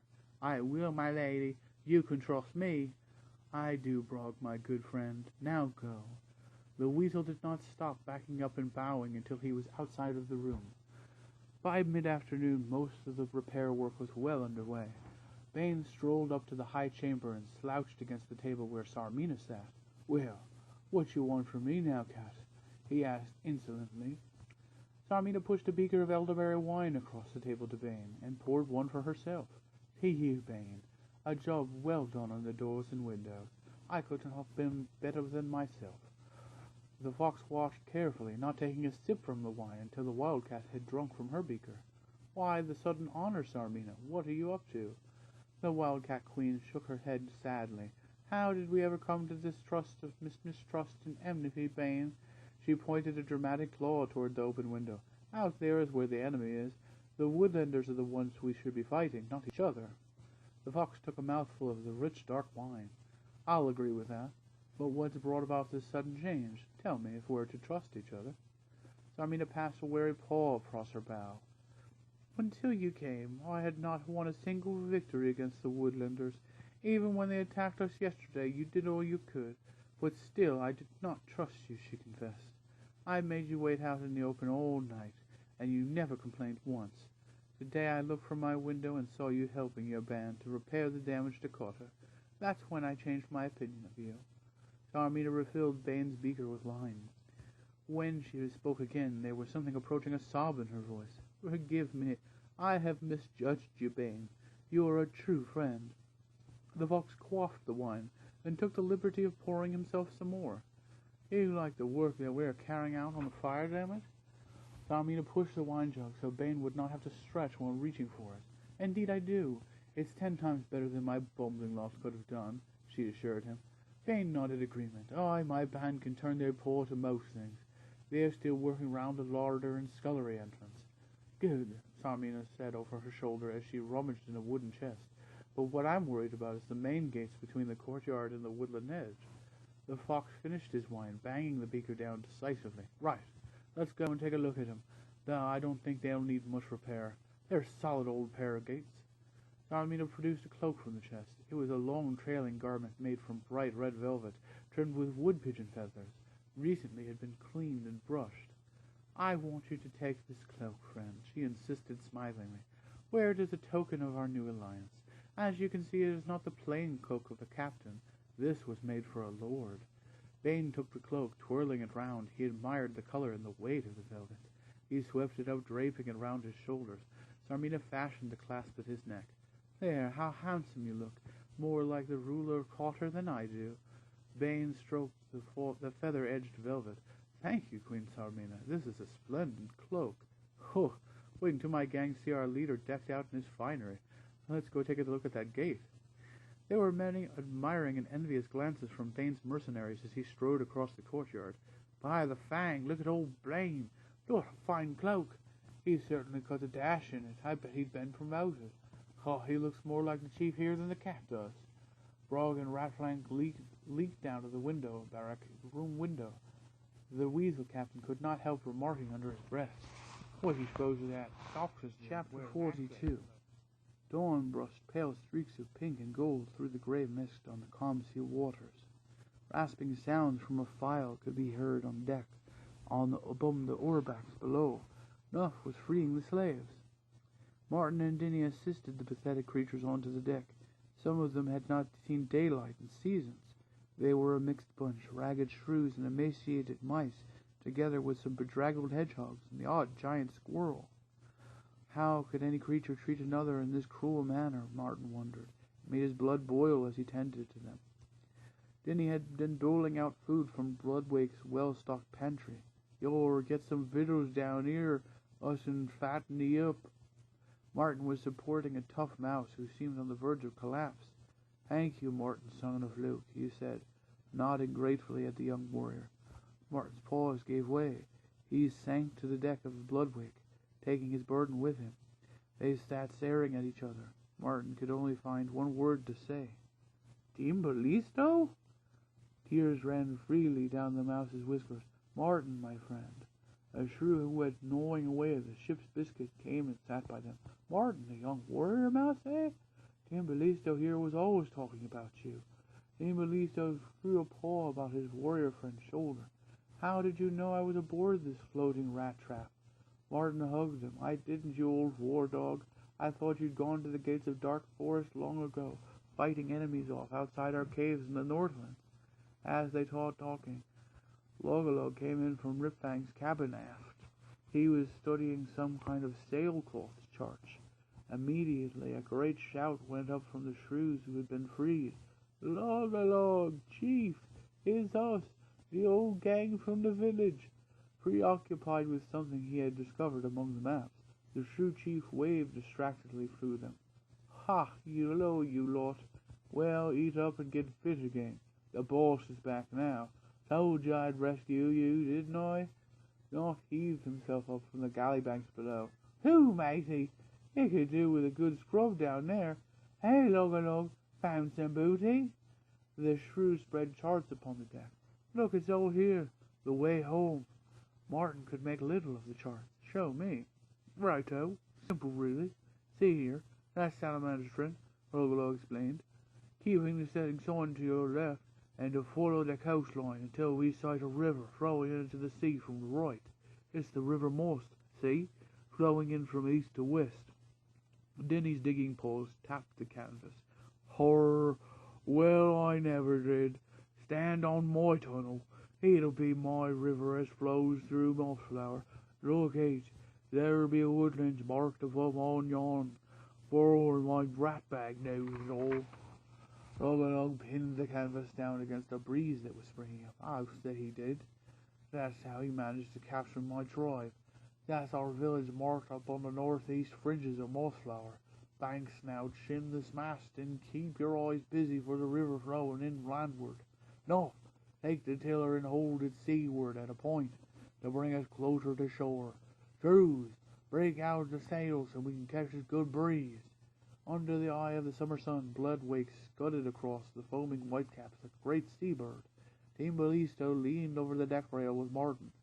"I wish I'd had the chance to meet Bor the fighter." Timbalisto sighed. "He sounds like a great warrior from what you say. A pity he won't be coming back to save Mossflower."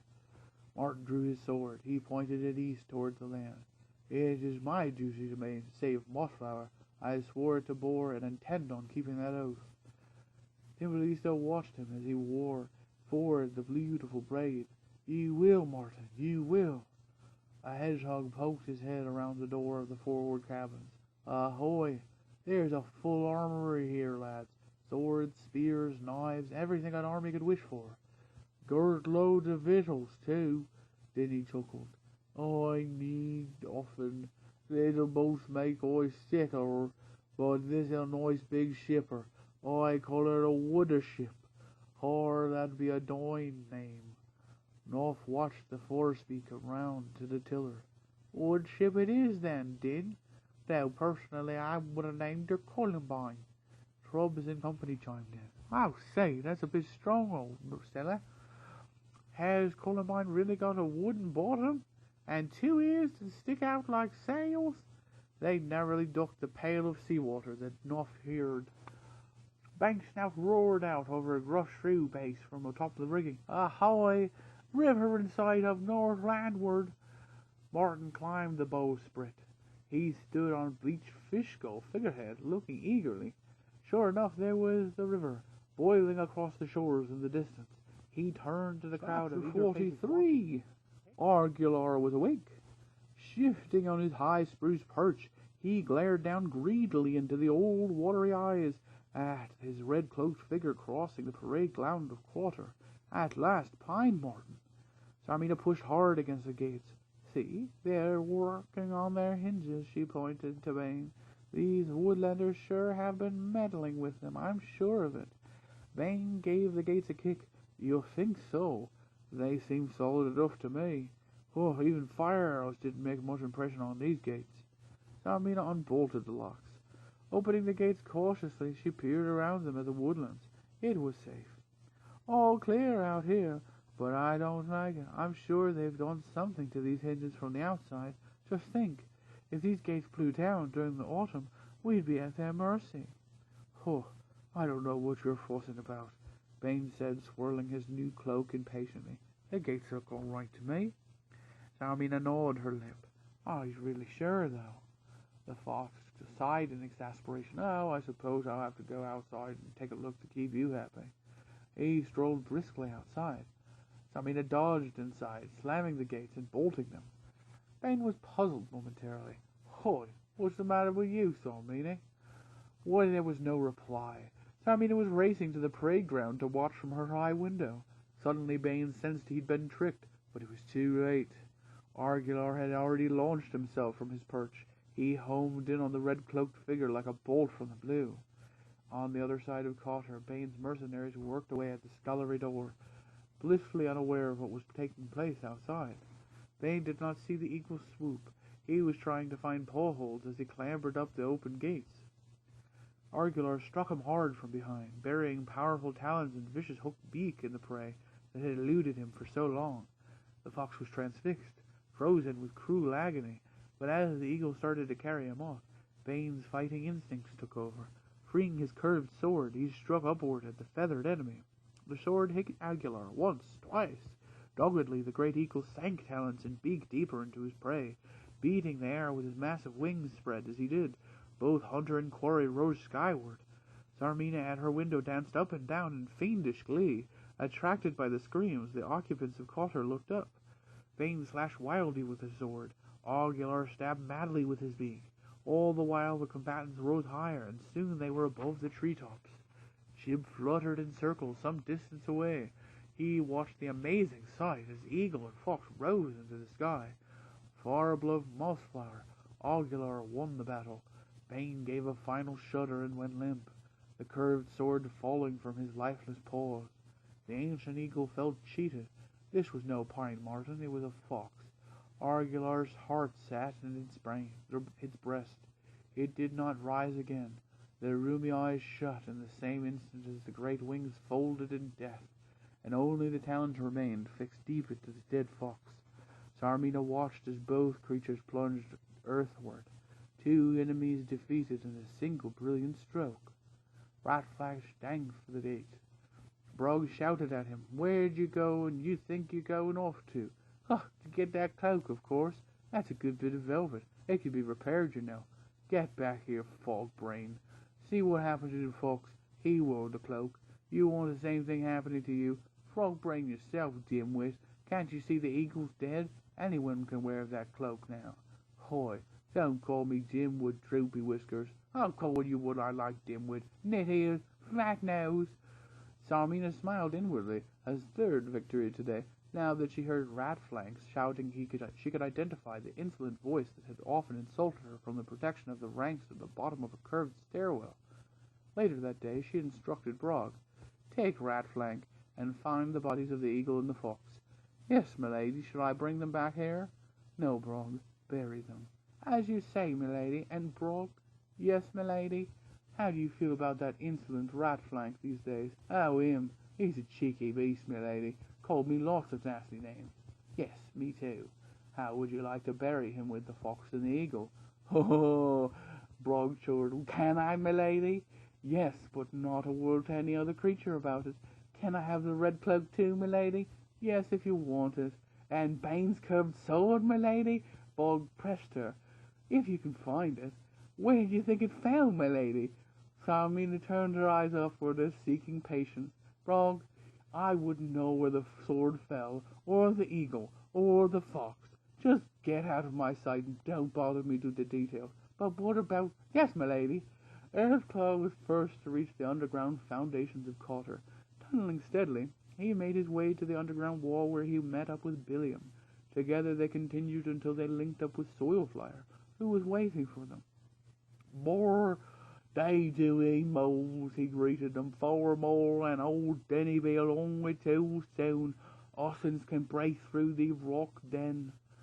Denny old Amber sunk the floodgates at the other ends of the tunnels. They were to be lifted up by rope hoists attached to rock counterweights above high branches.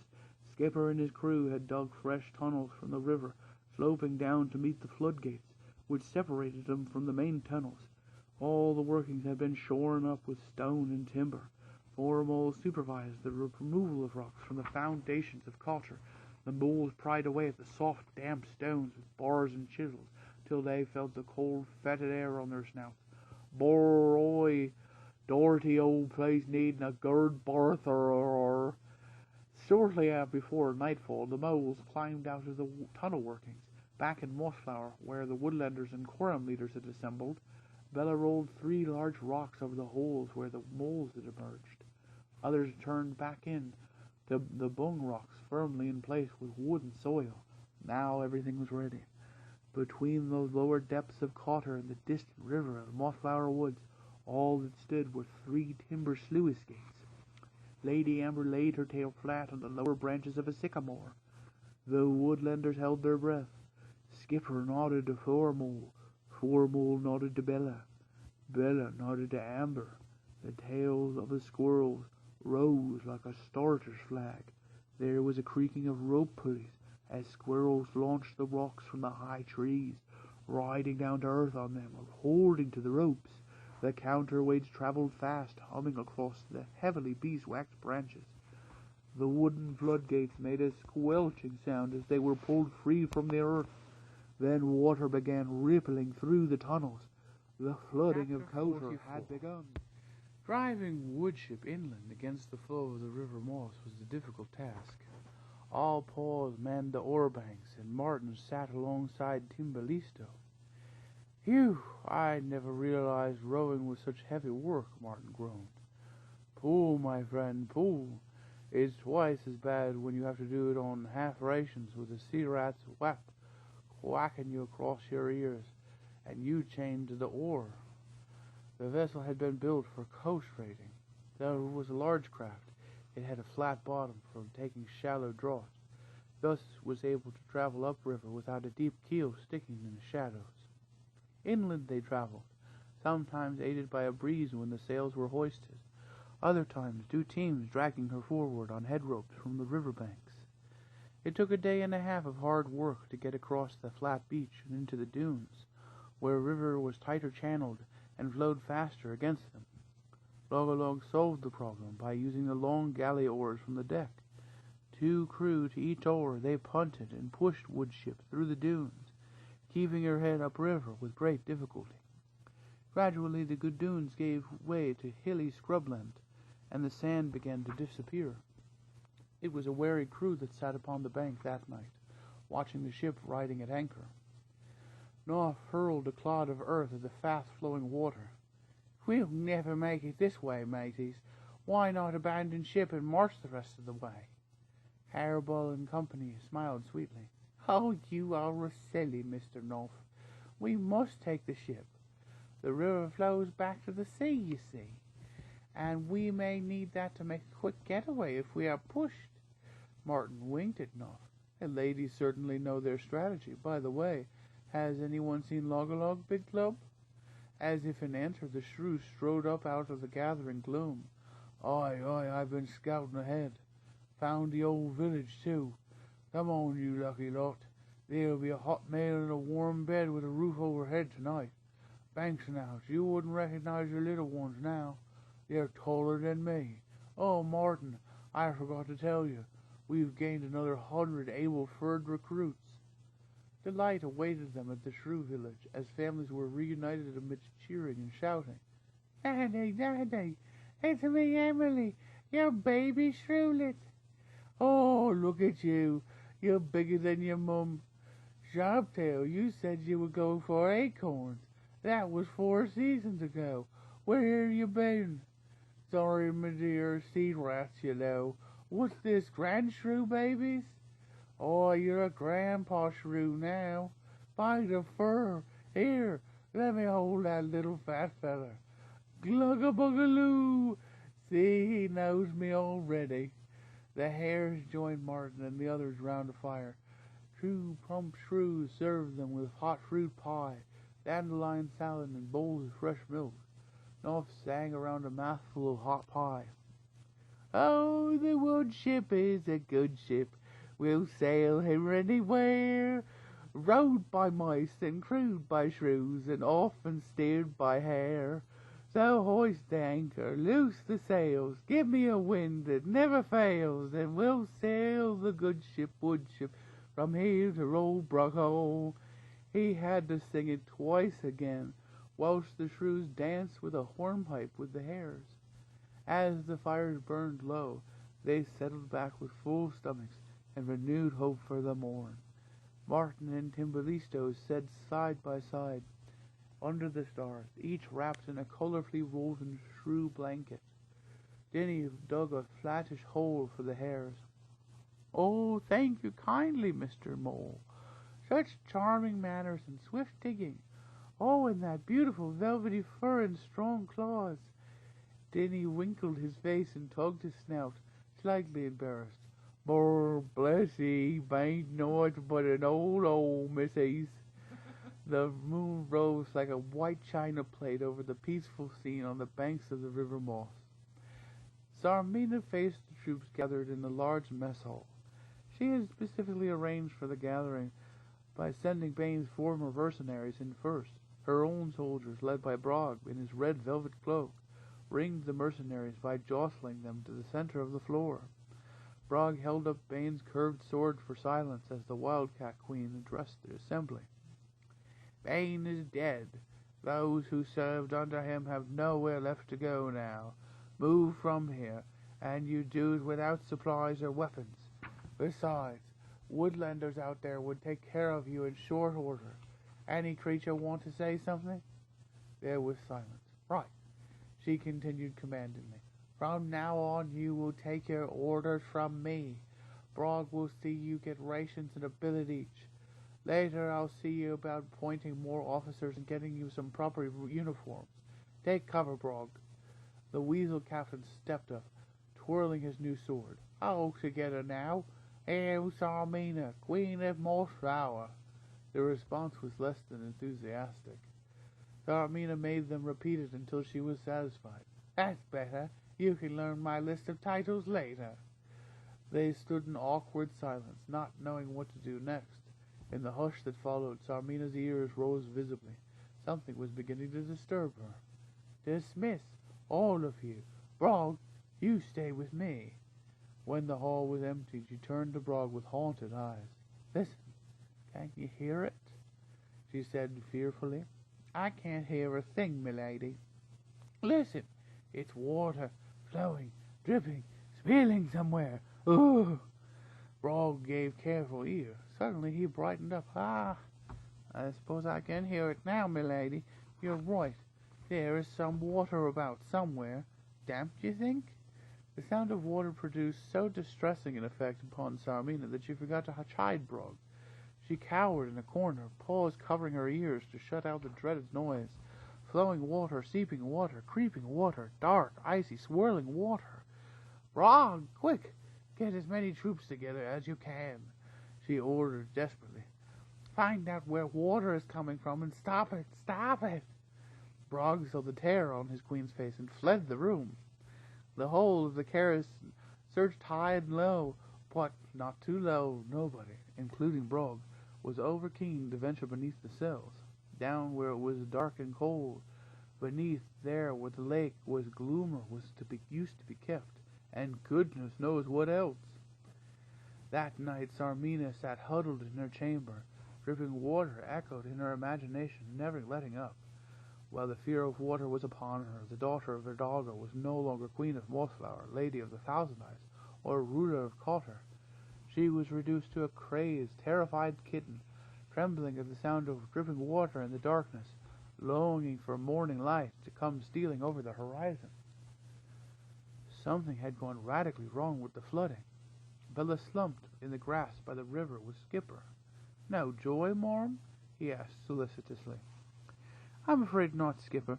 There seems to be only a trickle going down to the tunnels." Lady Amber joined the pair.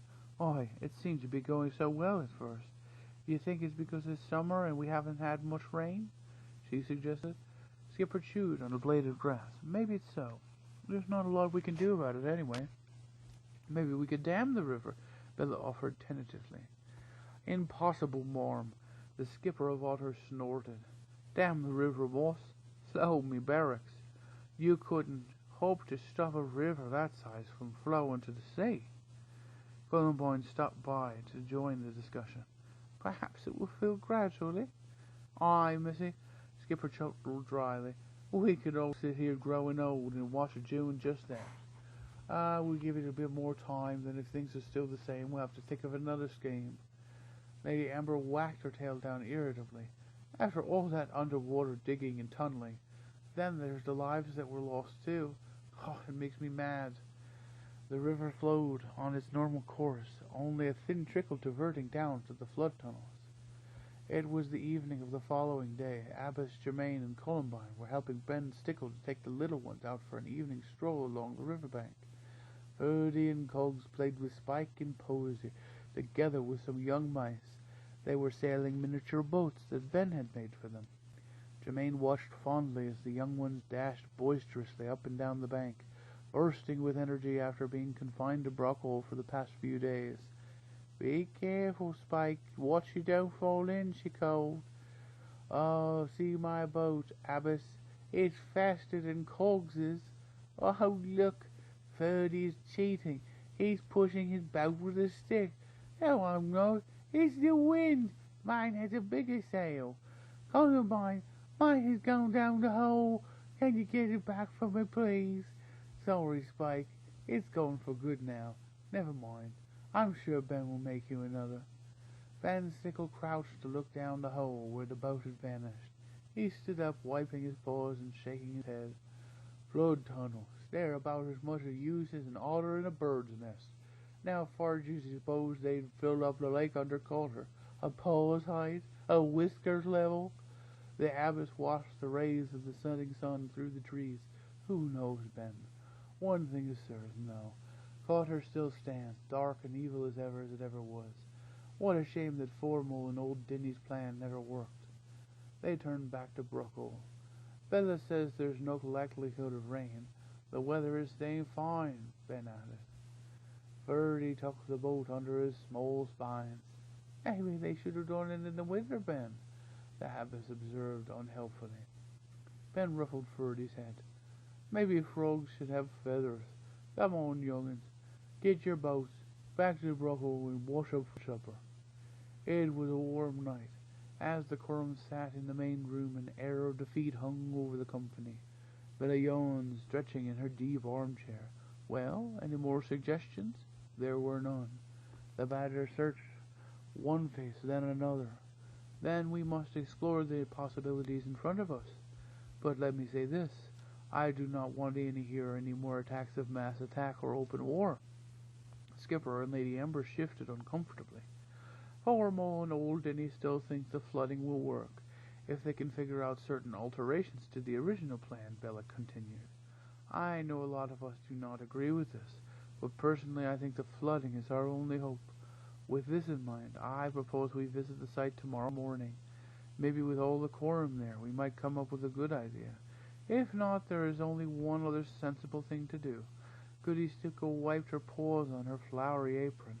"What that might be, Miss Bella?" "To move all the woodlanders and everything we can carry away from here. I would travel east to Gingervere's new home. I have told you that he and Sandygnom will accommodate us. We would find a welcome there, far away from Cotter." Skipper jumped up, unhappiness written on his tough features. "But that'd mean the cat is won." Cries of support rang out from the other leader. Yes, why should we be driven out? We've already left our homes to come to Brockle. It wouldn't be the same in a strange place. I was born around here. I'm not moving. Abbess Germain banged a wooden bowl upon the table to restore order, but it broke in two. Silence, friends, please. Let Bella speak, she shouted above the din. Bella picked up the two halves of the bowl and smiled ruefully at Germain. Thank you, Abbess.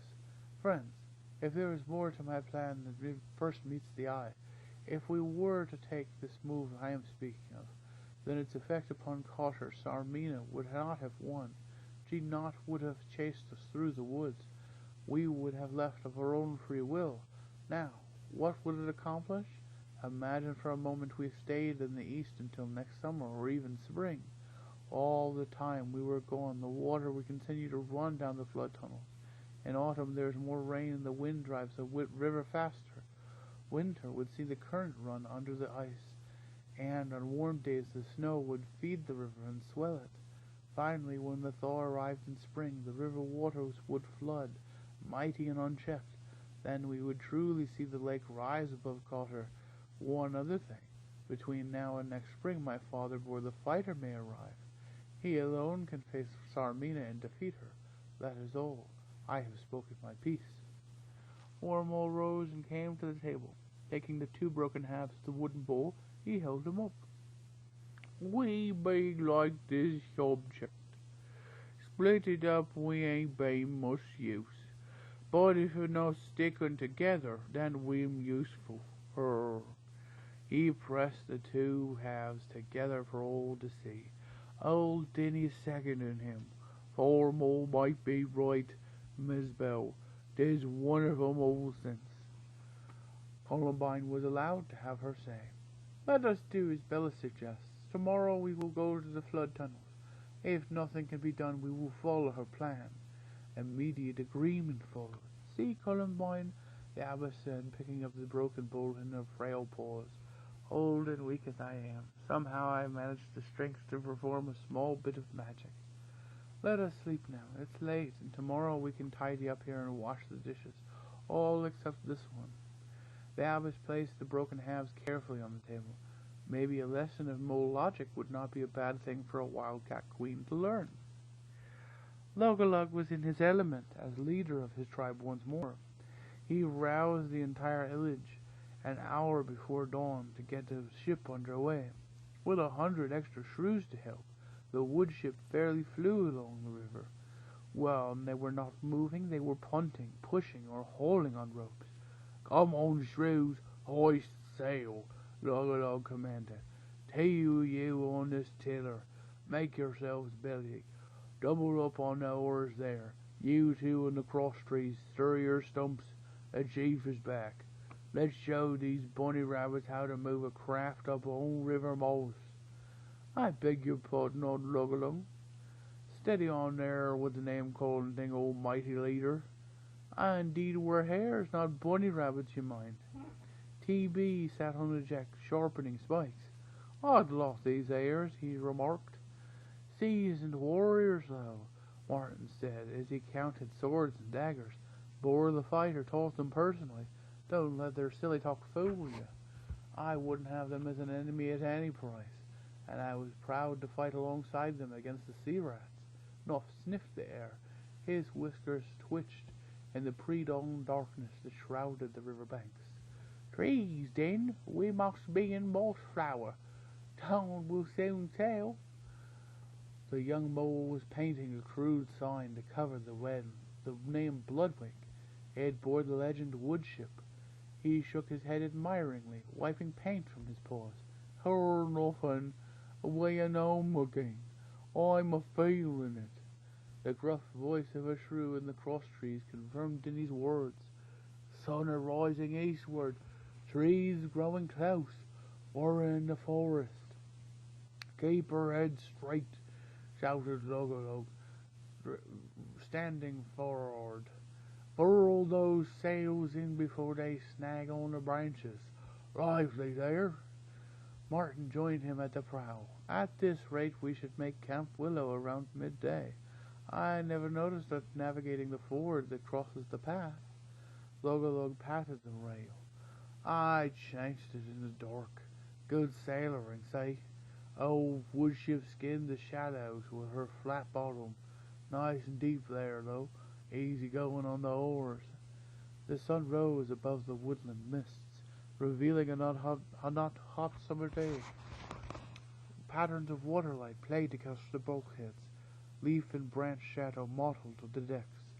The oars pulled strong against the deep, slow current as the big ship nosed its course, further into the depths of Mossflower. Chapter 45. Brog watched Zarmina as she lay flat upon the parade ground with her ear to the floor.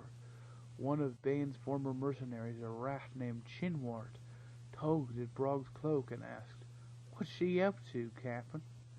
"Can't you see she's listening for water?" "Water?" "Aye, water, Wormbrain. What do you expect she'd be listening for? Strawberry cordial?" Zarmina sprang up, hurried across the parade ground, and lay near the wall of the building, listening intently. She waved a paw. "Brog, over here." "Yes, milady." "Get down, press your ear to the wall. Not up here, down here by the ground." "All right. Here, milady?" "That's it. Tell me what you can hear." Nothing, milady." "Are you sure, Brog?" "I'm certain, milady." "Well, I can hear water running." "But I can't, milady." Perhaps it's my imagination." "Strange thing, the imagination, milady." "Are you sure you searched below the cells last night?" "Positive, milady." "Brog, if I thought you were lying to me, you did search there, didn't you?" The weasel captain noted the look of fear that flitted across Zarmina's features. He took full advantage of it. "Your Majesty, I personally went down alone to greet the place of cells, where it's all damp and green with slime and fungus. I searched around that underground lake where the Gloomer lived. That place was full of strange echoes and dripping sounds. Maybe that's what you heard. The place is always full of odd echoes and dripping noises down there in the blackness. Shall we go down there together and recheck it, milady?" Zarmina could not stop her whole body shaking. She sat on the ground, unconsciously wiping her paws across her coat. "Oh, no, Brog," she said nervously. "I won't be going down there. I'll be up in my chamber if you need me for anything." She hurried indoors, brushing roughly past Chinwart, who had been lingering nearby, eavesdropping on the conversation. He winked knowingly at Brog. "I was with you last night. We never went anywhere near that place under the cells. What a pack of old fibs you fed her there, mate." Brog grabbed the rat savagely by his ear and pulled him close, twisting hard. "Listen to me, Bone Brain. You keep your skinny mouth shut. I'm keeping the orders now, not Bain." "Ow, wow, let go. You're pulling me lug off." Chinwart whined painfully. Brog twisted the ear more cruelly. "I'll rip your tongue out, too, if I hear another word from you," he said menacingly. "Let her go and search the deep, dark places if she wants to. I'm not going down there. Not for old cider and coulter. Unless, of course, you're volunteering to go down alone." Brog released the rat, who stood nursing his ear tenderly. All right. I ain't seen nothing or nothing. I won't say nothing. It's none of my business." Brog contemptuously wiped the claws that had been nipping Chinwart's ear on the rat's tunic. "Good. Now go on your business, pig's ears." When the rat had scurried off, Brog stood sunning himself. He held a lot of keys, had a new red velvet cloak, and a dangerous-looking curved sword. To all apparent purposes, he was the only captain present, serving at Cotter. Life was beginning to feel fairly good. A packed lunch was served at the river's edge. Billa tossed an apple core into the water. They watched it bob to one side, then stick in the shallows. Skipper plucked it out and flung it far. All I can say is that somehow the river moss is at a low ebb. Those holes were under water when we dug 'em, and now they are high and dry. Ben Sickle lay flat on the bank, gazing up into the cloudless sky. Must be the mild spring we have. Look at it now, hardly a week into the season, and it's like midsummer. Oh, it'll be late autumn before we see a drop of rain at this rate. So, what is to be done? Abbess Germain asked, pulling her milk beaker aside. Lady Amber stroked the space where her ear had been. What do you think, Skip? Would it be possible the river now had been a little fallen a bit? The otter picked up a pawful of bank sand. It ran freely through his claws. Marm, even as things are now, it'd be like trying to stop the sunrise at dawn. We don't stand a chance of even trying to block off a river the size of old Moss. Chib perched on a young chestnut shoot. They continued talking, ignoring the rumbling. Maybe we would dig the tunnels a bit deeper. Channels, tunnels, it's all the same, isn't it? A rump, Jim called again. It's as if you're a squirrel, but to a mole or an otter, a channel and a tunnel are two completely different things. A hump, a rim, a humph. Chib was becoming impatient. Or that be the correct. It's old furriers of furriers. A rump, a hem. What do you mean furrows? A channel isn't a hem. Chib, what's the matter with you? Some nut stuck in your throat, is it? No. But I thought you'd like to know there's a ship coming up the river. A ship? What? You mean a boat? A rump. I beg your pardon, but if I'd said a boat, I'd meant a boat. It is a ship full size, all black, white skull thing on the front, rolled up canvas sails, lots of oars, ship. Bella leaped up, spreading her paws wide. Every creature take cover, Abbess.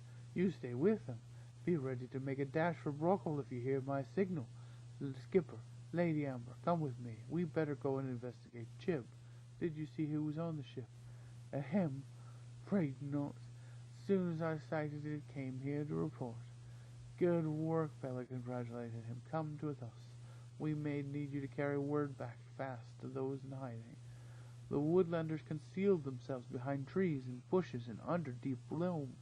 The badger, the otter, the squirrel, and the robin struck out west along the bank, leaving the scene apparently deserted. Traveling light, they made swift progress. It was not far to the stretch of water where the ship was. Chib was the first to sight it. He fluttered up and down excitedly. Ahem! See, I told you so. Look at the two big poles sticking up above the trees. They're a harumph. Big poles that stick on ships. Skipper saw them too. Masts they are, matey, he explained. Let's get closer and take a better look. On all fours they crept to the river's edge, concealing themselves in the bushes that the ship hove into view. You there, come no further, Bella called from her hideout in the forbidding boom of a warlike badger. If you mean harm to any creature in Mossflower, pull back to sea or deal with me. There was silence from the black ship.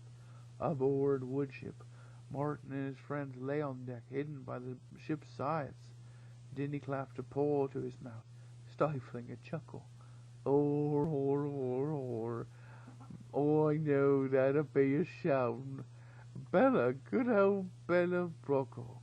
There was a distant look in Martin's eyes. For a moment there, she sounded like Boar.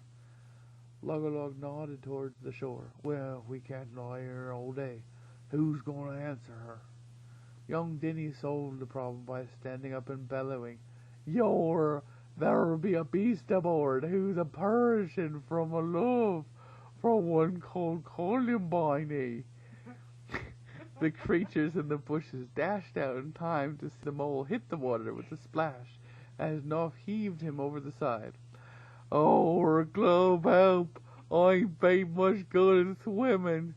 Hold fast there, young Din, Skipper called, as he was in the water like a flash. He held young Dinny up as eager paws hauled them aboard. Skipper, you old water walloper! Knopf, you old young pie bandit! Hello, Bella. Ahoy, it's me, Martin. Martin the warrior. Welcome home. Look who's here. Lady Amber, where's your ear? Loggerlog's voice rang out, and suddenly woodship was swarming with shrews, mice, hedgehogs, and squirrels and hares. Bring her hard over. Steady to the bank. Mind those masts on the trees. Steady that tower. Watch the head on the shallows. Jib flew to the ship and perched importantly on the rail. Ahem! I must fly and conduct good tidings to those languishing in concealment. As he flew off, Skipper chuckled. Does that mean he's going to tell the others? Strike me colors, but this is a fine handsome vessel. I'd never seen the like of it afore on old River Moss. You didn't steal it, did you, Nop? Is that 2 sails I spy? Wonderful. Oh, bro, Meg, look at the size of that tiller. That's a real sea-going craft, all right. What's that big skull on the forward for? A fish? I don't believe there's a fish that big in all the world. As the woodship burst alongside the bank, Timballisto held his paws, laughing heartily. Oh, steady, owner. You must be Skipper. I'm Martin's pal, Timballisto. We'll answer all your questions soon enough. And Lady Amber came aboard, gazing about in awe as they hugged Martin, Noff, and Denny. He smiled fondly at the warrior mouse as she patted his back. Martin, you've grown. You really do look like a full-blooded warrior now. What a beautiful sword that is. Is my father here? Where's old Boar the fighter? As silence fell over the ship's crew, Martin gently took Bella's paw. Come into the cabin with me, old friend. I have a long story to tell you. There were many stories told that summer afternoon while Martin and Bella remained in the cabin. Birdie and Cog, Spike and Posy sat along a group of woodlanders on the deck. The little logs wore brassy rat earrings and carried a round shield each. Their eyes were wide and mouths agape as North related the events which had befallen the travellers since they left Mossflower to go questing for Salamanderstrom. Ben Stickle-Goody and the Abbess were equally impressed, smiling broadly when North could not get his paw loose to illustrate a point where Columbine was clasping it tight. Toads, mateys! You've never seen toads as wicked as this lot. But when a eel came slithering out of the scream hole, was the eel quite as big as a tree, Mr. North? Twice as big, Spike. He'd have eaten you without even opening his mouth. Lady Amber chuckled dryly. Are you sure you saw mice with wings, North? I never saw them, but Martin and Denny did. Isn't that right, Den? Boy, right little bird mouses are flying inside your mountain. Was that Salamanderstrom Mountain, Mr. Denny? Indeed it was not. But chaps inside our mountain, never. Fat chance, young fella me old what? Old fire, hares and badgers inside our mountain, old lad. North looked severely at Trubbs and company. Who's a telling this story, me or you? Yes, be quiet and let Mr. North continue the story, Trubbs. Rather, he's a much better storyteller than you. Indeed, and isn't that little Columbine pretty? Then there was this beach here, North continued enthusiastically. Big, huge as Mossflower. Nothing like sand as far as you can see. Besides the water and the crabs. Oh, what's a crab, Mr. North? Well, it's like a spider, only 100 times bigger, with great nipping claws and lots of hard armor. Did Martin slay the big crab, Mr. North? Well, no, Furley. Actually, I ended up dancing with it. Ha ha! Was it a pretty lady crab, North? No, I think it was a drolly sort of male crab, Columbine. Oh, then that's all right. Ah, here, I nearly forgot. This is a necklace of shells I made for you. Put it on. Oh, thank you, North. It's beautiful. Are they crab shells? Oh, no, missy. Them shells. Collected 'em myself, I did. Well, North was busy dancing with the crabs, I suppose. Thank you very much, Denny. The mouse thief chose to ignore the reference to his dancing talent and continued the narrative. He told of the sands, the movement of the mighty sea tides, of the scavenging seabirds and the dead rat whose provisions saved their own lives. He described the meeting with Trubbs and company, and how they led the travelers to the mountain. North went on to tell of the fabulous place called Salamanderstrom, its holes, caves, stairs, and passages. He related to his amazed audience the saga of Boar the Fighter, of his roaring forge, gigantic battle sword, and his colossal bravery in the war against the sea rats. North told of the struggle that ended with Boar and Ripfang going together to the gates of Dark Forest, and finished with the capture of the ship Bloodwing, now called Woodship. There was a moment's complete silence. Then the woodlanders flocked about him, babbling questions. T.B. and other oar slaves were saved from further harassments by lugging large capper tubs home from the galley. "Right, form a line here. It's skilly and duff time." The young one sniffed the savory odors as he explained. "Seafood and potato stew. That's skilly. It'll put hairs on your chest like a giant sea dog. There's plenty of pepper and sea salt in it, too. Finish up and show me a clean plate. Then I'll dish you up some of my warrior's recipe. Plum and chestnut duff and cream, and beechnut sauce. Come on, there's plenty for everyone." Night fell as Woodship rode at anchor, kept safe in midstream. Martin emerged from the cabin, looking pale and sad after the news he had related to Bella. He called the 6 hares to him. "Go to the cabin. Bella wishes to talk with you," he told you.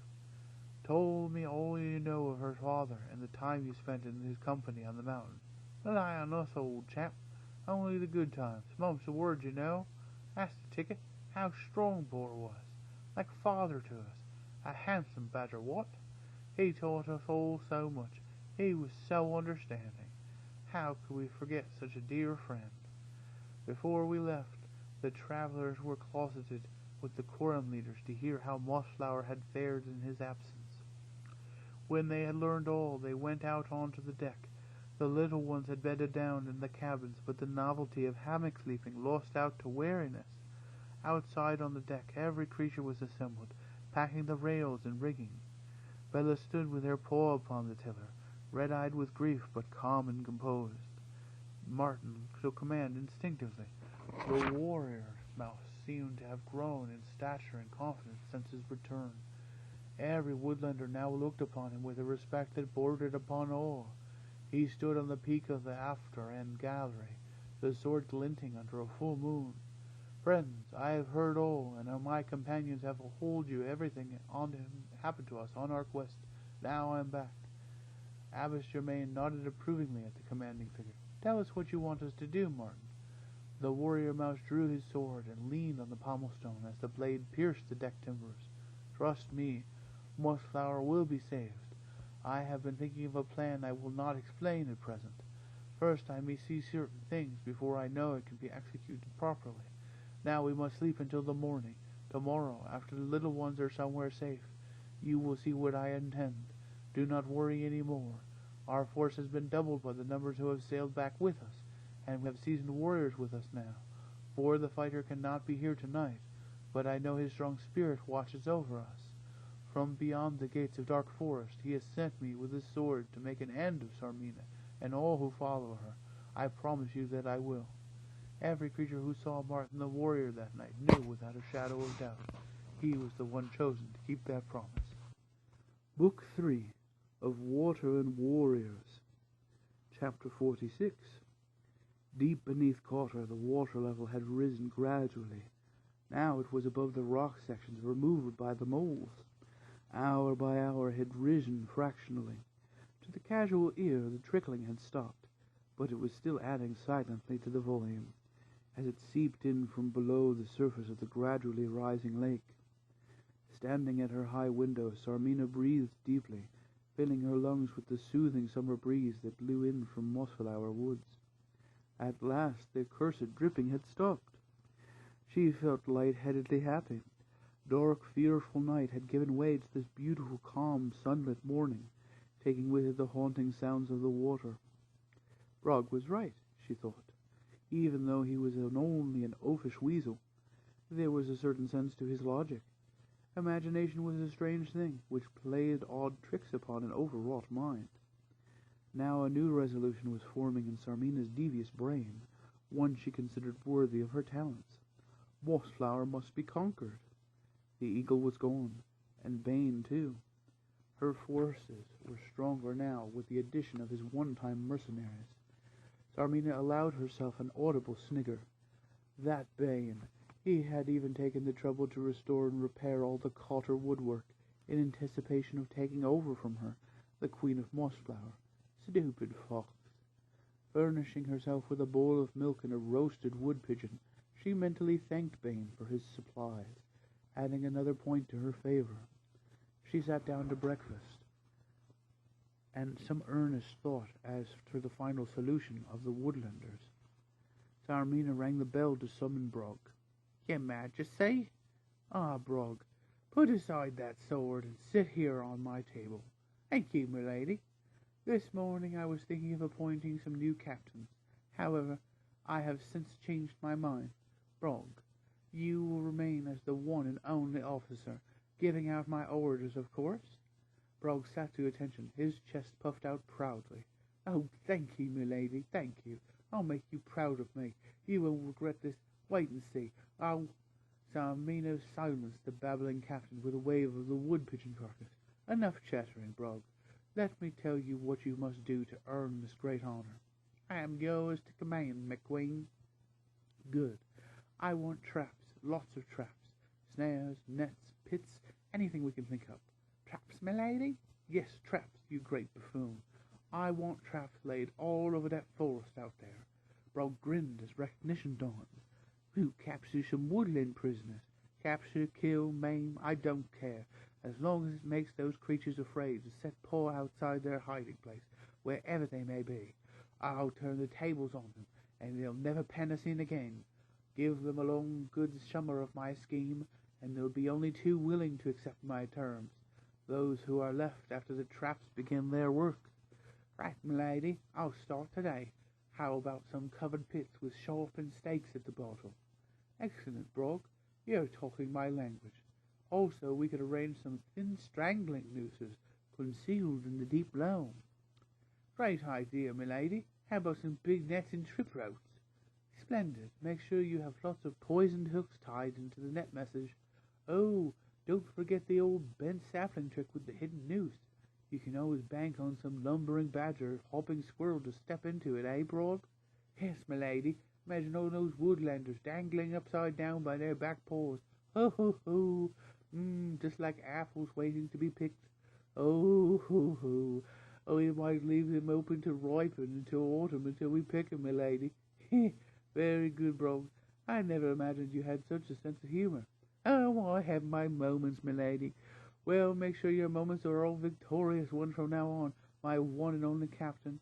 Brog saluted awkwardly, knocking the chair over as he rose. "Yes, Majesty. I'll get down to the very this morning." Taormina caught the end of his cloak, pulling him back. "There you go, rushing and dashing like a sparrow after a fly. Priorities, Brog. If you must do a job, do it properly. Take your time. Gather the right equipment together. Organize the troops into squads. Give each one a team leader and offer rewards for the most ingenious traps and the best results. Do you see the idea?" Brog's face brightened at the power he was about to wield. "You're right, milady. I'll spend all day organizing. Then we can have a start first thing tomorrow." He departed, leaving Taormina back at her high window, still clutching the wood pigeon.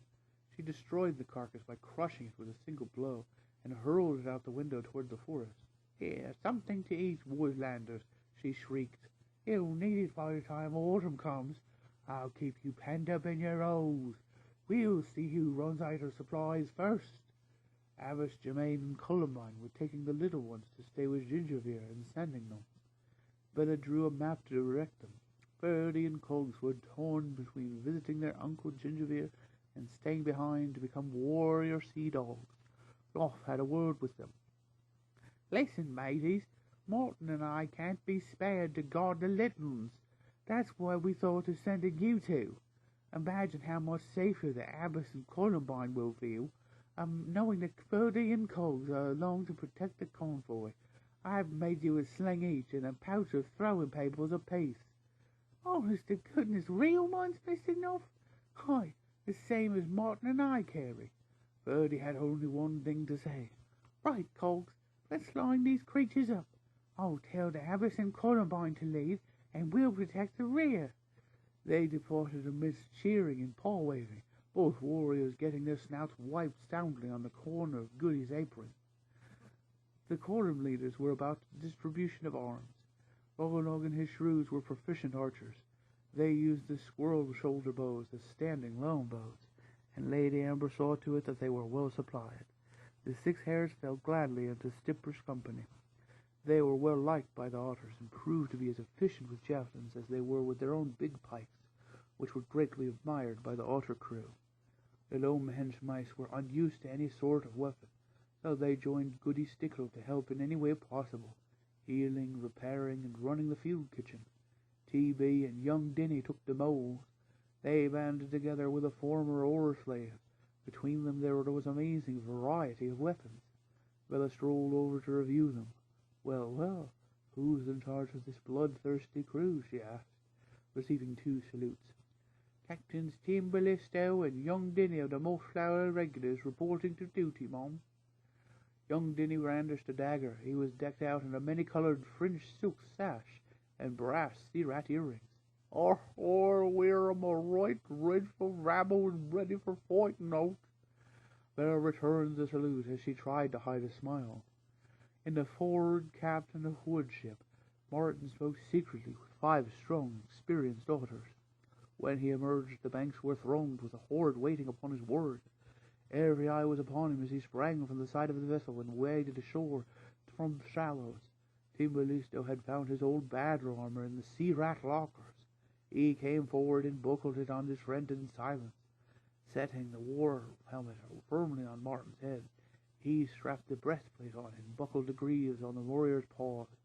Bella and the hares presented Martin with a scabbard and sword belt, which matched his sword to perfection. Martin turned to his army. Let us go and settle the score with Cotter. Brog cursed in the half-light before dawn as he tripped upon a coil of rope lying in the main hallway. The place was a jumble of snarling equipment. The weasel captain rubbed a bruised paw and wished he had not been so enthusiastic on the previous day. Picking up the rope, he hurled it at Chinwart as the rat was settling down for a quick nap on the corner. Come on, dozy chops, on your paws. I thought we were supposed to be helping me with this mouse. What about the others? The rat yawned. Why aren't they all awake and helping? Brawl paused, letting go of the net he was dragging to the doorway. Good idea. Why should I have to do it all myself? Chinwart, go and kick them out of their beds. Say that anyone isn't ready to parade smartly will be reported to the Queen. The threat worked. A few minutes later, the hall was filled with sleepy soldiers, but seeing Sarmina was not about, they offered no help. They lounged about, sitting on the stairs. Frog remembered Sarmina's advice. Attention, he called. First one out on the parade ground carrying a trap gets double supper this evening. Anyone who lies about will be sentenced to half bread and water. Chinwart grabbed 3 stakes and scuttled outside. The rest began half-heartedly picking up nets. Chinwart came hurtling back inside. Captain, you're out there, he said wildly. What are you yammering on about, rat? Who's out there? Woodlanders. Go and see for yourself. Recalling the last Woodlander raid, Brog acted with caution. He poked his head swiftly around the doorway nervously, getting ready to pack back in case of arrows. The main gates had been flung agape. Standing at the open, with the dawn mist evaporating and the sun around them, were a number of creatures. A badger, a mouse in armor, and that brawny otter. Brog did not linger to see if there were others. Chinwalt, go and rouse the Queen. Quickly, he ordered. Sarmina came bounding down, wide awake. She peered round the doorway with Brog. Oh, at last they're showing themselves.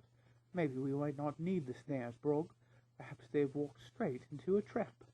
But, milady, they're carrying a white flag. Doesn't make that peaceable? Brog protested. Don't believe all you see, Brog. You're carrying a sword, but that doesn't make you a soldier. Let's hear what they have to say. As she stepped boldly out into the open, Sarmina whispered out the side of her mouth at Brog. Get the archers. Wait for my signal. None of the deputation was armed, except for the mouse who carried a sword at his side. Sarmina recognized him immediately, also the cheeky mouse thief standing beside him. She curled her lip in scorn. Escaped prisoners and woodland rebels. What do you want? We are the leaders of the quorum, come to deliver an ultimatum. The warrior mouse's voice was hard and clear. Sarmina's mind was racing. All the leaders here in one place. They must not be allowed to escape alive. Had Brog organized these archers? Well, here I am. Speak your piece. The wildcat queen kept her voice deceptively calm. The warrior pointed a mailed paw at her. Listen carefully to what I have to say, cat. You and your creatures have no right to tyrannize or try to enslave woodlanders. We are honest and free. Mossflower is our home. You insolent upstart! Sarmina laughed harshly. I should have killed you when I had the chance. Do you realize who you are threatening? I am Sarmina, Queen of the Thousand Eyes, ruler of Mossflower. Her adversary did not seem impressed. I am Martin the warrior, and I have not come here to make idle threats. This is what I have to say. Leave this place by sunset today. Take your army with you.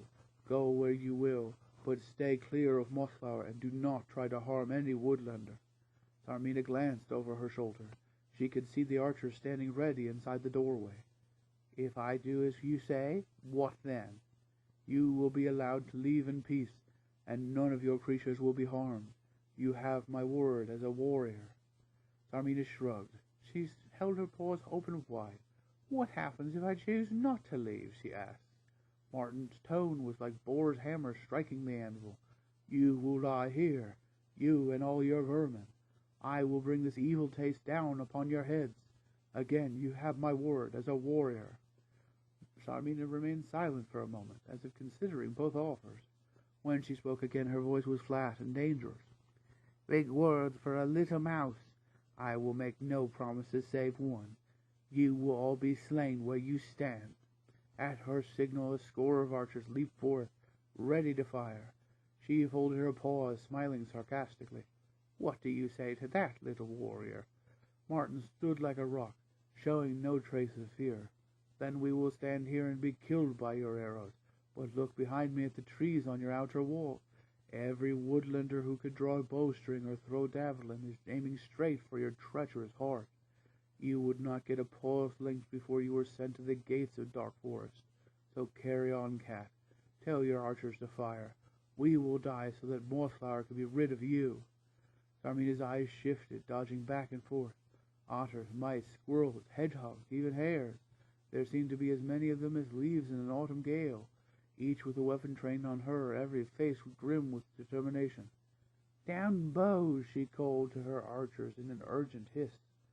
The archers pointed their arrows to the ground, allowing the strings to slacken off. The quorum leaders began walking backward out of the gateway. Sarmina extended a quivering claw.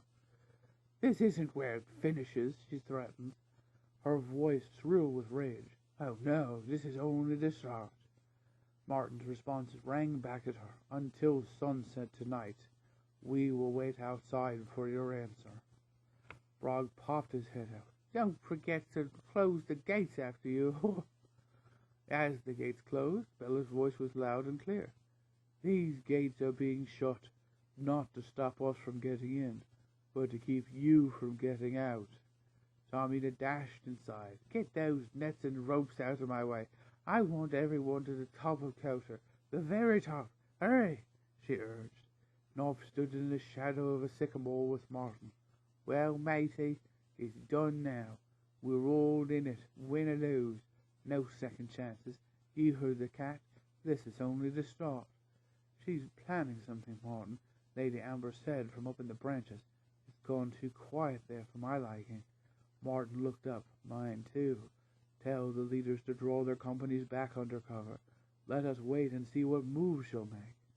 Whispered orders went out, and the woodlanders moved back, blending into the green shade and mottled shadow.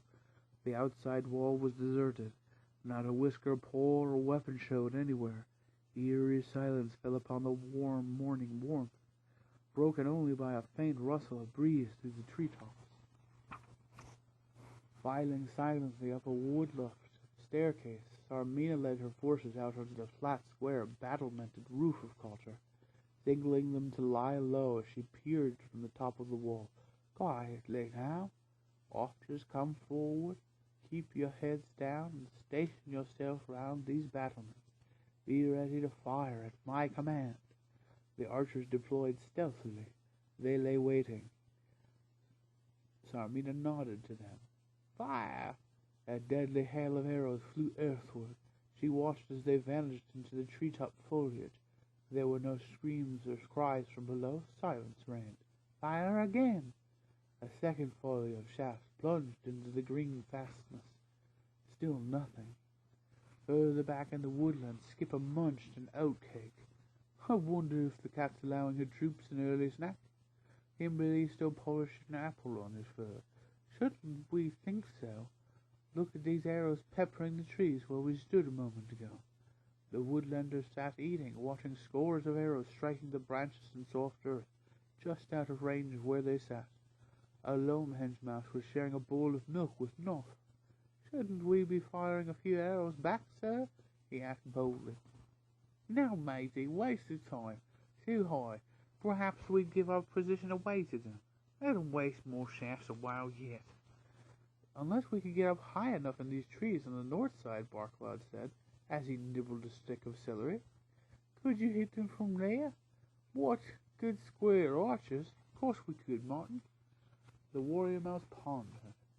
Possible, I suppose, but we'd need something to decoy them into concentrating the fire over this way. Any ideas, Amber? Taormina waved her paw for the archers to cease fire. Some of them did not see her and kept shooting. Stop! That's enough, fools! She shrieked. Can't you see it's not there? The arrows stopped. A fox named Bentbrush turned to his companion, a rat named Weg. Bang would have said Salt we had something to weed 'em out, he said nostalgically. Like what, for instance? Well, I don't know. He saw something. If he was so smart, why is he so dead now? Look at the bushes are moving down there. Taormina was alongside the rat in a flash. Where? Show me, she demanded eagerly. Now, right boy Willouch was shooting. The fringed bushes at the wood's edge were indeed shaking and rustling. Taormina smiled with satisfaction. So, we weren't even just wasting arrows, some of them hit. Over there, you lot. Give those bushes a good raking with arrows. I don't want anything alive down there. Ready? Fire! The shafts went through the bushes like a shower of rain. Lady Amber climbed high in an elm until she glimpsed the back of the soldiers over the battlements. Notching an arrow to her bowstring, she murmured to the 12 stout squirrels who were following her example. 3 shots, as quick as you like, then away from here. The shafts flew straight and true, striking the huddled group who were firing upon the bushes. Taormina was shaved by the body of Bentbrush, who fell across her, 2 arrows protruding from his back. There was nowhere to run on the open roof, and a score of soldiers were struck by arrows. Before they could recover and retaliate, the squirrels had gone. Logolog and Fourmall sat aside some distance from the bushes. Well hidden, they tugged vigorously at lengths of rope that were attached to bush and branch. How long you keep on you tugging these ropes? Take a rest now, Fourmall. They've stopped firing. The Lady Amber and her squirrels swung from the high branches. Good decoy, Martin, she congratulated him. We gave them something they won't forget in a hurry. Nearly got the cat, but a fox fell across her.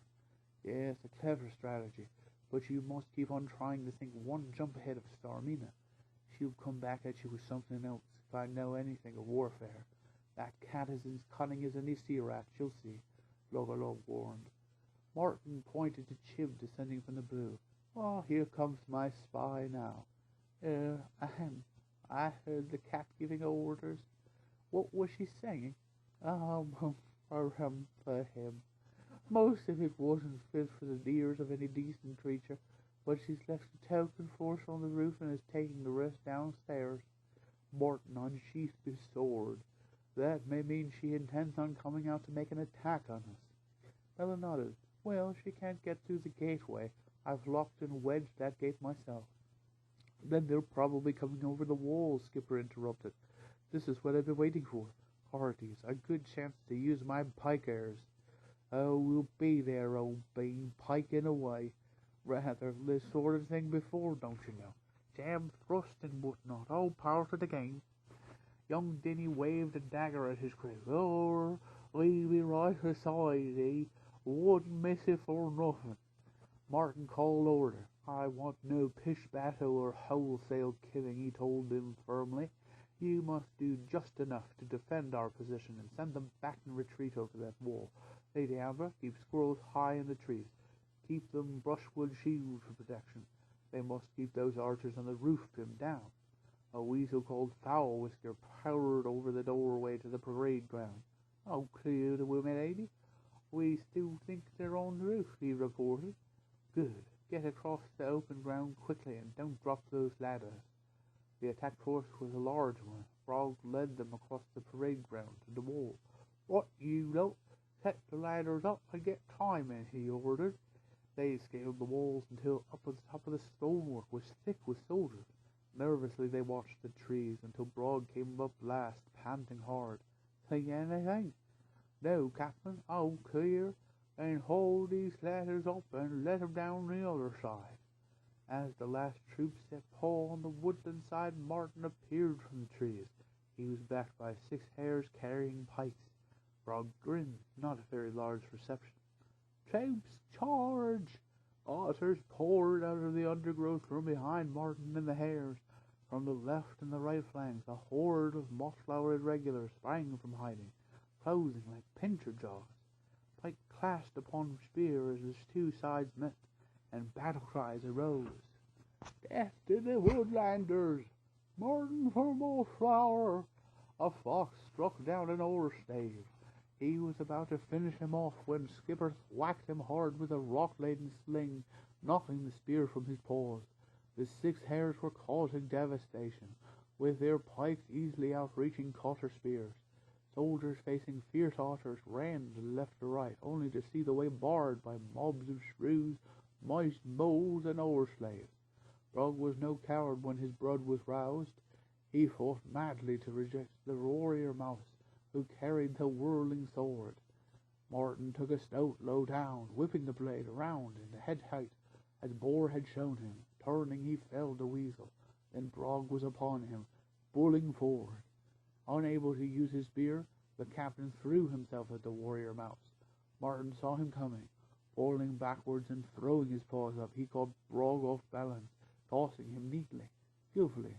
Brog landed on all fours. Carrying his curved sword, he came thundering back from the point held low. Martin rolled to one side, leaped straight up, and chopped down with a double-pawed swing. The weasel captain found himself holding a sword handle from which the blade had been completely shorn. He backed up to a tree with Martin's sword at his throat. "Back over that wall, now!" The warrior's mouse's voice snapped like a whip. To Brog's surprise, the blade lowered. He found himself dashing for the wall, shouting aloud, "Retreat! Retreat! Back to Cotter!" Skipper hefted a javelin, taking aim at Brog, but Martin's sword pushed the weapon aside. "Enough, Skipper. Let him go."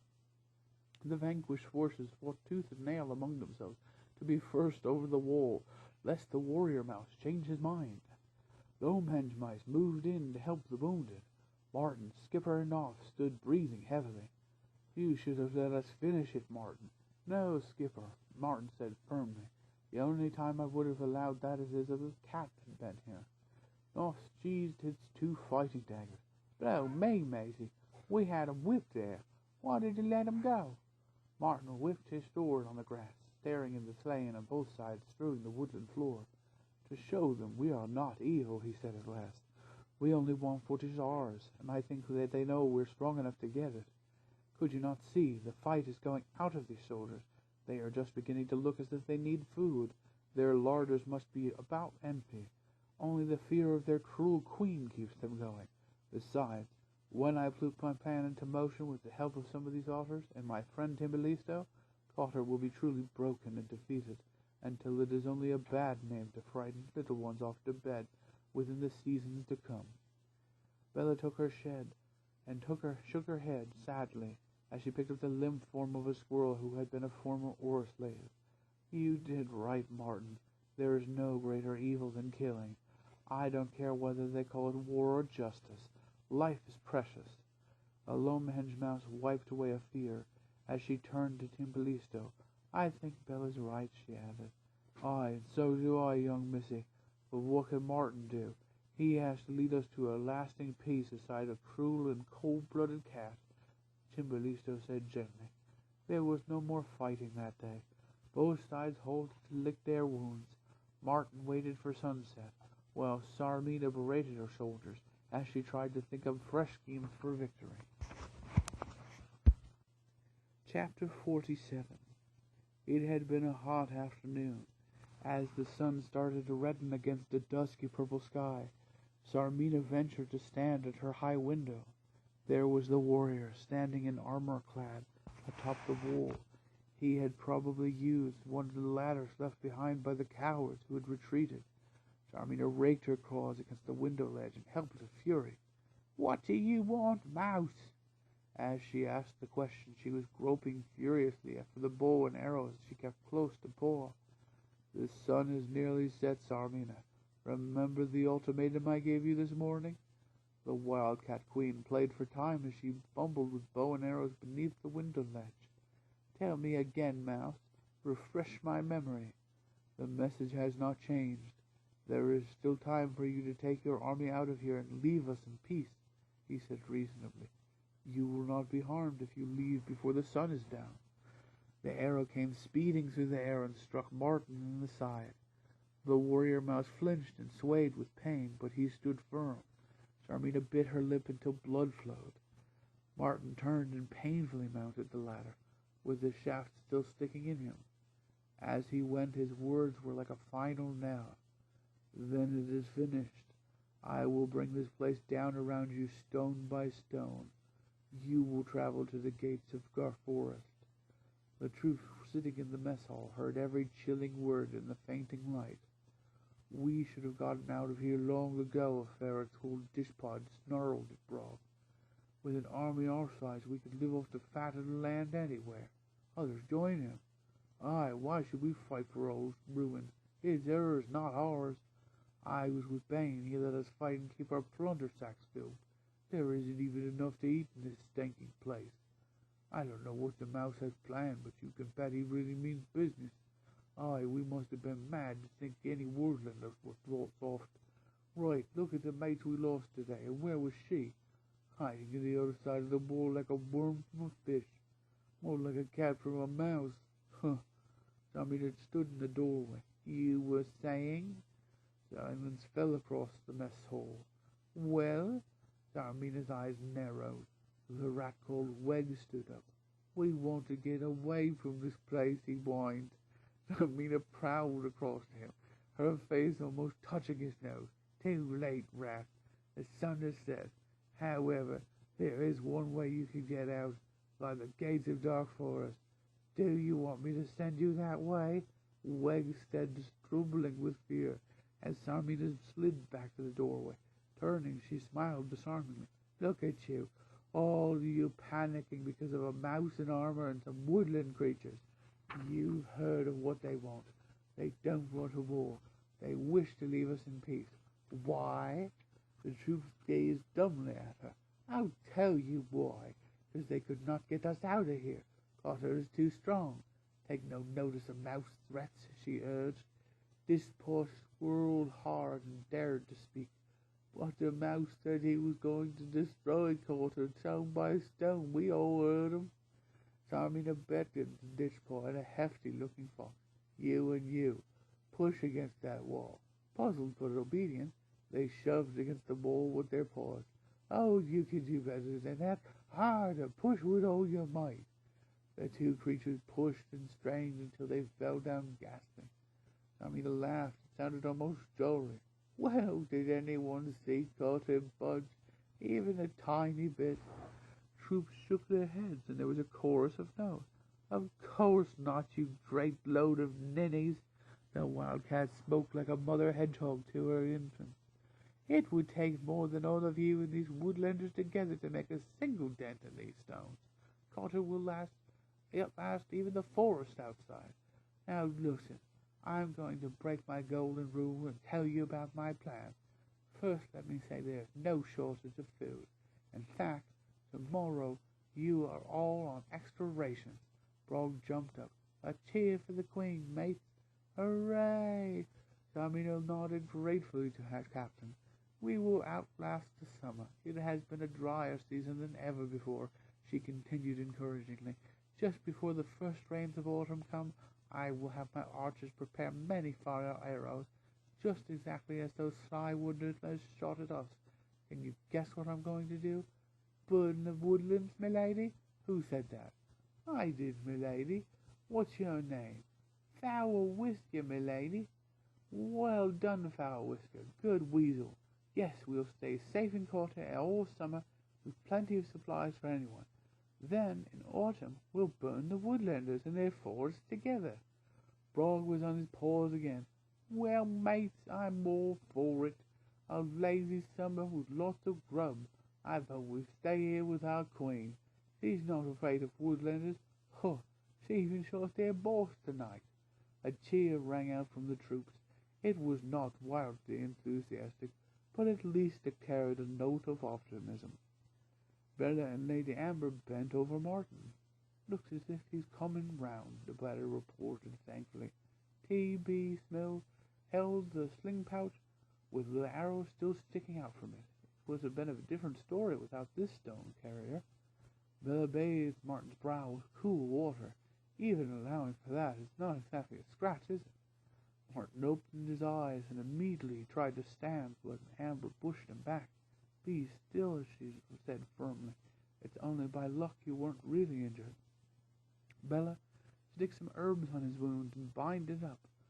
What hour is it now? Martin asked, looking at the sky. Not long before midnight, matey. Bella, thank you, but I must stop fussing over me like a mother hedgehog. I must get up. There's important work to be done. Bella extended a paw.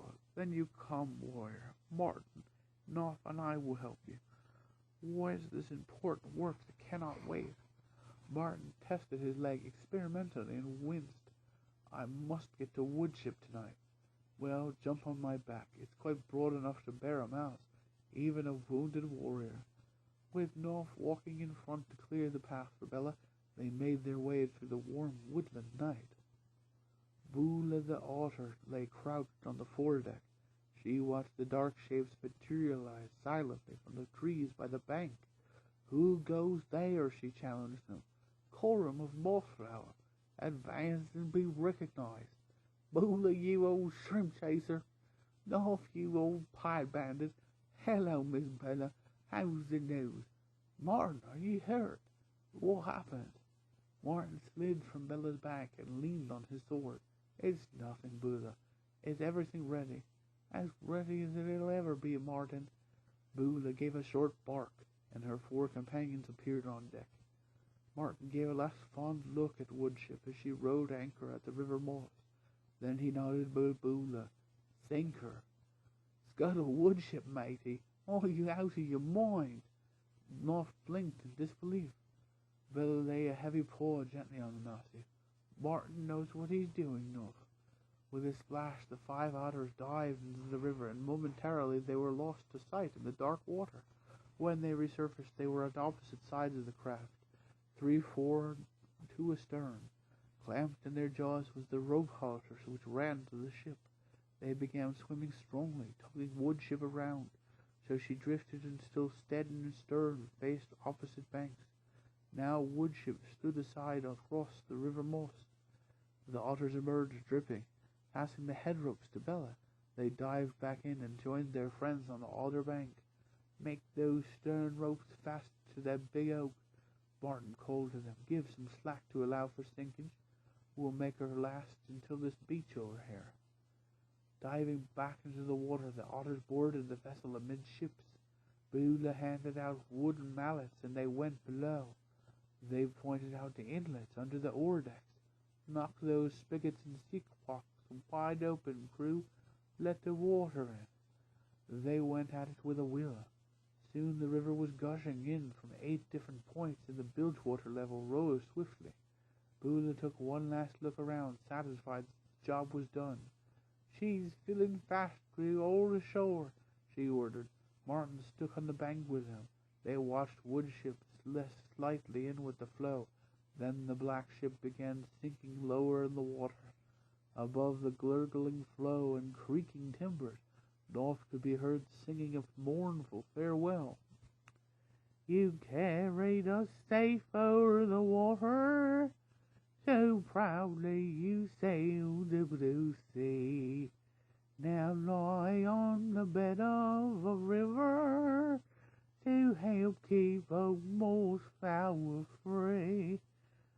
But here in our hearts we will keep you, woodship, like a great bird of freedom upon that last trip, with the wind in my whiskers, surrounded by friends.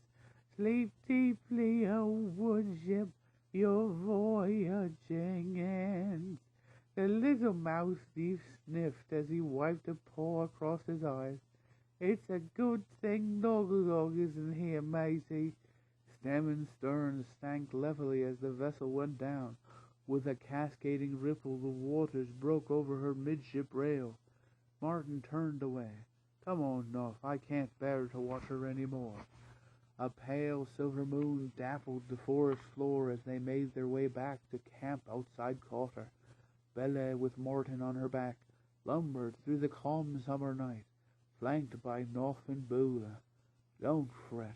It was a great act of sacrifice, a brave thing. War would have been proud of you both, she consoled them with her gruff, gentle voice. Beulah was a little bit more cheerful. I bet you when this is all over, the skipper will find a way to refloat your woodship. Nuff looked across at the otter. You really think so? You're not just saying it to make us feel better. Beulah winked. Oh, of course not. We never stowed her in. Just opened the inlet. She's not damaged. Don't you worry, matey. Skip will sort it out. He's got other things in his head besides water in his ears, that's for sure. Back in the river, only the tops of stem, stern, and masts were showing. The bilges had settled deep into the riverbed under the steady pressure and weight of the inflowing water. Now the river Moss was blocked. It began overflowing its banks, backing up and pressing against the sunken ship that barred its course. In less than an hour there were only 3 points where the dammed-up river could explain. Straight down the flood tunnels. The swirling waters gushed in with a thunderous rumble. A creamy brown deluge poured underground, sweeping earth, loam, twigs, rocks along in its mad rush. It ripped through the tunnels, tearing and battering at the walls until the shorings were swept away, and the whole thing was welded into great one torrential underground bore, hurtling towards the lowlands where Cotter stood. Ormole and old Denny were dozing in the crusts of deeper and ever pie when they felt the ground reverberate under them. Ormole pressed his snout into the loam. There she goes, old Den. Don't need no digging claws to tell he won't be happening on the ground. Oh, those varmints be soon be getting a good bite of their eyes, I do believe. Stand on my tunnel, I do like by. The Mossflower slept on through the night, which was still and calm, but only on the surface. Weg the rat yawned and shivered. He tugged the old grain sack which served as a cloak tighter on his skinny body against the after-dawn freshness. The morning had started cloudy, with little sunlight to provide warmth on the flat roof where he was stationed on watch. Brog came stamping up. Rubbing his paws together, he glanced at the battlements at the still woodland. White night, eh, Weg? Aye, but chilly, though, and they're still out there, Weg reported. Those squirrels been shooting again? Nah, they don't, but we don't. I think there's something going on down there. Brog squatted along downside Weg. What can they do? You heard the Queen. We just sit tight until the moment's right. Oh, says she, these woodlanders ain't as green as they grass-coloured, Weg answered back cheekily. Brog shoved him playfully. You let me and my lady worry about that. Had your breakfast yet? No, not yet. I'm starving. Any chance of slipping off for a bite to eat, Maisie? Matey, you mean Captain, don't you? All right, Captain then. I go on, but send a release up here. I've got other things to do, so I'd stand a guard for the like of you. Weg rubbed the stiffness from his limbs. as he hobbled downstairs, making for the pantry rather than the mess, as there was more than chance of food near the larder. A fox passed him, wiping and scrubbing his paws against the stone. "Damp down there, mate. Water's coming up between the pantry floor stones," he warned. "Water? Where?" They both looked up to see Sarmina coming down the stairs. The fox beckoned over his shoulders. "Down there, m'lady. Anyhow, it's always been as damp for those stairs."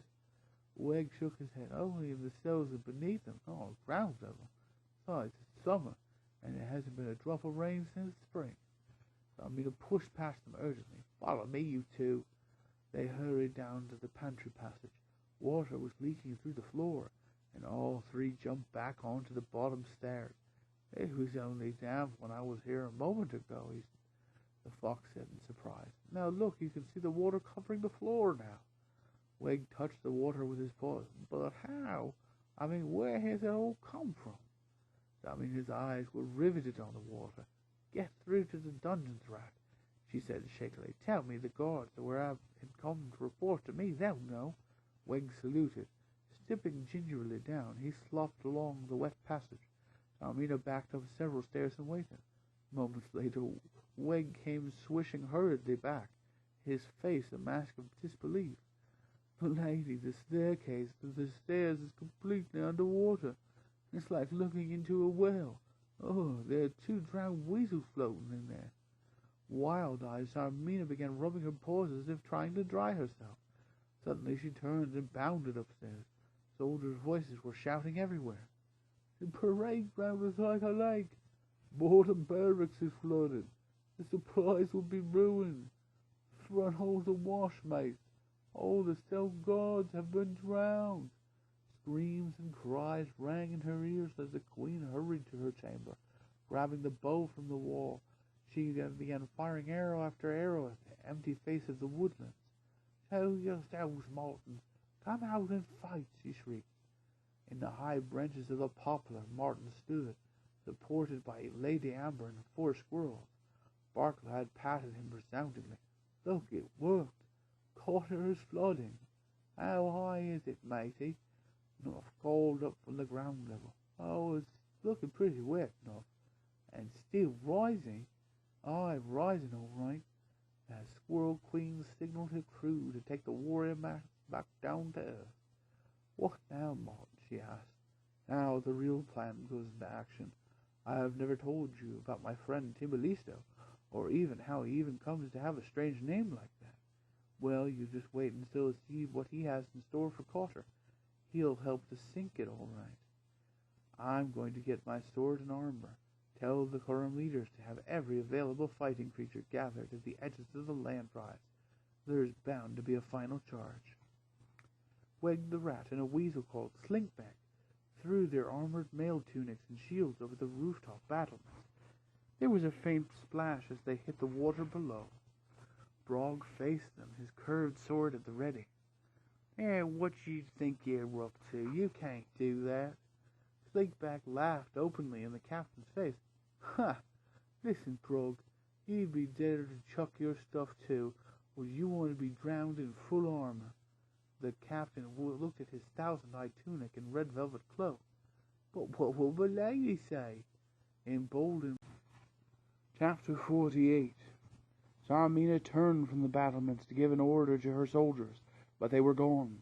The roof was deserted. Below in the water were foxes and weasels, ferrets, stoats, and rats. Some were swimming, others were hanging on to doors they had hacked off with their weapons. Wood and window shutters, tables, benches, anything they could float, was being utilized by the fleeing army. The rooftop shook from another assault from the siege catapult. Rogue stood faithfully at the head of the stairs. "You'd better come down, my lady. The whole building is starting to crumble inside. Hurry, before the stairways collapse," he advised. Sarmina turned left and right. She ran to the battlements, looked over, and ran back in agitation. "You'll see. We'll win yet. It's that traitor brother of mine, Gingervere. He must still be alive. A single mouse couldn't have thought all this up. I should have killed them both and made sure they were dead when I had the chance," she ranted. Leaping the spaces where the stairs had been demolished, the Queen and her captain made their way to the high chamber. It was still intact. Beneath their paws, it rumbled and crumbled in its death throes. The whole place was beginning to disintegrate into the massive, rapidly rising lake which surrounded it. Brog lifted a table and slid it out the window. It did not have far to go before it splashed into the water. "Hurry, my lady, we can both make it out of here on the table." Helped by Brog, Zarmina made an undignified scramble over the window ledge. She lowered herself onto the upturned table. It rocked crazily in the water, but stayed floating. Brog climbed up on the window ledge. "Hold it steady, milady, closer to the wall so I can get on." Zarmina ignored the captain. She pushed further along the wall until the table was beyond Brog's reach. "Milady, wait for me!" "Don't be silly, Brog." Zarmina sounded almost condescending. "You can see there's only room enough for your queen on this thing. 2 of us would sink it." The captain scratched his head dully as if trying to understand. "But, your majesty, what about me?" Zarmina pushed along further the wall. "Oh, you'll find something, Brog. Get ashore and regroup the army. I'm going to find that mouse warrior and my brother Gingerbeer. Don't you worry, I'll make them pay for the loss of Cutter." Zarmina floated around the sinking stronghold, propelling herself along the walls by paw to the other side, where there were no woodlanders. Brog crouched miserably on the windowsill, trying to make up his mind which surprised him more, the desertion of Zarmina, his queen, or the arrival of a huge ballista boulder which put a bend to his bafflement forever. It was a tranquil summer morning, far to the east of Mossflower. On the farm the small creatures were out, tending crops with Gingerbeer and Sandingnum. It had become a second home for the young woodlanders who had made their trip to this peaceful haven of refuge. Abbess Germaine and Columbine sat on the river bank together. Columbine was busying herself with roots she was drying. It was a good area for medicinal herbs and plants. The abbess had charcoal and parchments. She was drawing something. Columbine watched from the corner of her eye. She remembered Lomehenge.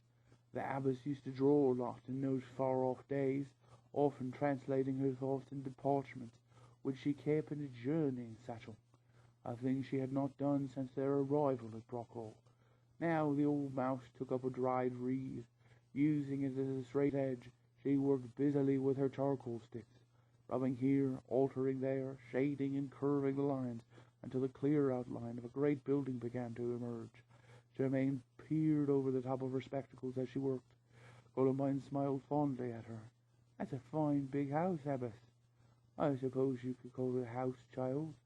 I've had this idea in my mind since we left Lomehenge."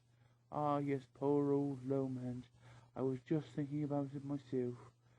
Perhaps we could still have your big house there, had we been able to stay," Columbine suggested. "No, that would not have been possible, Columbine. There was very little local stone around the Lomehenge area." Columbine put the roots aside and looked at the drawing with renewed interest. "Then this great house is not just a dream. It could be built if we had the right material and location. Plus, of course, the creatures to build it."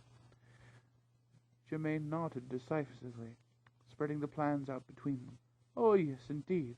Let me explain. This would not be a mere house. The building I am planning would be a real abbot for all woodland friends who wish to live there. A peaceful place where all would exist in happiness." "How lovely!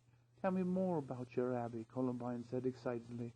The old abbess explained eagerly, pleased to have Columbine showing interest in her blind child. "See here, this is the outer wall, with its gatehouse, small wicket gates and big main threshold. Here is the main building, bell tower, great hall, kitchen, dormitory, infirmary, storeroom, cellar spaces. I have thought of everything that a proper abbey needs. These areas around the large building are enclosed within the main walls. There are orchards and fields to grow crops in, a pond, and everything it would need to be self-supporting. This is a dream that could become reality if Mossflower were freed." Columbine gazed in wonder at the well-outlined plan. "You say it could become reality?"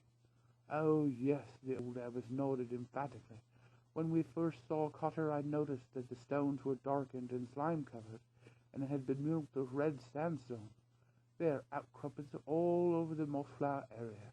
Yesterday I crossed the river Moss on a log, and there is an old quarry over there. We could hew an endless supply of good stone from it. A beautiful dream, Abbess. Maybe someday. Abbess, Columbine, hurry up. We've made you a lovely cheese and apple salad, but Cog says he'll eat it all unless you come right away.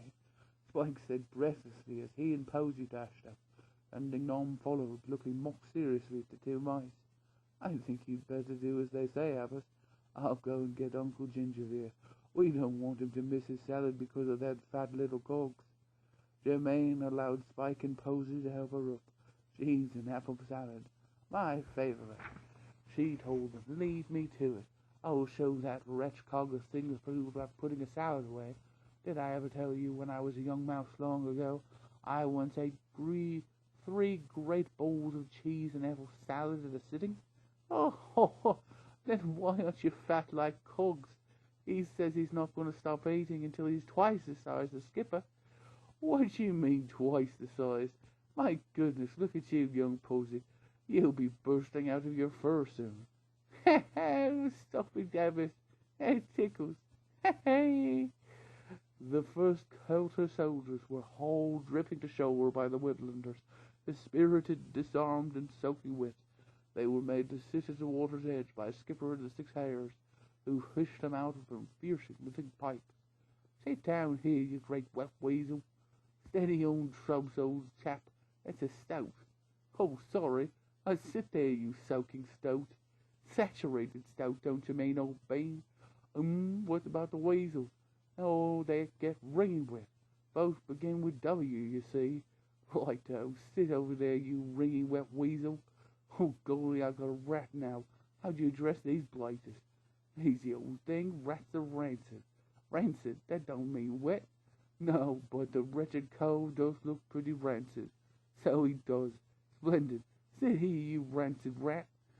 Skipper patrolled the ranks of the defeated troops and eyed them sternly. Sit tight, vermin, he said sternly. Keep your paws on your head. I can see them. First one to make a funny move goes straight back into that water on the end of a pike. Understood?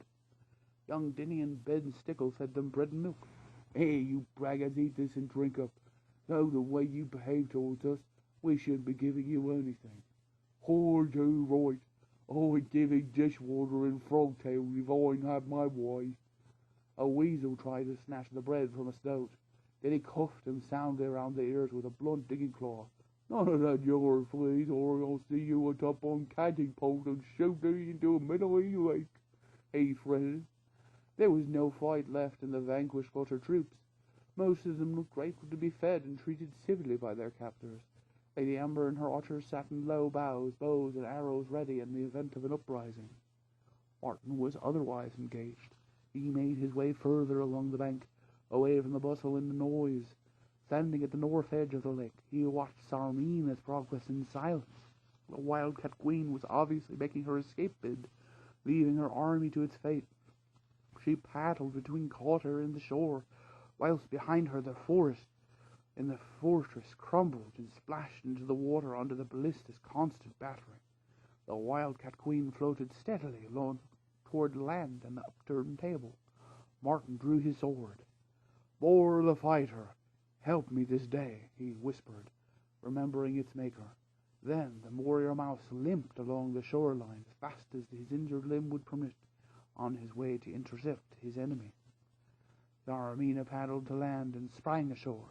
Ignoring the activity on the east side, she stared miserably at Cotter. There was no further need of rock missiles. The flood had done its work. With a rumbling crash, the last of the roof caved in. The whole structure disintegrated, splashing into the great lake. There was a boiling of muddy brown bubbles. Then the lake surface went under the grey mud-day sky, rippled only by the soughing wind. Cotter was gone from sight forever. Zarmina drew back her head in an anguished yowl and ran to the water's edge, drawing back swiftly as the wetness touched her paws. "I have kept your promise to you, cat. Cotter has fallen." A stern voice called out from behind her. The wildcat queen froze, fearing to turn around. "Gingerbeer, is that you?" Martin strolled from the water's edge and stood a short distance from his mortal enemy. "I am Martin the warrior, son of Luke, friend of Bor the fighter." Sarmina turned to face her foe. "So it is you. Well, my little warrior, where are your woodland allies? Not here to help you?" Martin leaned upon his sword. Now the moment had arrived. He only felt contempt. "Sarmina, you are queen of an underwater fortress, ruler of the fishes." His voice had a mocking ring to it. "Cat, you are scum, floated ashore on an upturned kitchen table, nothing more." Stung by the scathing insult, Sarmina gave a scream of rage and dived straight upon Martin, digging her claws into his back. She gave a mad yell of triumph, which was swiftly followed by a yowl of pain as the keen blade slashed her ribs to the bone. Martin winced as he swung his sword. Feeling Sarmina's claws pull free of his back, he stabbed furiously at the great furred bulk of the wildcat. She leaped back a pace. Maddened by the same berserk rage that had driven Bor onward, Martin hurled himself towards the surprised wildcat. This time Sarmina took through thrust in the flank before she raked the warrior's face savagely with vicious claws. The helmet was torn from Martin's head. Armor flapped loose as Sarmina disentangled herself, but he managed to pierce her thigh right through. They crouched panting for a moment, both sorely wounded. Then Martin dashed the blood from his vision, and with a bellow of rage he charged the wildcat. This time she was ready. Sarmina nimbly sidestepped, cruelly striking Martin's back as he plunged by. Further the wounds she had further and quickly. The warrior mouse fell heavily upon his face and lay still. Sarmina licked her wounds, evilly chuckling. She had finished her enemy off. Then Martin stirred. Shaking himself, he stood upright, gripping his battle blade with both claws. The warrior went headlong at Sarmina. Despite the shock of her opponent's recovery, Sarmina swiftly gathered her wits, sidestepping once more. This time Martin sidestepped with her, striking a mighty blow to her back. The wildcat queen screamed in agony, rounding suddenly on him. Paw grasped claw, teeth bit fur, kicking, scratching, gouging, and stabbing. They rolled over and over on the bank in a shower of flying earth. Sarmina freed herself, leaving Martin prone on the ground. Once more she backed off, licking her wounds. "Got you that time, Woodlander," she crowed. Digging his blade into the earth, Martin heaved himself up, breathing raggedly.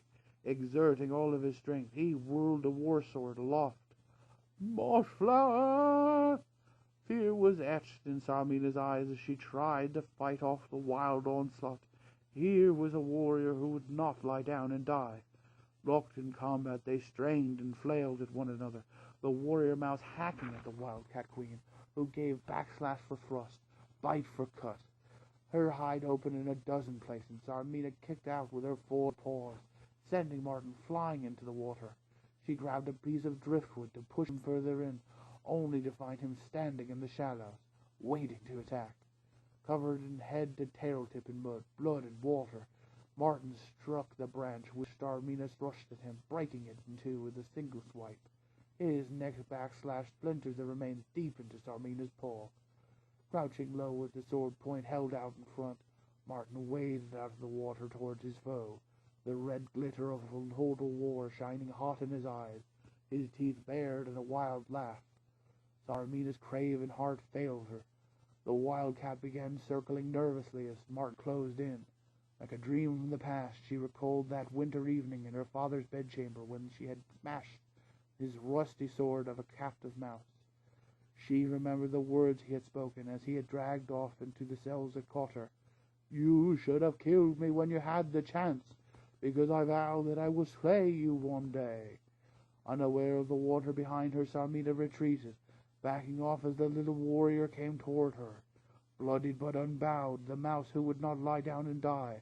Martin, the one who had fought like a great male badger. Back she paced, her eyes shifting from the gleaming blade to Martin's piercing eyes. Deeper and deeper into the waters of the lake went the Queen of the Thousand Eyes. Even though Martin had halted upon the lake shore, he seemed to be getting larger, towering in her vision. She had to get as far away from this threat as she could. Suddenly, Sarmina realized she had gone too deep. The energy drained from her body. Dry land seemed miles away.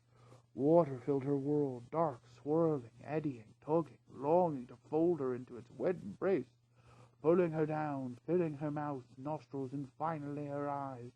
The dream had come true. The nightmare was alive. Back in the shallows, Martin dragged his wounded body onto the land. Trying to lift his sword one last time, he managed to gasp out, "Sleep in peace, boy. Mossflower's free." The shining sword slid from the warrior's grasp, and he fell to the earth, a limp, sodden bundle. The captives on the lake shore were seated in ranks. Paws on heads, they disputed in low voices with each other. "I think we're safe. These woundlanders aren't killers. Huh, if we had been captured by Bane or Sarmina, it would have been a different story, mate. I'll say, we could have been floating face down in that lake by now, those who hadn't sunk. Aye, instead the woodlanders fed us and cared for us. Better grub than I ever had at Cutter. Better forestalled any further comment by standing upon a mound and calling for order. Attention, all of you, listen to me." Murmuring died away as the former army of Cotter listened to hear what was in store. The badger pointed over their heads at the lake. "Look, turn your heads and see. Cotter is gone forever. Now you have no leader or walls to hide behind. The war in Mossflower is at the end. You are defeated." Late afternoon sun emerged through the clouds as Bella continued. "We do not make total war upon you, because we are not killers. However, that would be not the case the second time. Remember that." A timid pause showed in the ranks. It was Weg the rat.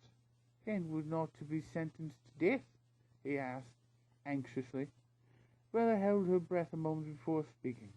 No. There was an audible sigh of relief from the prisoner. Weg could not resist a second question. "What will happen to us?" Skipper stood on the mound beside Bella. "Right. Clean up your logs and listen hard, mateys. I'll only say this once. You will each swear an oath that you will never again carry a weapon or come near Mossflower country. Though if I had my way, none of you would have got out of that lake alive today. Be that as it may, Bella Brookhall here has said that you have been a spare, so you have her to thank for your lucky escape. But I'll tell you this, any creature who doesn't agree to our terms, let him show a paw now. The lake is still here, and so am I." The captives immediately sat upon their paws. "Good." Skipper nodded his approval. "Now you will remain here until tomorrow, where you will be escorted under guard to the flatlands west of here. You can travel west to south, but not back up north, and certainly not back here to our land. That is all for now. Be still and behave." Bella and the skipper stepped down to join Amber and the others. Amber looked concerned. "Where's the big Capricorn, dude?" Timberlisto was worried too. "Where is my friend? Has anyone seen Master?" he asked anxiously. Ben Stickle nodded. "Just before Cotter fell into the lake, I saw him on the bank. He headed up that way yonder." "Then he must be found straight away," Bella interrupted. "North, you and I will search the water's edge. The rest of you stay here and keep an eye on this lot." Before they moved off, Bella issued a warning. "Watch out for Sarmina." Young Denny, Bella, and North halted further up the bank. Timberlisto joined them, refusing to wash captives while his friend was missing. Bella looked about. "I don't think he would have come this far with his wounds. In all that armor, he couldn't possibly have traveled fast enough. Aye, besides what we have here, we wanted all this time long along the shore, while we were capturing prisoners further down." North agreed. "If I know my friend, I think he must have spotted the cat. Or my digging claws will be telling me Martin about some wars. How do you feel it?" "Well, we better trust you then. The old digging claws have not been right long, matey. Look at her, squinting hard. The mole pointed further along the shoreline, to where the sunlight was clearly glinting off a shining object. North broke into the run. "By the stakes in fur, matey, that must be his sword." The little mouse thief was the first to reach the fallen figure of his friend. Denny, Timberlisto, and Bella came as fast as they could to the spot where the sword lay. They found North blinded by tears, his whole body shaking with grief as he knelt by the pitiful bundle that was his friend. "He's dead! They've killed our Martin!" Then he knelt beside him, burying his face in the earth. "Oh, nay, Flenny, don't be true!" The two friends wept bitterly. Timberlisto would not, could not, believe that after the short period they had been reunited, his friend had been taken to the gates of dark forest. Timberlisto turned Martin gently over, bearing his limbs straight. Swiftly he hurried to the water and filled Martin's helmet. Soaking a cloth, he dabbed feverishly at the fearsome wounds that covered his friend's body. Who could have done these awful things to a living creature? Knopf wiped his eyes, picking a long broken claw from the earth. He held it out to them. "Sarmina, that's who," he said grimly. Then he squinted at the claw. He cast about, sniffing and sifting with his paws, finding many traces of blood on the ground.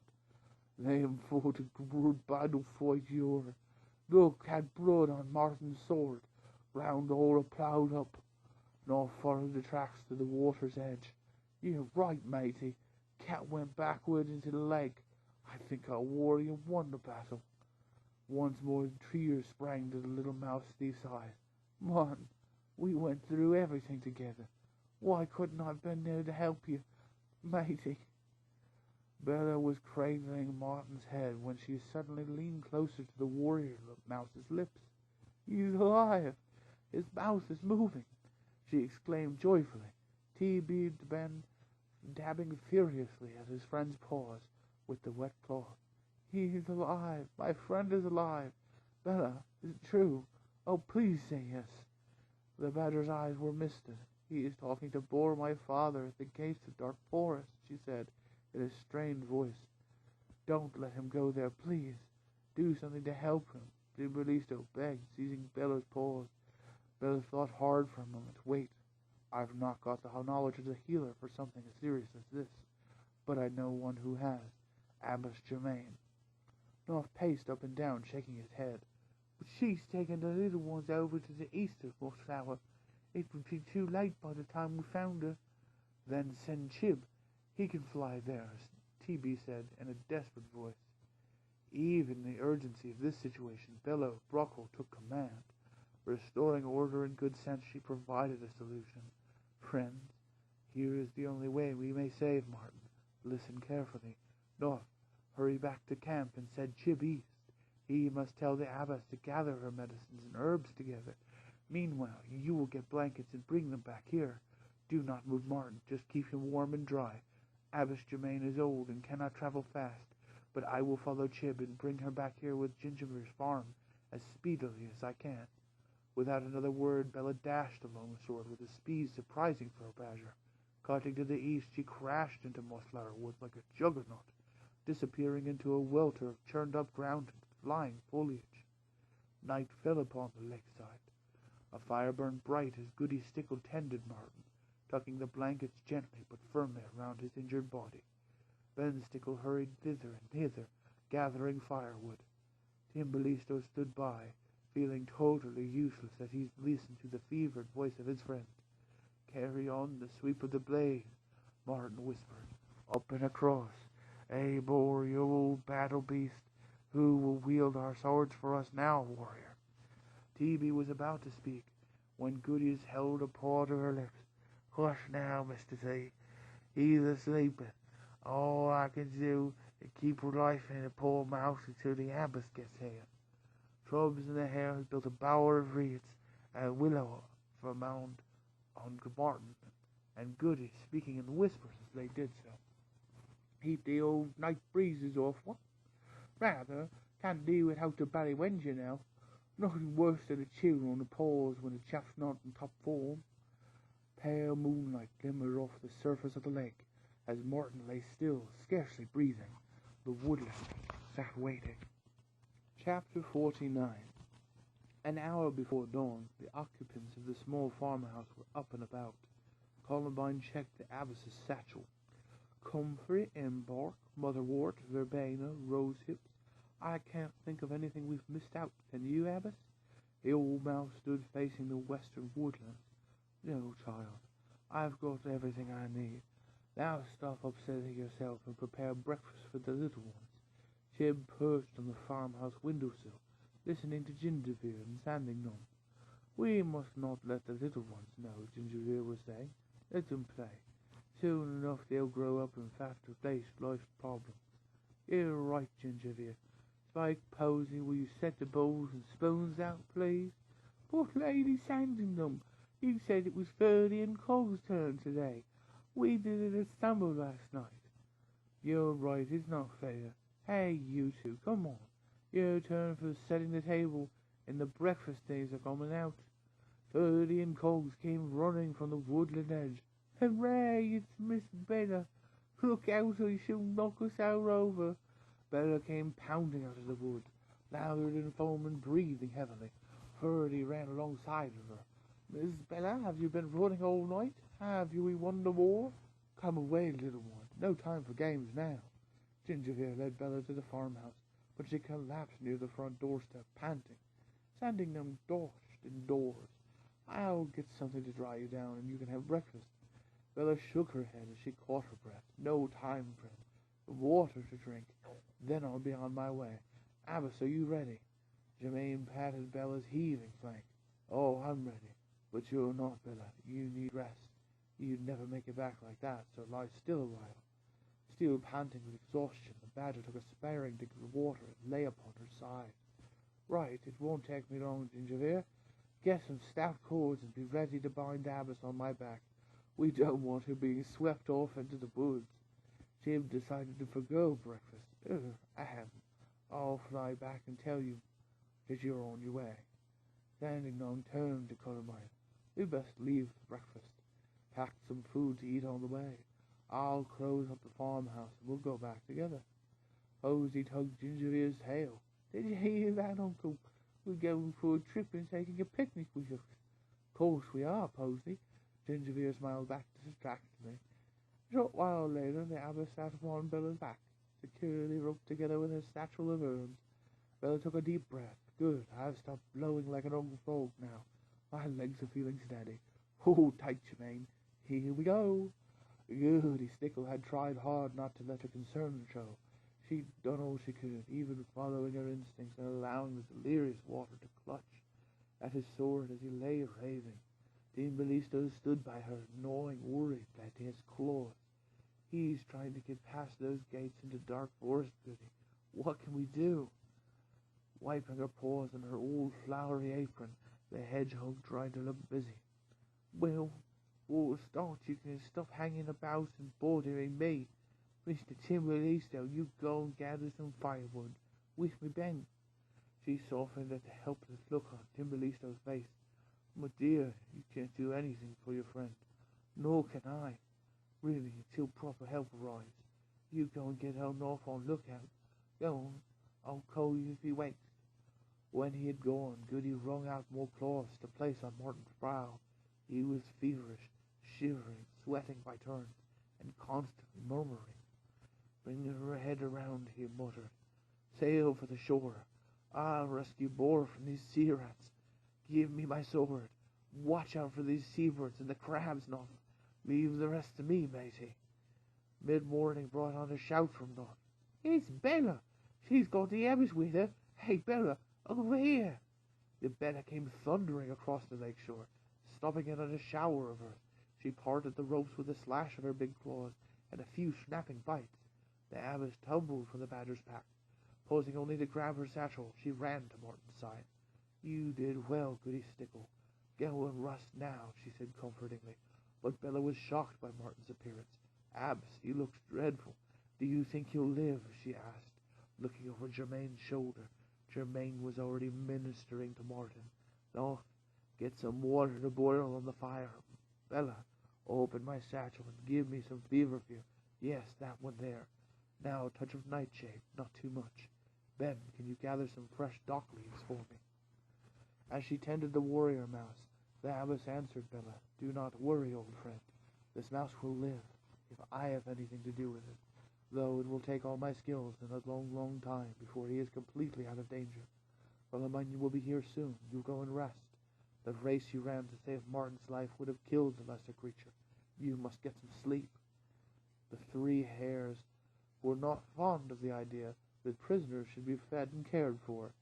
Prodding the defeated troops of Cotter with their pikes, they drove them 10 at a time to the lake.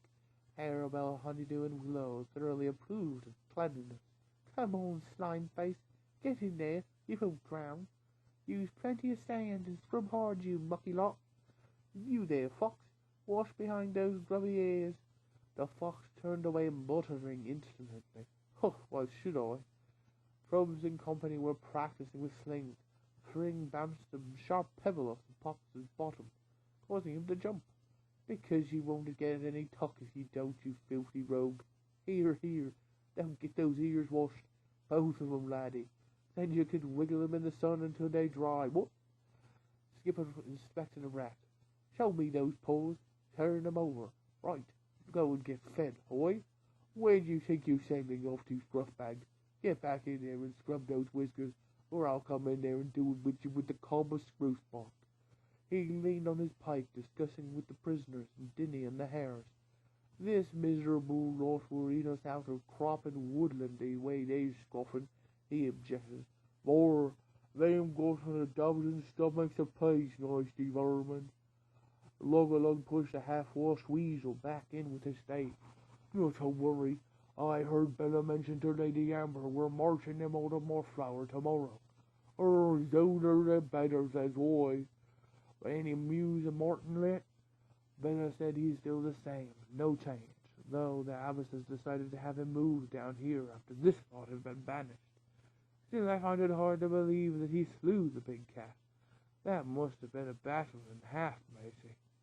Or him a warrior or Morrison. Oh, the battle be a life of him down. It was a noon the following day. The sun beat down upon the dusty path that separated Mossflower Woods from the flatlands rolling away to the west. On the far side of the ditch stood the defeated army of Cotter, each one carrying 2 days' supply of food and water. On the woodland side of that same ditch stood the hordes of Mossflower: shrews, mice, squirrels, hares, otters, hedgehogs, and moles, together with Gingerbeer, Sanding Gnome, and Bella. The badger stood tall. The badger stood tall. Pointing to the horizon, she addressed the freed prisoners. "You must go now. Travel together or split into groups as you will. If any of you are thinking of finding more weapons and coming back here, I would strongly advise you to listen to what those creatures have to say." The 6 hares stood forward, brandishing their long pikes. "Hello, you rascals. We're the border patrol now, you know. Yes, 1st Regiment Fur and Foot Fighters at your service. Woodland is splendid, but the old flat country, this is the place to be. What? So you've got until sunset to vanish into the distance, savvy? Actually, if we can still sight you then, it'll be another jolly old battle. Rather, we have hares, and these woodland chappies will be only too happy to pursue you." There was silence from the other side of the ditch. Some of the Cotter troops began shuffling nervously, unsure what to do. "Count to 10, be on your way." Skipper's gruff call rang out. "Them that stays here will get buried here. Right, Macy's, all together." Every woodland voice was raised in deadly unison. 1, 2, 3. The leaderless foxes, weasels, stoats, and ferrets and rats ran. They ran as they had never run before, stumbling and pushing to get out in front. Not a word was spoken amongst them. All that could be heard was the harsh panting of breath as they sped away into the far sunlit distance, each one feverishly hoping that, regardless of the others, he would be out of sight by sunset, away from Mossflower and its grim horde of dangerous woodlanders. Halfway through the long afternoon, Lady Amber and Skipper approached Bella. "Couldn't we just go after them one last time, Bella?" Skipper pleaded. The badger shook her head at the quorum leaders. "No, friends, we've won. Mossflowers is ours again." Or "Let's go on." Poor Mole's words and his rough mole speech sounded the sweetest music ever heard.